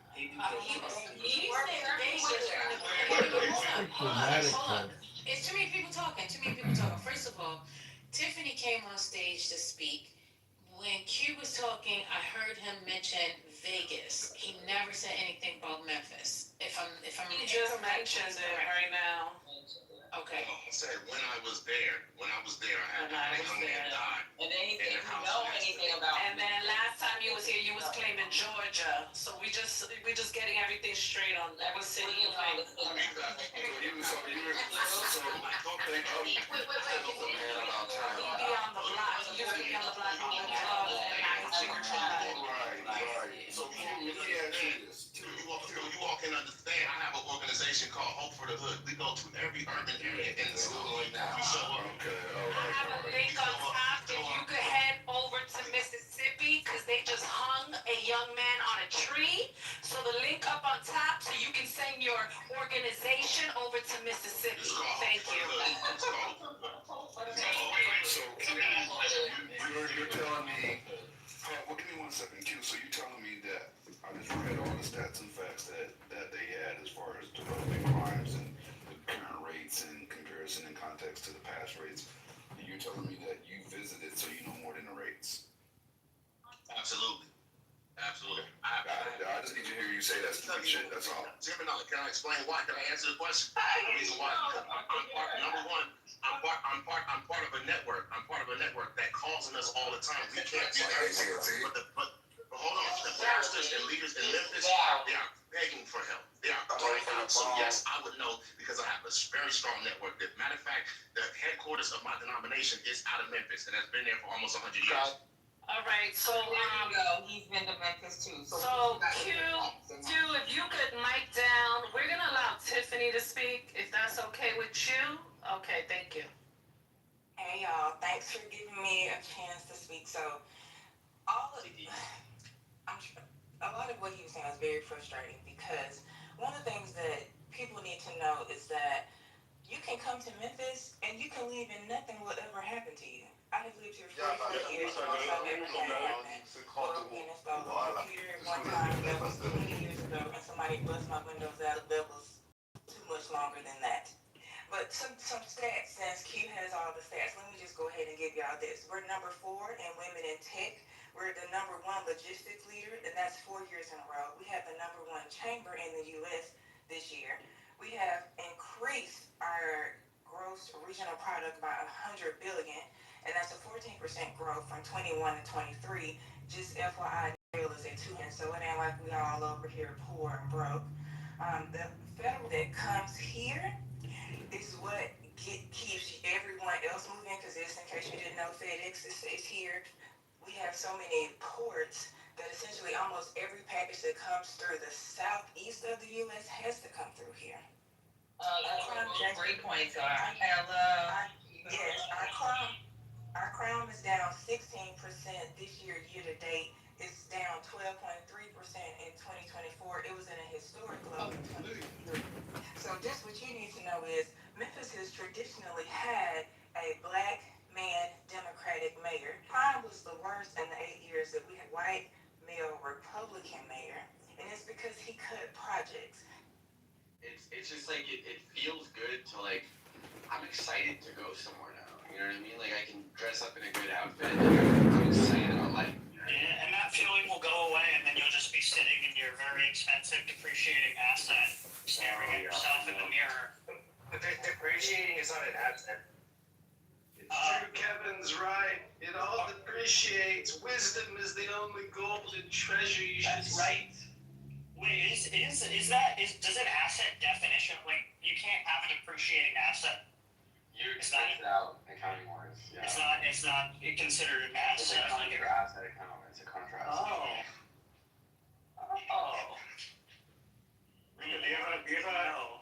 Are you able to park it in a garage, or is it outside? I have too much shit in my garage. Oh, Dan, you gotta clean it up so you can get it parked in there. You gotta park it up front so that way the poor people can drive by. Oh. Yeah, I did a little bit of portfolio rebalancing today. I'm very upset. You can blame Powell. I decided to take Vanguard's advice and go from 80-20 U.S. international to 60-40. It was painful. Pain, Kevin, pain! Is Powell gonna cut When you got TPS, it hurts every day.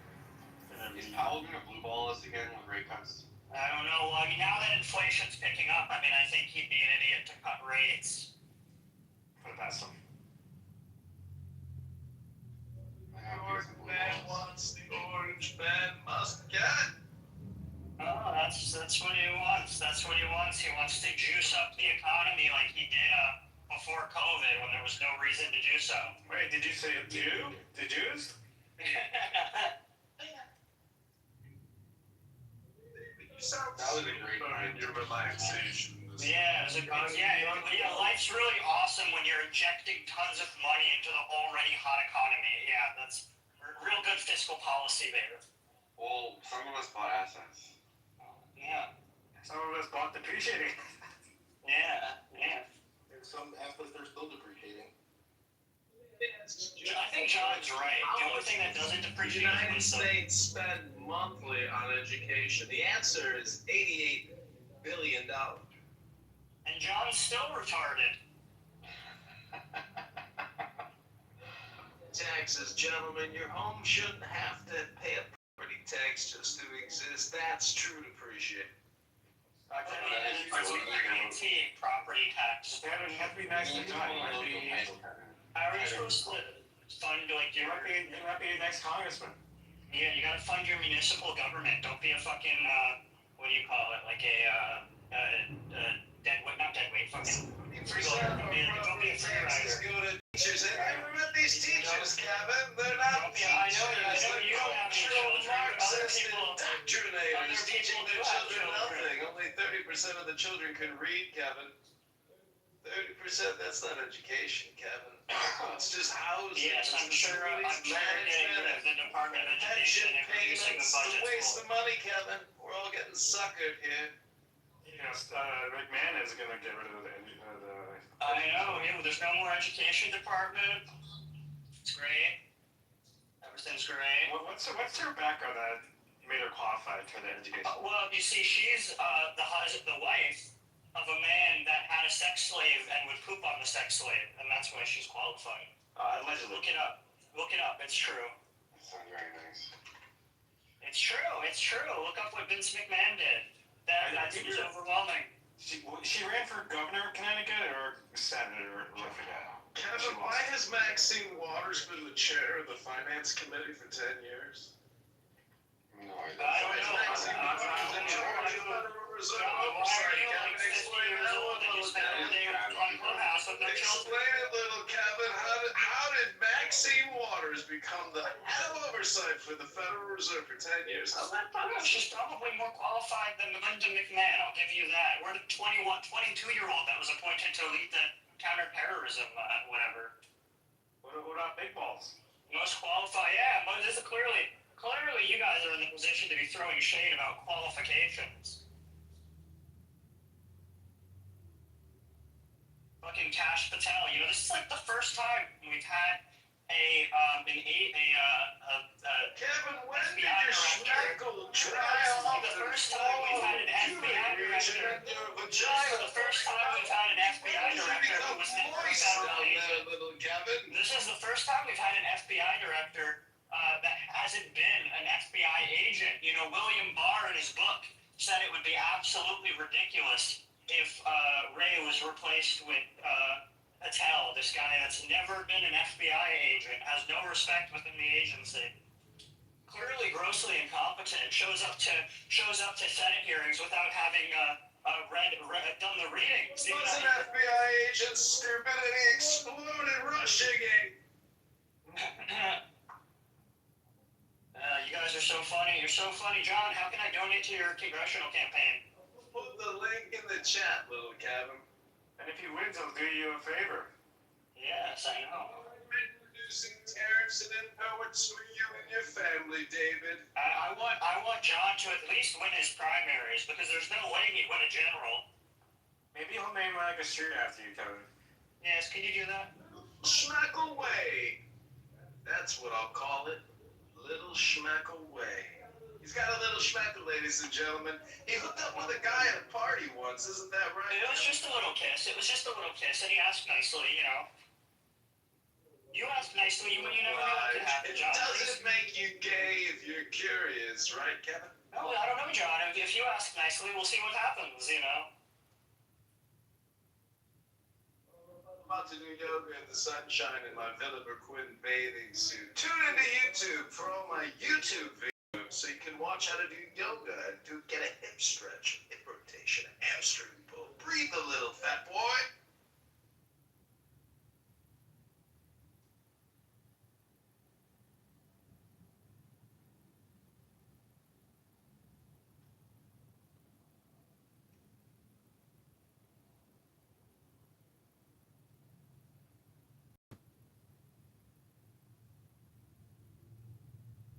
You all do know that Rabbi McDickerson is a world-class schmuck, a complete and total troll, a total idiot, and he's wasting his time. Just like all of you here on Clown House right now.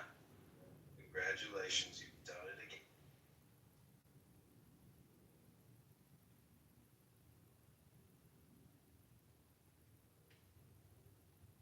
But we have moderator status.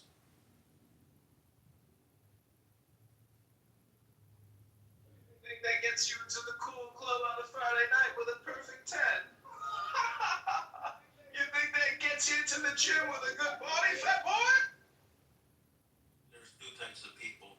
People in part of Rabbi Randall McDickerson's organization, and people who want to be part of the There's organization. only two types of people, Charlie Kirk and faggots that dress up as furries and shoot at people with high-powered rifles. Good versus evil. That's it. Good versus evil. That's all there is, and that's all there ever will be.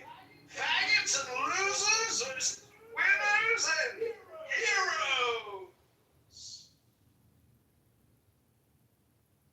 I don't see any quality content. Look over the course of history.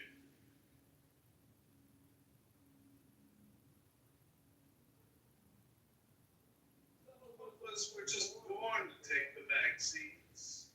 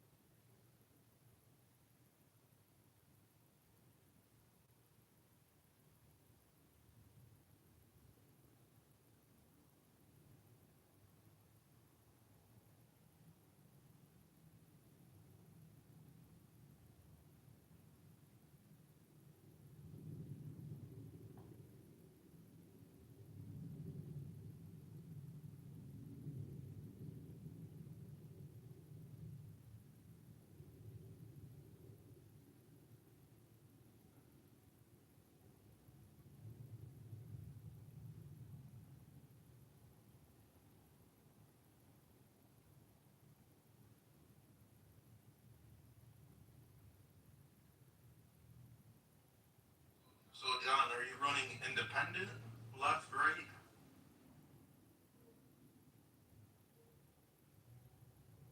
As a Republican candidate against the rhinoceros vaccinators, Darren Rockford, Peoria, Bloomington, Illinois, 16th District. Are you going to add more truck stops in Peoria? No, I have no plans to add more stops to Peoria. Just want to lower their property taxes, lower their income taxes, lower their personal and public debt. That would be an amazing goal if some politician happened to have that type of attitude. I love it.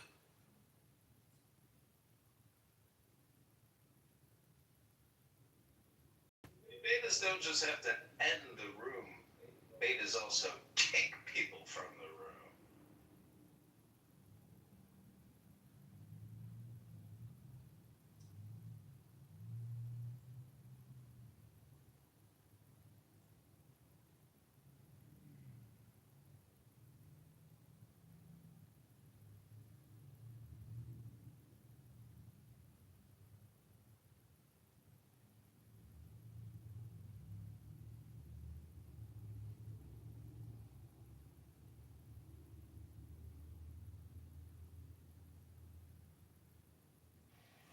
It's truly an Indian takeover of the white fragility room. When I look around with my eye and look for the wisest, most intelligent, most successful guys around, I see the boo-boo, sponge boo, S500, myself. So it's a higher level. It's whiter than white. We are whiteness. We are the highest heights. Of your white wants and needs and fantasies, we personify that whiteness. Pointing out that, It's a world where brown is. Well, exactly. There's no such thing as these colors. Those mean nothing. It's really intelligence. That's it. Intelligence. And if you're intelligent, you don't get angry at a social audio chat like a child. You don't get angry over anything because you're intelligent.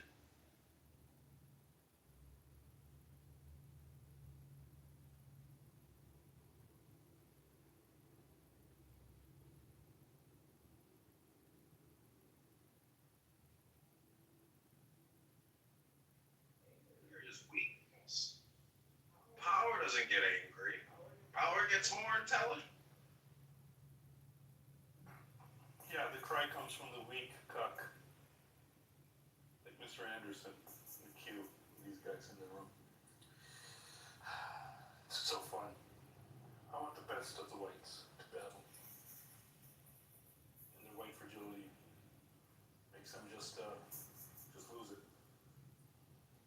John, why do you always come in with your anonymous account? Like, why do you need two phone?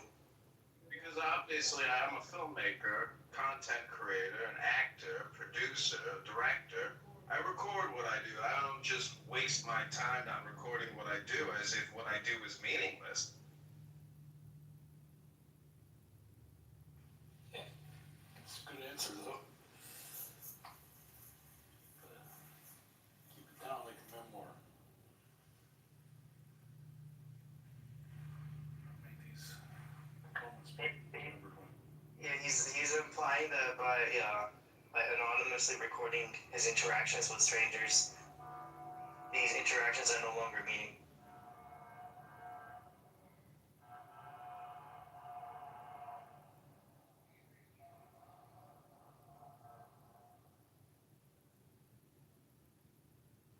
Well, he's still there, that's the thing. Someone kicking. Well, what if he becomes a congressman? Oh, it would be amazing. You think that I'm not 10 steps above what's already there? Give me a break. They're all just a bunch of criminals and low IQ racial identity politicians. They're nothing. They're just content creators. Anything possible, even if it's got a 1 or 3% chance, it's phenomenal. Upside's entirely there, and there's no downside. Exactly.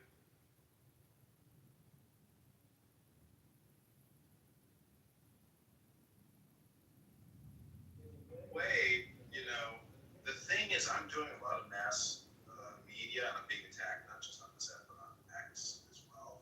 And the truth is, negative publicity is better than no publicity because I can just invert everything they attack me. Most communication's all projections, so I wish I had more money for advertising, but really getting these signatures, we're doing really good right now, and I have no doubt that we're going to get on the March 17th ballot. And if we do, that will cause chaos for Darren LaHood. He's hoping he'll be able to be the sole incumbent on the ballot with no challenger. But if we get on, it's just going to cause some. How many others are likely to get on the ballot?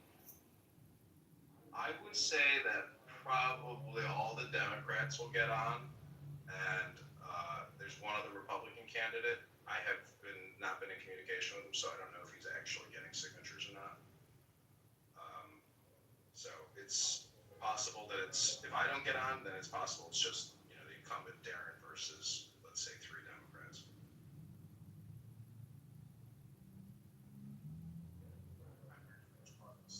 I don't know who's the strongest contender. The Democrats have given all space. One of them is a college professor, so maybe he has the most credibility.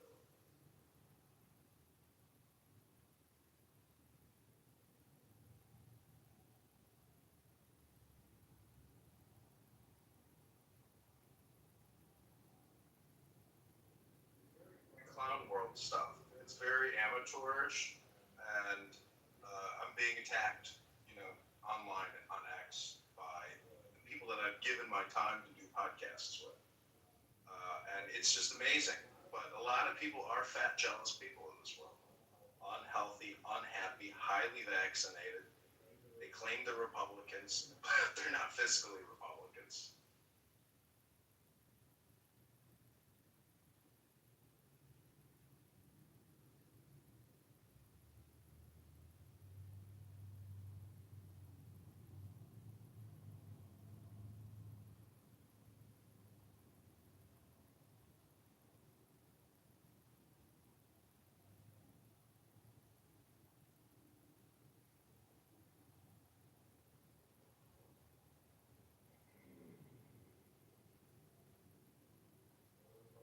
Democrat, you go straight to the people to address the issues of the people. You don't need to go to the party. Everyone says, you gotta have the party's permission, you gotta have the party's blessing. No, go straight to the people. Every petition that we get filled out, which is 10 signatures, on the back, we ask, what would your priorities be if you were in office? And we're taking note of what everybody is saying, and we're putting it, in an Excel spreadsheet. But the point is, compliance, taxation, mass vaccination, never-ending wars, $2 trillion a year in deficits, $37 trillion in funded debt. Enough is enough. We can't let Congress and the Senate keep getting away with it. People in office to speak up and document the fraud, waste, and abuse. We need a balanced budget act. This is absurd.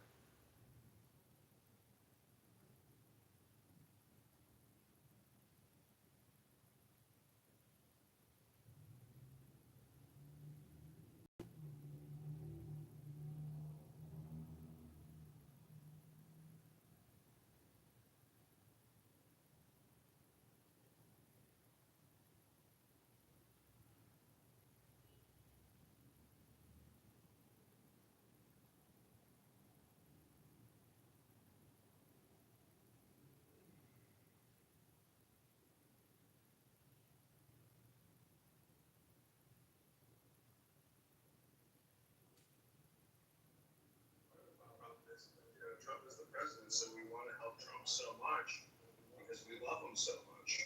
But government is very boring if there's no excessive spending. But the truth is, government should be boring.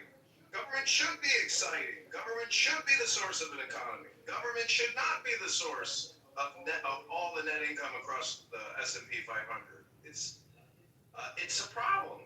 Borrowing and spending by the government, by any government historically, is a problem. You have to fight back and have a balanced budget because that's how you and I live our lives. That's the way I want our government to live their lives. It should mirror our own personal responsibility and self-governance. Who here does not agree?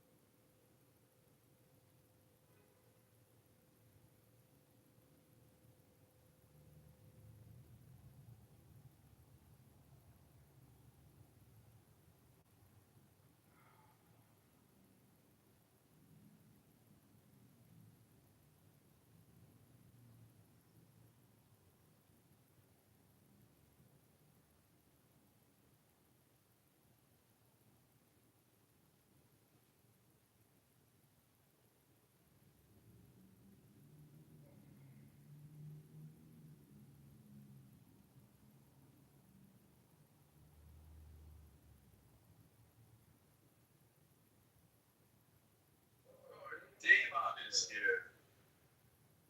Supposedly, we should go within to find you and communicate with you, but here you are, Damon.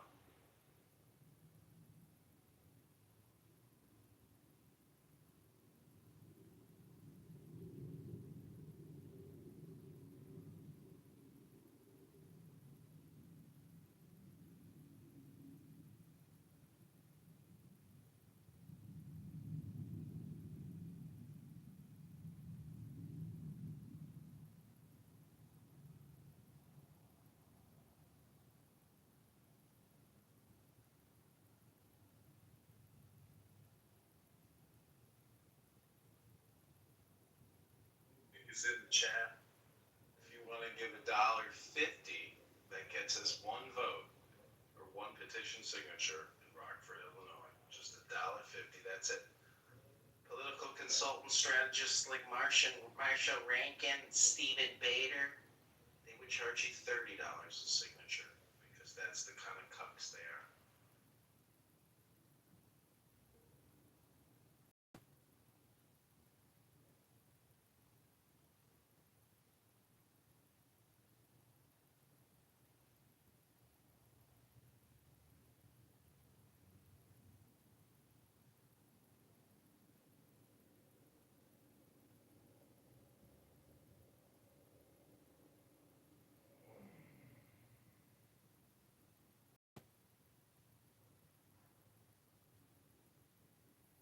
Sorry, I was ordering a sandwich, guys. John, did you say Marshall was running for office? He can't even run physically. He's an inebriated slob with meth breath. Who was that? Marshall Rankin. He seems pretty politically savvy, Marshall. Yeah, he's got experience. First-hand experience. He's been in the White House. I think he worked under the Bush administration. But regardless, he's a spineless, feckless little cunt. and he doesn't know how to have a conversation. He just talks and interrupts when he gets that green bean so he can get his dopamine. He's a fool. So you're saying he didn't contribute to your campaign? But David, but nothing but slander and defame me every single chance he gets up to that because he's a low IQ fool. Anybody who slanders someone to discuss the issue. I pledge $150, under $50 if you could make the signatures, John. That will get us 100 signatures. So if you can make the signature cutoff, I'll send the 150. I understand. Yeah, we will make that signature cutoff. We have till October 27th, and right now we're at 150 signatures. We need about 800. I would love to see John. Yeah, I know you're gonna fuck them up in the debates. Are these debates going to be broadcast anywhere, like live stream? It'll be live streamed, and usually it's by like a local newspaper.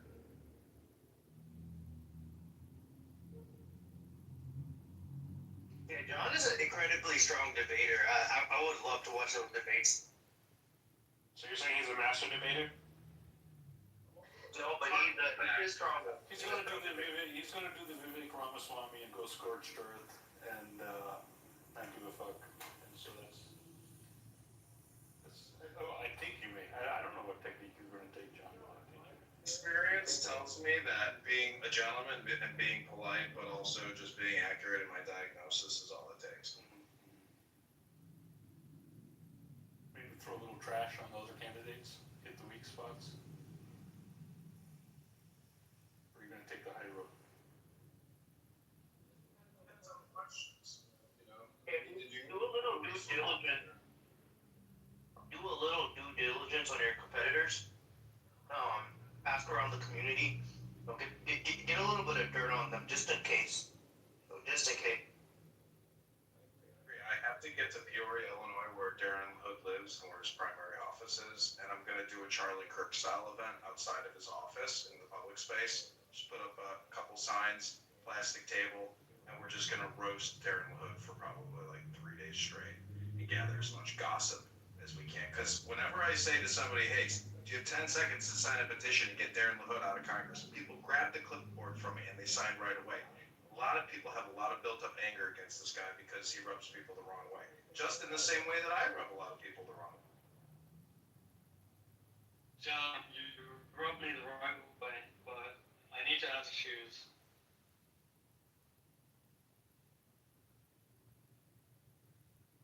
position on the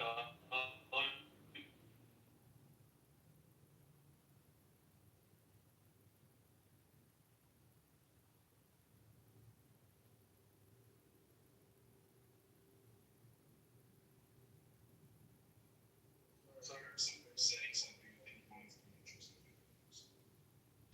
Sorry, what I'm saying, what do you think about LGBTQ plus people?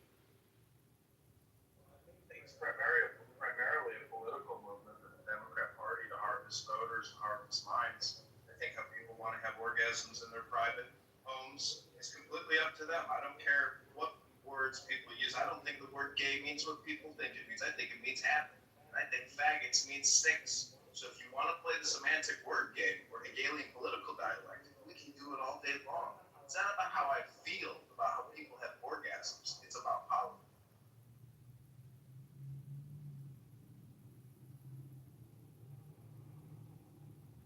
Are you okay with trans indoctrination in schools? Absolutely not. It should be forbidden.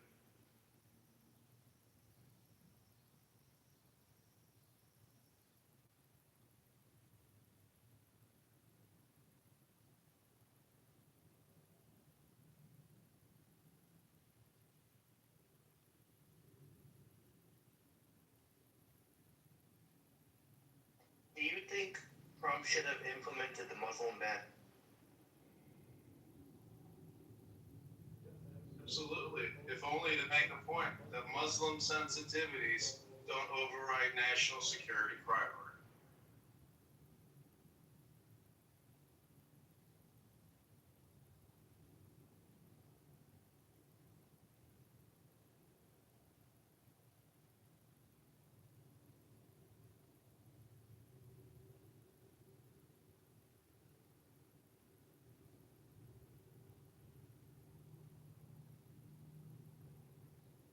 running as a Republican, right? Or are you going to be independent? No, I'm running as a Republican. Are you gonna go hard on the youth, the young crime? Let me be big before. Are you gonna be going hard on the youth, YOUF? In regards to the urban crime problem? 100%. I live in Chicago. I want the National Guard here now. I want them deployed on the blue line, the red line, Michigan Avenue, South Side, Gold Coast. Anywhere there's a crime problem, I want the National Guard there in the streets with an M16A4. Are you a veteran? I'm an Army National Guard veteran from 2002 to 2006. Thank you for your service. Don't thank me. Thank thousands of dead young men and women who died serving you and me, who am alive right now. Hey, Richard, your wife is moderately decent looking. Anyways, let's carry on. Sorry, no, I just changed my PTR. Sorry. So, John, has a Republican ever won from this district before? Absolutely. Illinois is Abraham Lincoln Party. Lincoln Party is the Republican Party. It has a long history. The district that I'm running in is the same circuit that Abraham Lincoln rose through in the legal circuits all the way to the presidency. It's a Republican territory of Illinois. It's the center and the core of Illinois, not these fringe liberal Democrats and these cucks and these trans terrorist liars and these Marxist, socialist, Democrat, fascist terror.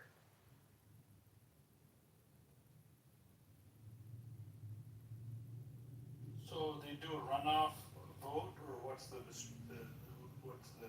strategy? What's the rules of the game there? Is it free for all? Down to the vote? They just have to get on that ballot, and he has to get his signatures too. So it's just a straight primary. Whoever has the most votes is the party's nominee.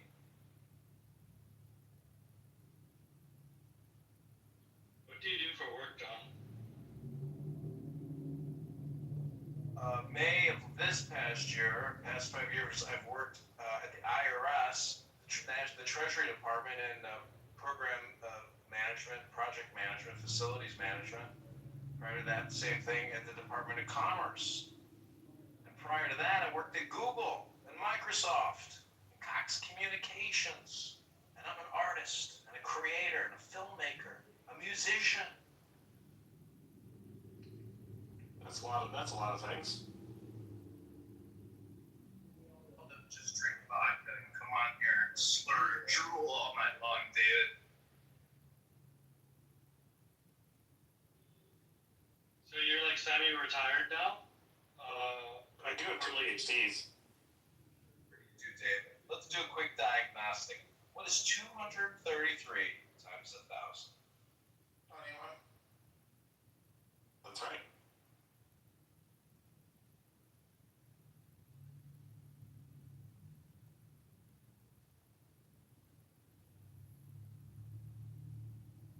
What is going on in the room, guys?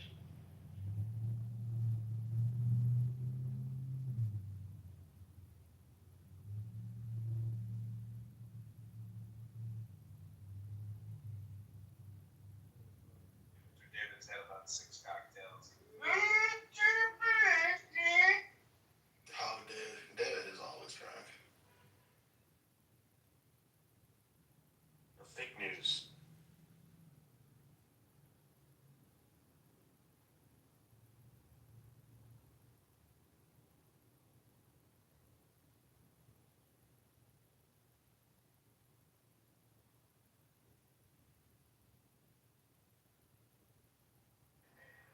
So nobody's gonna talk.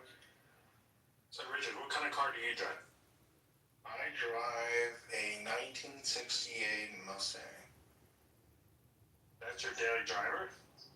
Daily driver. Well, come on, guys. We're interviewing John for Congress. What are you talking about?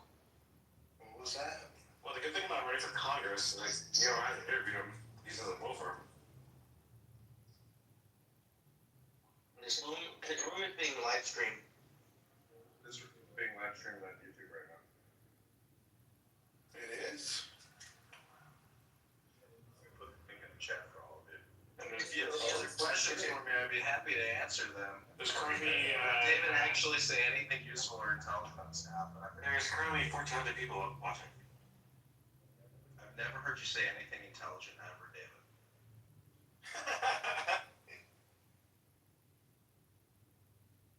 David, he's good people. Yeah, he's funny. Don't get me wrong, I think he's very funny, but I mean, you haven't heard me debate philosophy. it does the meaning of life, David.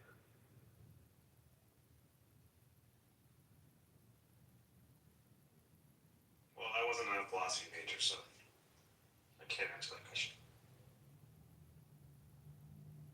The meaning of life is to procreate. Yes, it's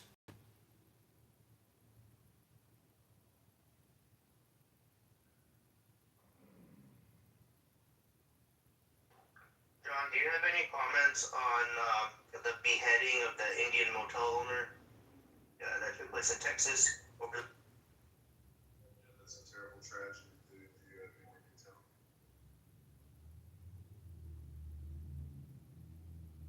Why did you mention that he's Indian? Holy fucking shit, it is on YouTube, bro. It was a racially motivated attack, David. I was in Wilmington this past week at the hotel room where I happened to be at the towel. So I said, Taveram Suche. He says, how do you know this? I said, oh, because I went to school with a ton of Indians and my best friends are all Indians. I said, do you want to be the first signature in Bloomington? He says, yes, sir. So he signed it. And then he got his hotel employee to take a sheet and go out and get 10 more signatures. You know, my high school, there was about like 5 Patels, a lot of Indians in my high school.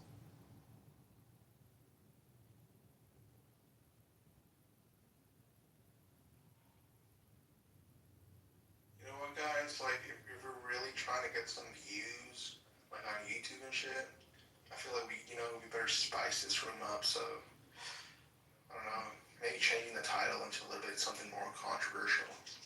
I mean, We're not cloud chasing here. We were just trying to interview John for Congress. You know, it's a pretty big deal.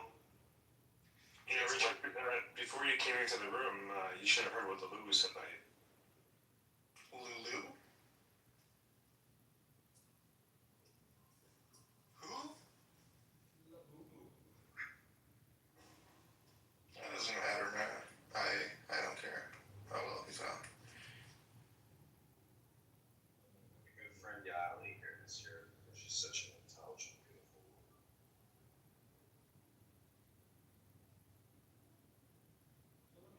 Ask you, if you were to get into Congress, what would your 3 priorities be for we the people? Was that question like for the whole room?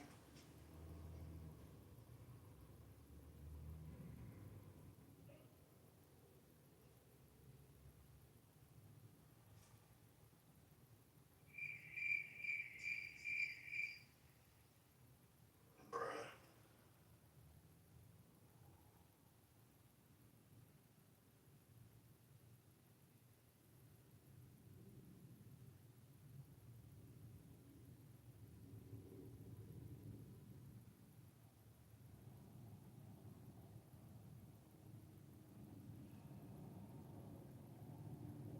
That's what I'm talking about, boy. Yeah, I would say for me the number one priority would be bringing the perpetrators of 9/11 to justice.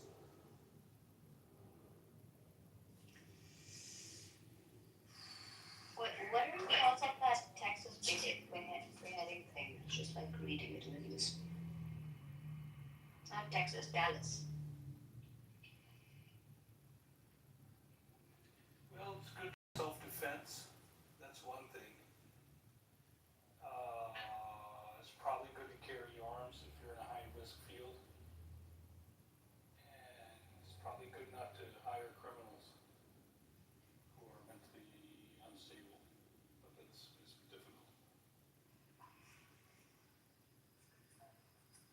can employers know that the one they're hiring has a criminal record? Not if they're an illegal immigrant, like the killer in this case. Well, then, why do I speak like a son? Because I'm the one living and I know the facts. The question if you know the facts. Somebody knows the truth and the facts, then it becomes everything much more easy. Look, it's you old days, your eyes become blind, your ears don't listen, your peanuts become small, everything become old.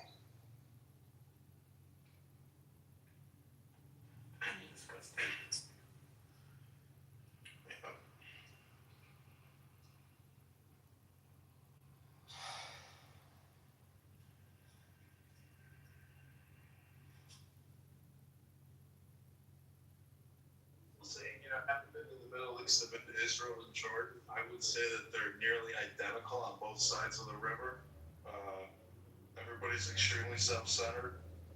Everybody lives in their little bubbles. Everybody's got their racism, their bigotry, their hatred.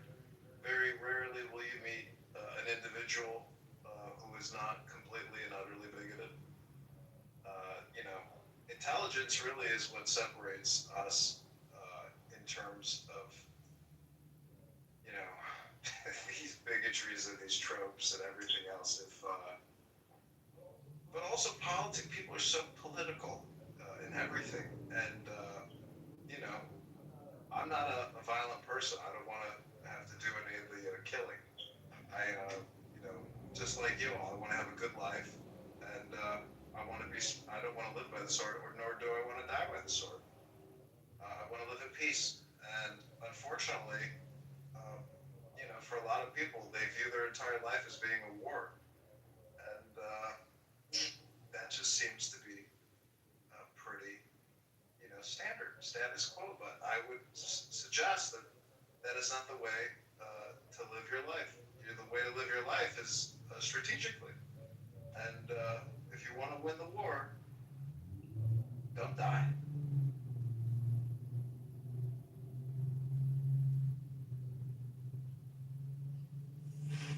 How many years as Zionist?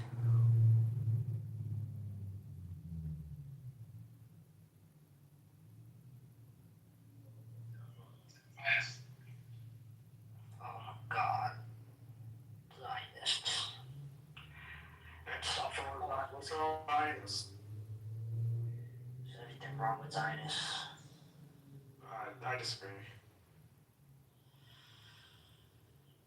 David. One day your eyes will open. Who here is a jihadist? I'm not a jihadist. Well, I'd rather take a Zionist than a jihadist any day. I mean, yeah, I think the entire meaning of jihad kind of shifted. I mean, I just need you guys to actually Google jihad and research what it is. It's battle. Inner struggle, specifically. It means people blowing themselves up in public. Not necessarily. And trying to kill as many people as they can. Not necessarily. Yeah, not necessarily, but it includes that as well, right? No, it doesn't include suicide bombing. Suicide, first off, is haram. So, why, you know,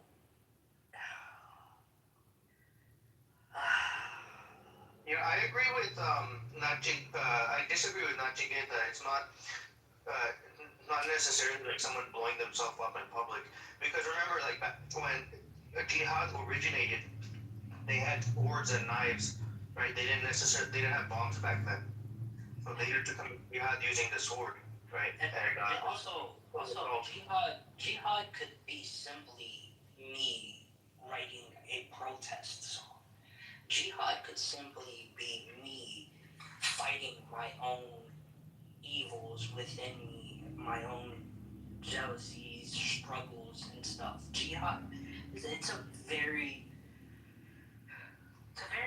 complex thing.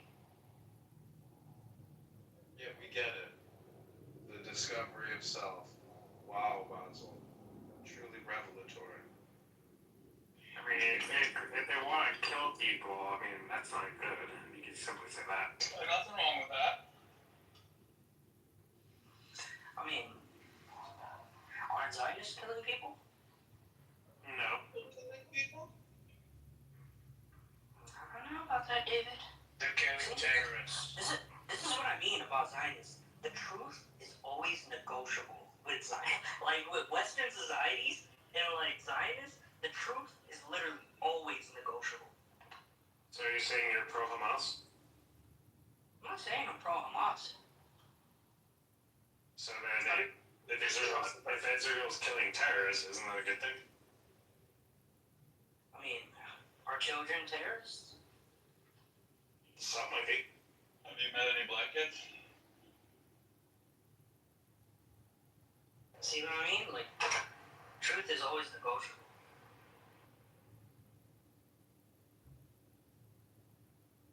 Basil, I hate to tell you this, you'll never find any satisfaction until you become a philosopher. Many Muslim jihadists will never become philosophers. But I would like to break your mind virus and your conditioning and programming with a beautiful song dedicated to betas and Rabbi Strom. This is by creator and musician and politician John Kitover. I don't know. I'm a pretty avid person. Turn this shit off, bro. Turn it off, turn it off, turn it off. Turn this shit off. Basil, are you a woman or a man? I don't even know you, first off. Who are you? So that's why I'm asking, are you a woman or a man? I don't want to get to know you. Can you not ask me questions? I generally can't tell.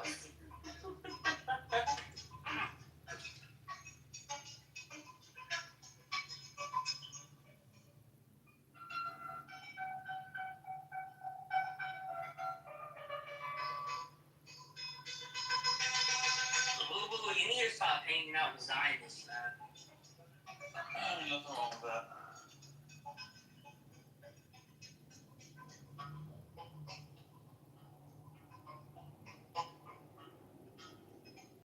Who is a Zionist? God, I'm learning things every day. Oh my goodness. Muslims are so salty over this right now. It's incredible. I mean, there's never a good solution to like two extremes, and I'm just saying, I think people want to. The one solution, stupid, that's strength. I think honestly, people want to prolong. Final solution. People just want to prolong human suffering. Yeah, I mean, you're prolonging it right now for me. Basil, you have to decide which side you're on. Man cannot exist with both positions. Either you are for or against terrorism, and you are either for or against the law. John, this is a generation that hates their parents and refuses to have children because they hate children. They don't give a shit about anything. Honestly, it's a waste of cause. They should have all been born. I don't know why you're creating assumptions because I love my family and I would like to have children one day.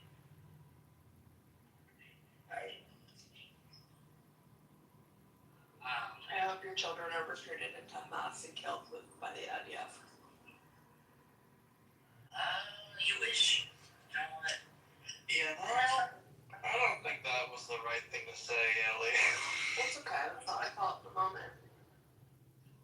Well, if you're wondering why people don't like Israelis, That's okay. or the Jews, I mean, Jacob, they didn't like us before. It's okay. might be because of what you just said there. I don't know.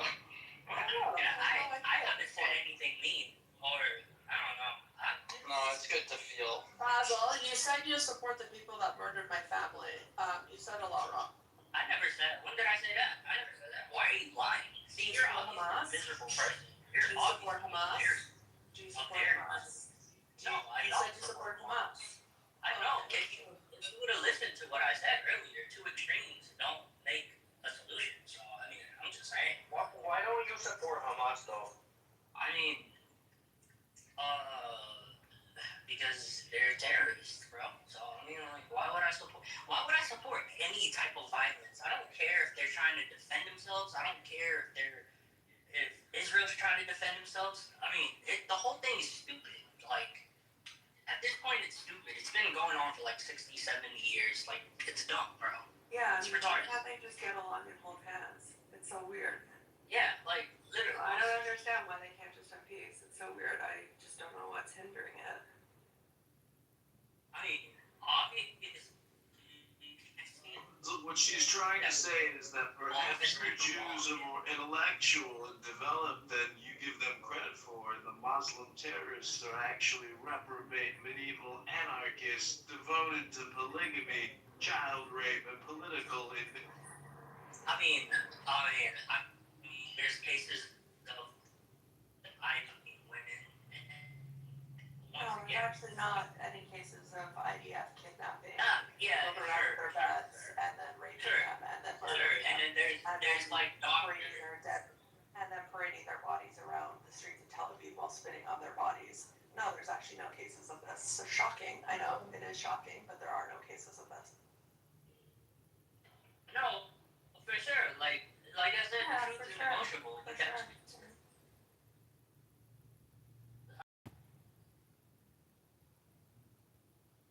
How old are you? Roughly? You don't have to give me an exact age, but like an age range? I don't. 18 to 25? Yeah, 25. Listen, I don't want to get to know you, okay? I have no I interest just in want to knowing figure it out. You want to know why? Because I have a 12-year-old daughter, and I'm doing everything in my power to make sure that she doesn't turn out to be a tranny or an anti-Zio. So, I can't decide whether or not you're a tranny, but you're definitely an anti-Zio, and I'm trying to figure out how I can make sure that my daughter doesn't end up like you. It's a real fear for me as a parent. Your parents fucked up, but I don't want to make the same mistakes.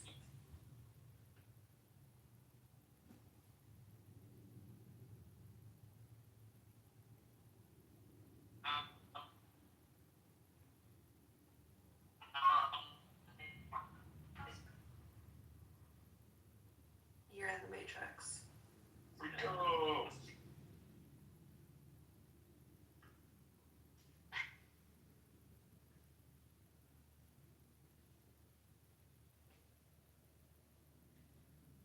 Yeah, what kind of car do you drive? Toyota Highlander, why? Nice. It's Just making car. reliable. David B. No. Dude, I talked to Steve-O today. It's pretty cool.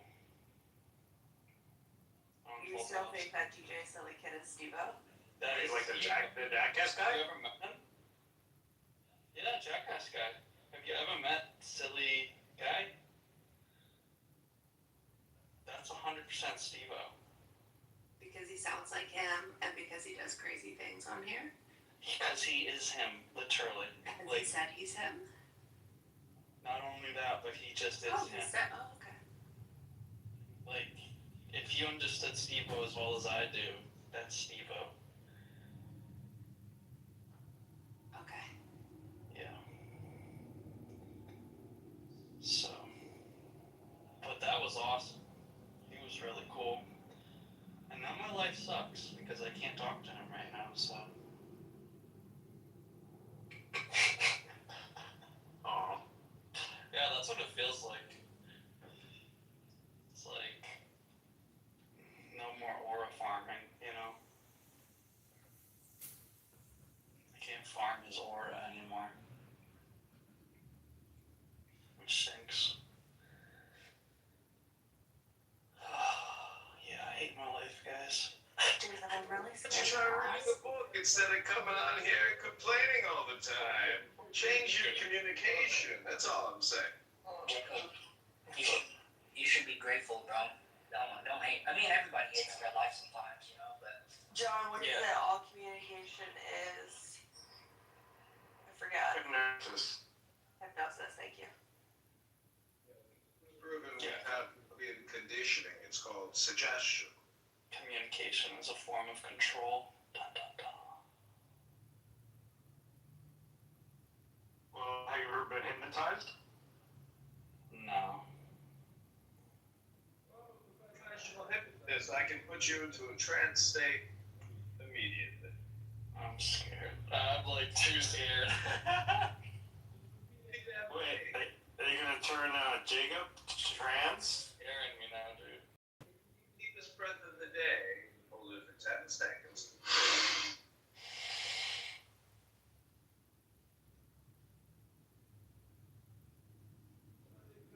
And say, I am reaching critical mass.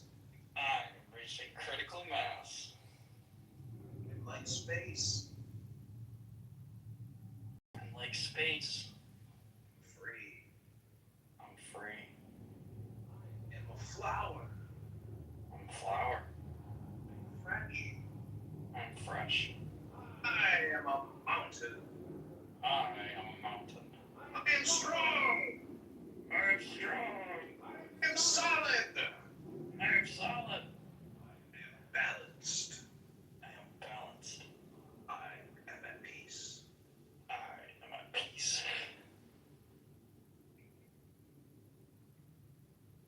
How do you feel versus the way you felt 30 seconds ago? Scared. Scared if I got hypnotized, but thanks, John. That was nice. Appreciate that. Thank you. I love you.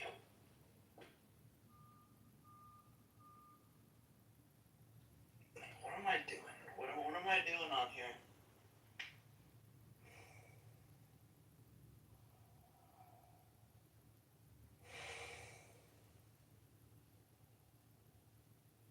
I'm like preventing loneliness.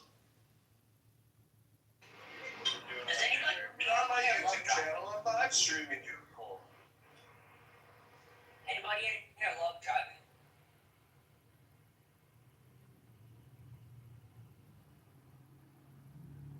I don't know if you guys can hear me or not. Where you're driving to? I'm going to pick up some food for my family. That's nice. Oh my That's really gosh, good. that's a buttercup. It's a Mediterranean restaurant. Are you Lebanese? No, is that not?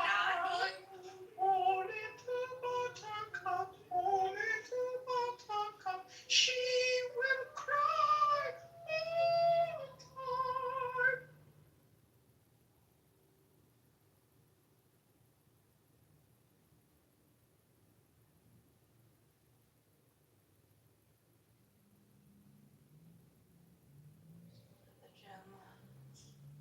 You go to the gym, Yelly? That's a good example of healthy rejection.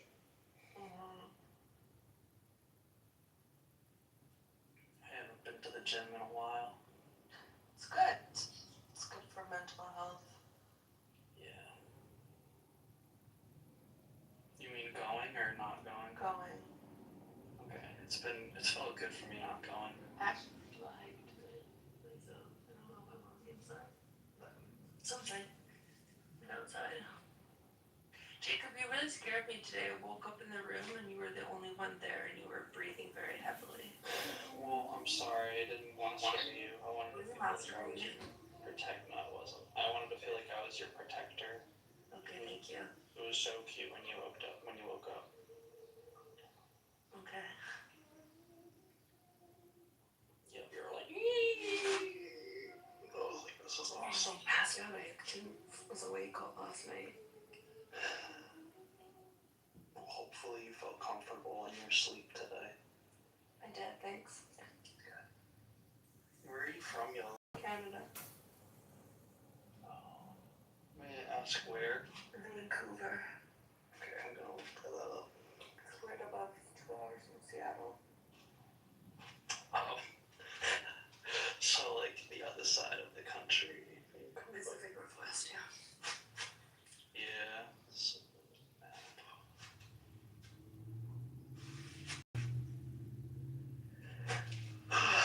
okay. Yeah, like, literally the exact scares me. How funny is that? Because I'm in Massachusetts. We're on the opposite ends of the continent, which is pretty funny. Really not funny at all. There's no humor in that statement whatsoever. Perhaps there is something wrong with you. Did you grow up in Vancouver your whole life? Vancouver. Excuse me. Did you say yeah? Is she gone? Vancouver.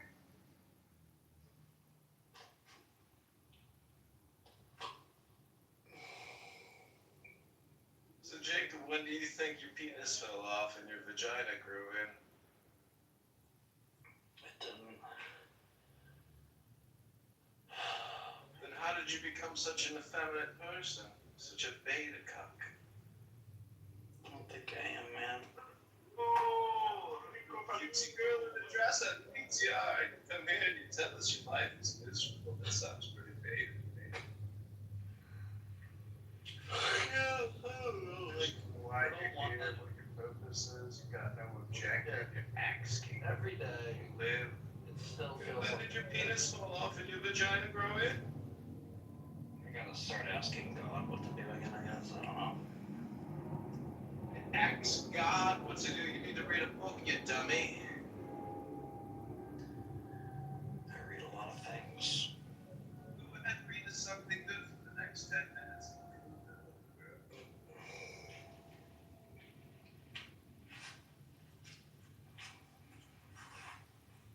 My heart. Feels like I'm gonna get heart palpitations or something soon. Don't worry about it. Press on until you get a big, hard, stiff dick. I already do that so much. Welcome back to the book club, everybody, where nobody reads books anymore. We only have one rule in our book club. You read for 10 minutes, and that's it. That's the whole rule. You read a book to somebody for 10 minutes in my book club. Like, I wish that one rule. You read for 10 minutes, and that's it. Go ahead, Jay. I wish life was that easy where you could just read for 10 minutes a day, go to bed, sleep for the whole day, 23 hours, in 50 minutes, wake up, read for 10 minutes, that's it, and you do that your whole life. Book club. That's our number one rule, Jake. Do you have a good book to read, or are you going to sit here and moan like a little girl? I hate being awake. But he's depressed. I don't like how my eyes are working.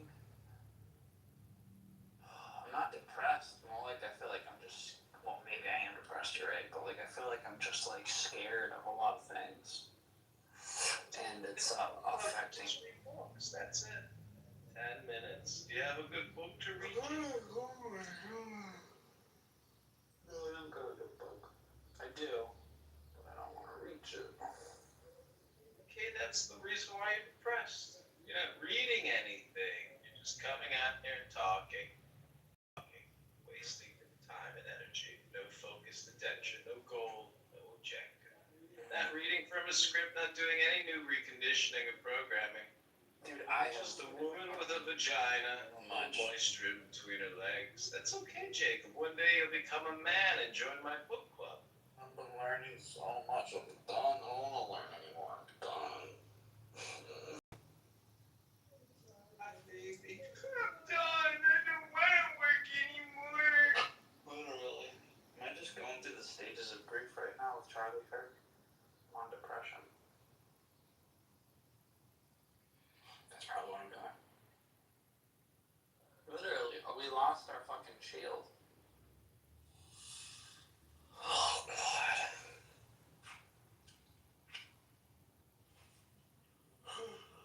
I need acceptance.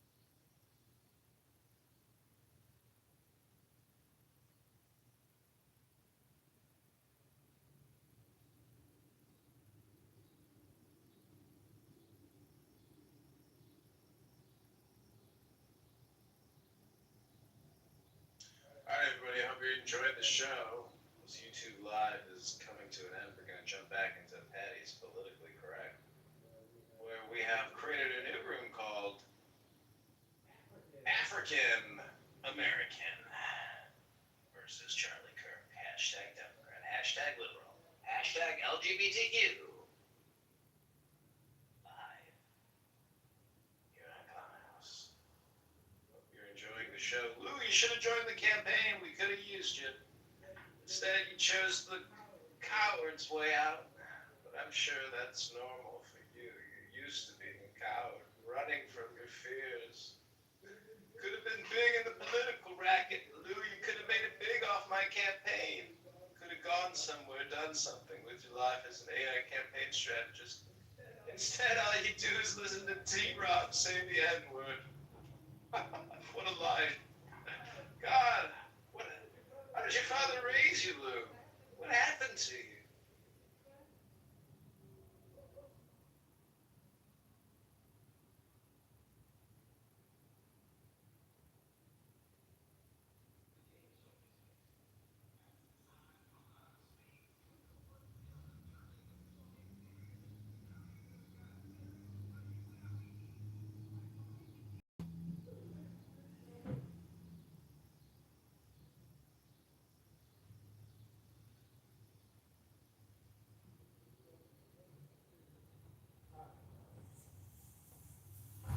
Devastating.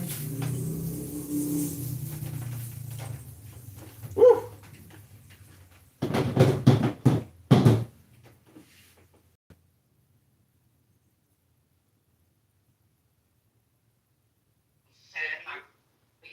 Patty, there. I'm not telling you this here, but I'm not telling you where it is. This is a place that nobody would ever look. And tell them how they get down in Oakland. I had never seen no shit like this. You know where I am. No, I'm saying, So Brian, tell them how to get down in Oakland. we're the top car theft city in the entire state. I think they said it was like there's like. No, tell them how you park your car in Oakland if you want to come back to it. It's called vipping. It's called vipping, right? So in Oakland, there was a thing called. No, not at all. But Who knows? Who cares? Okay. No.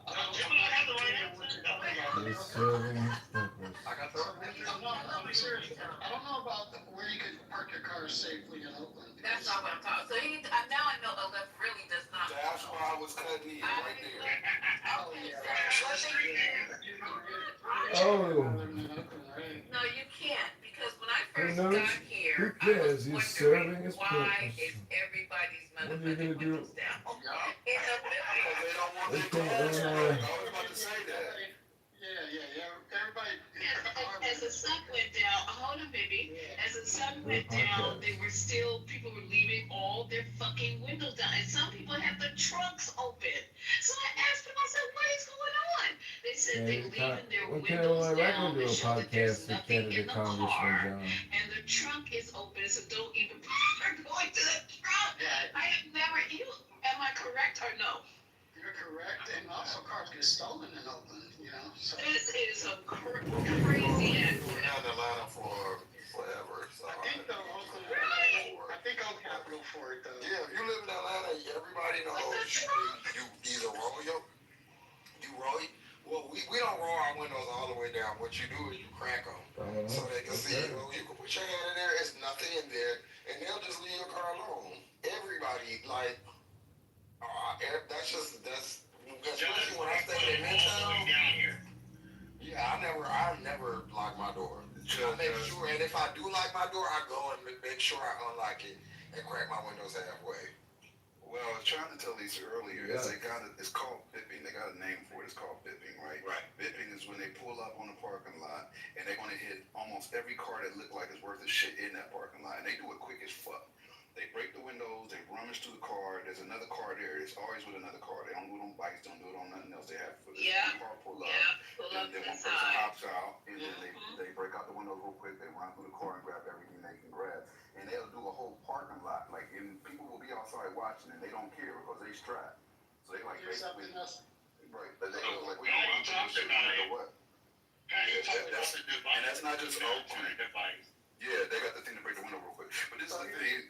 It's not even military. You can buy them on Amazon right now. They got 1 million devices that do that. Like that busted. A lot of the knives have it on the edge of the knife where you just turn your knife to the handle and you hit it at the car window, and it also has a seatbelt thing on them. A lot of knives have that. But here's the thing. That's not just Oakland. Lisa. That's the Bay Area. That's Oakland. That's San Francisco. That's Vallejo. That's San Jose. That's the whole Bay Area. That's not. That is a There's Bay a Area. low budget way though that people do in Oakland, right? They go to the parking lot with their Bluetooth, right? And then they see if you got like a Apple computer or a computer in your car while they're walking around. Oh yeah, I heard about that too. Yeah. Yeah, if you leave your Bluetooth on, there's a scanner to show it's in the vehicle. Anybody leaving their money in their car, Lisa, crazy as hell. Like you were asking for it. I'm telling you guys, you'll never find it. I'm That's telling what they you. all say. No, Lisa, babe, I thought I that too. swear. And I woke up one morning, I was living in Dallas, and it was like, senior, 250, Kroger, 590. I'm like, what the hell? And you, I don't know if y'all got like debit or credit cards where it show you like in real time where you, so I'm getting these notifications. I'm like, what the fuck is going on? It took me a second. I went downstairs, these motherfuckers got within my car, found my little hiding space, I got my little, extra debit card, my little cash stash. You better stop that shit. They gonna find it. Let me tell you guys a funny story. There's a guy, it's San Leandro, which is basically Oakland, but it's San Leandro, like the east side of San Leandro. Guy's car got broken into, so he recorded it on Instagram and said, "Y'all are stupid. You didn't look under the seat. Look at the money that was under the seat that you didn't get." And he put it on Instagram.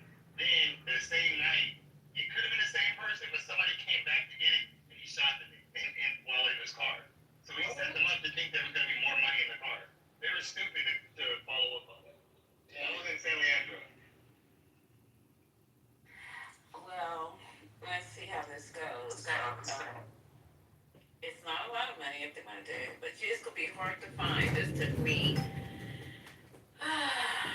It took me a year, and it's some place I'm telling you guys. There are places in your car that people who are breaking into it will never fucking look. So. Alright, but let me be clear. Is it more than $20? First lady, it's in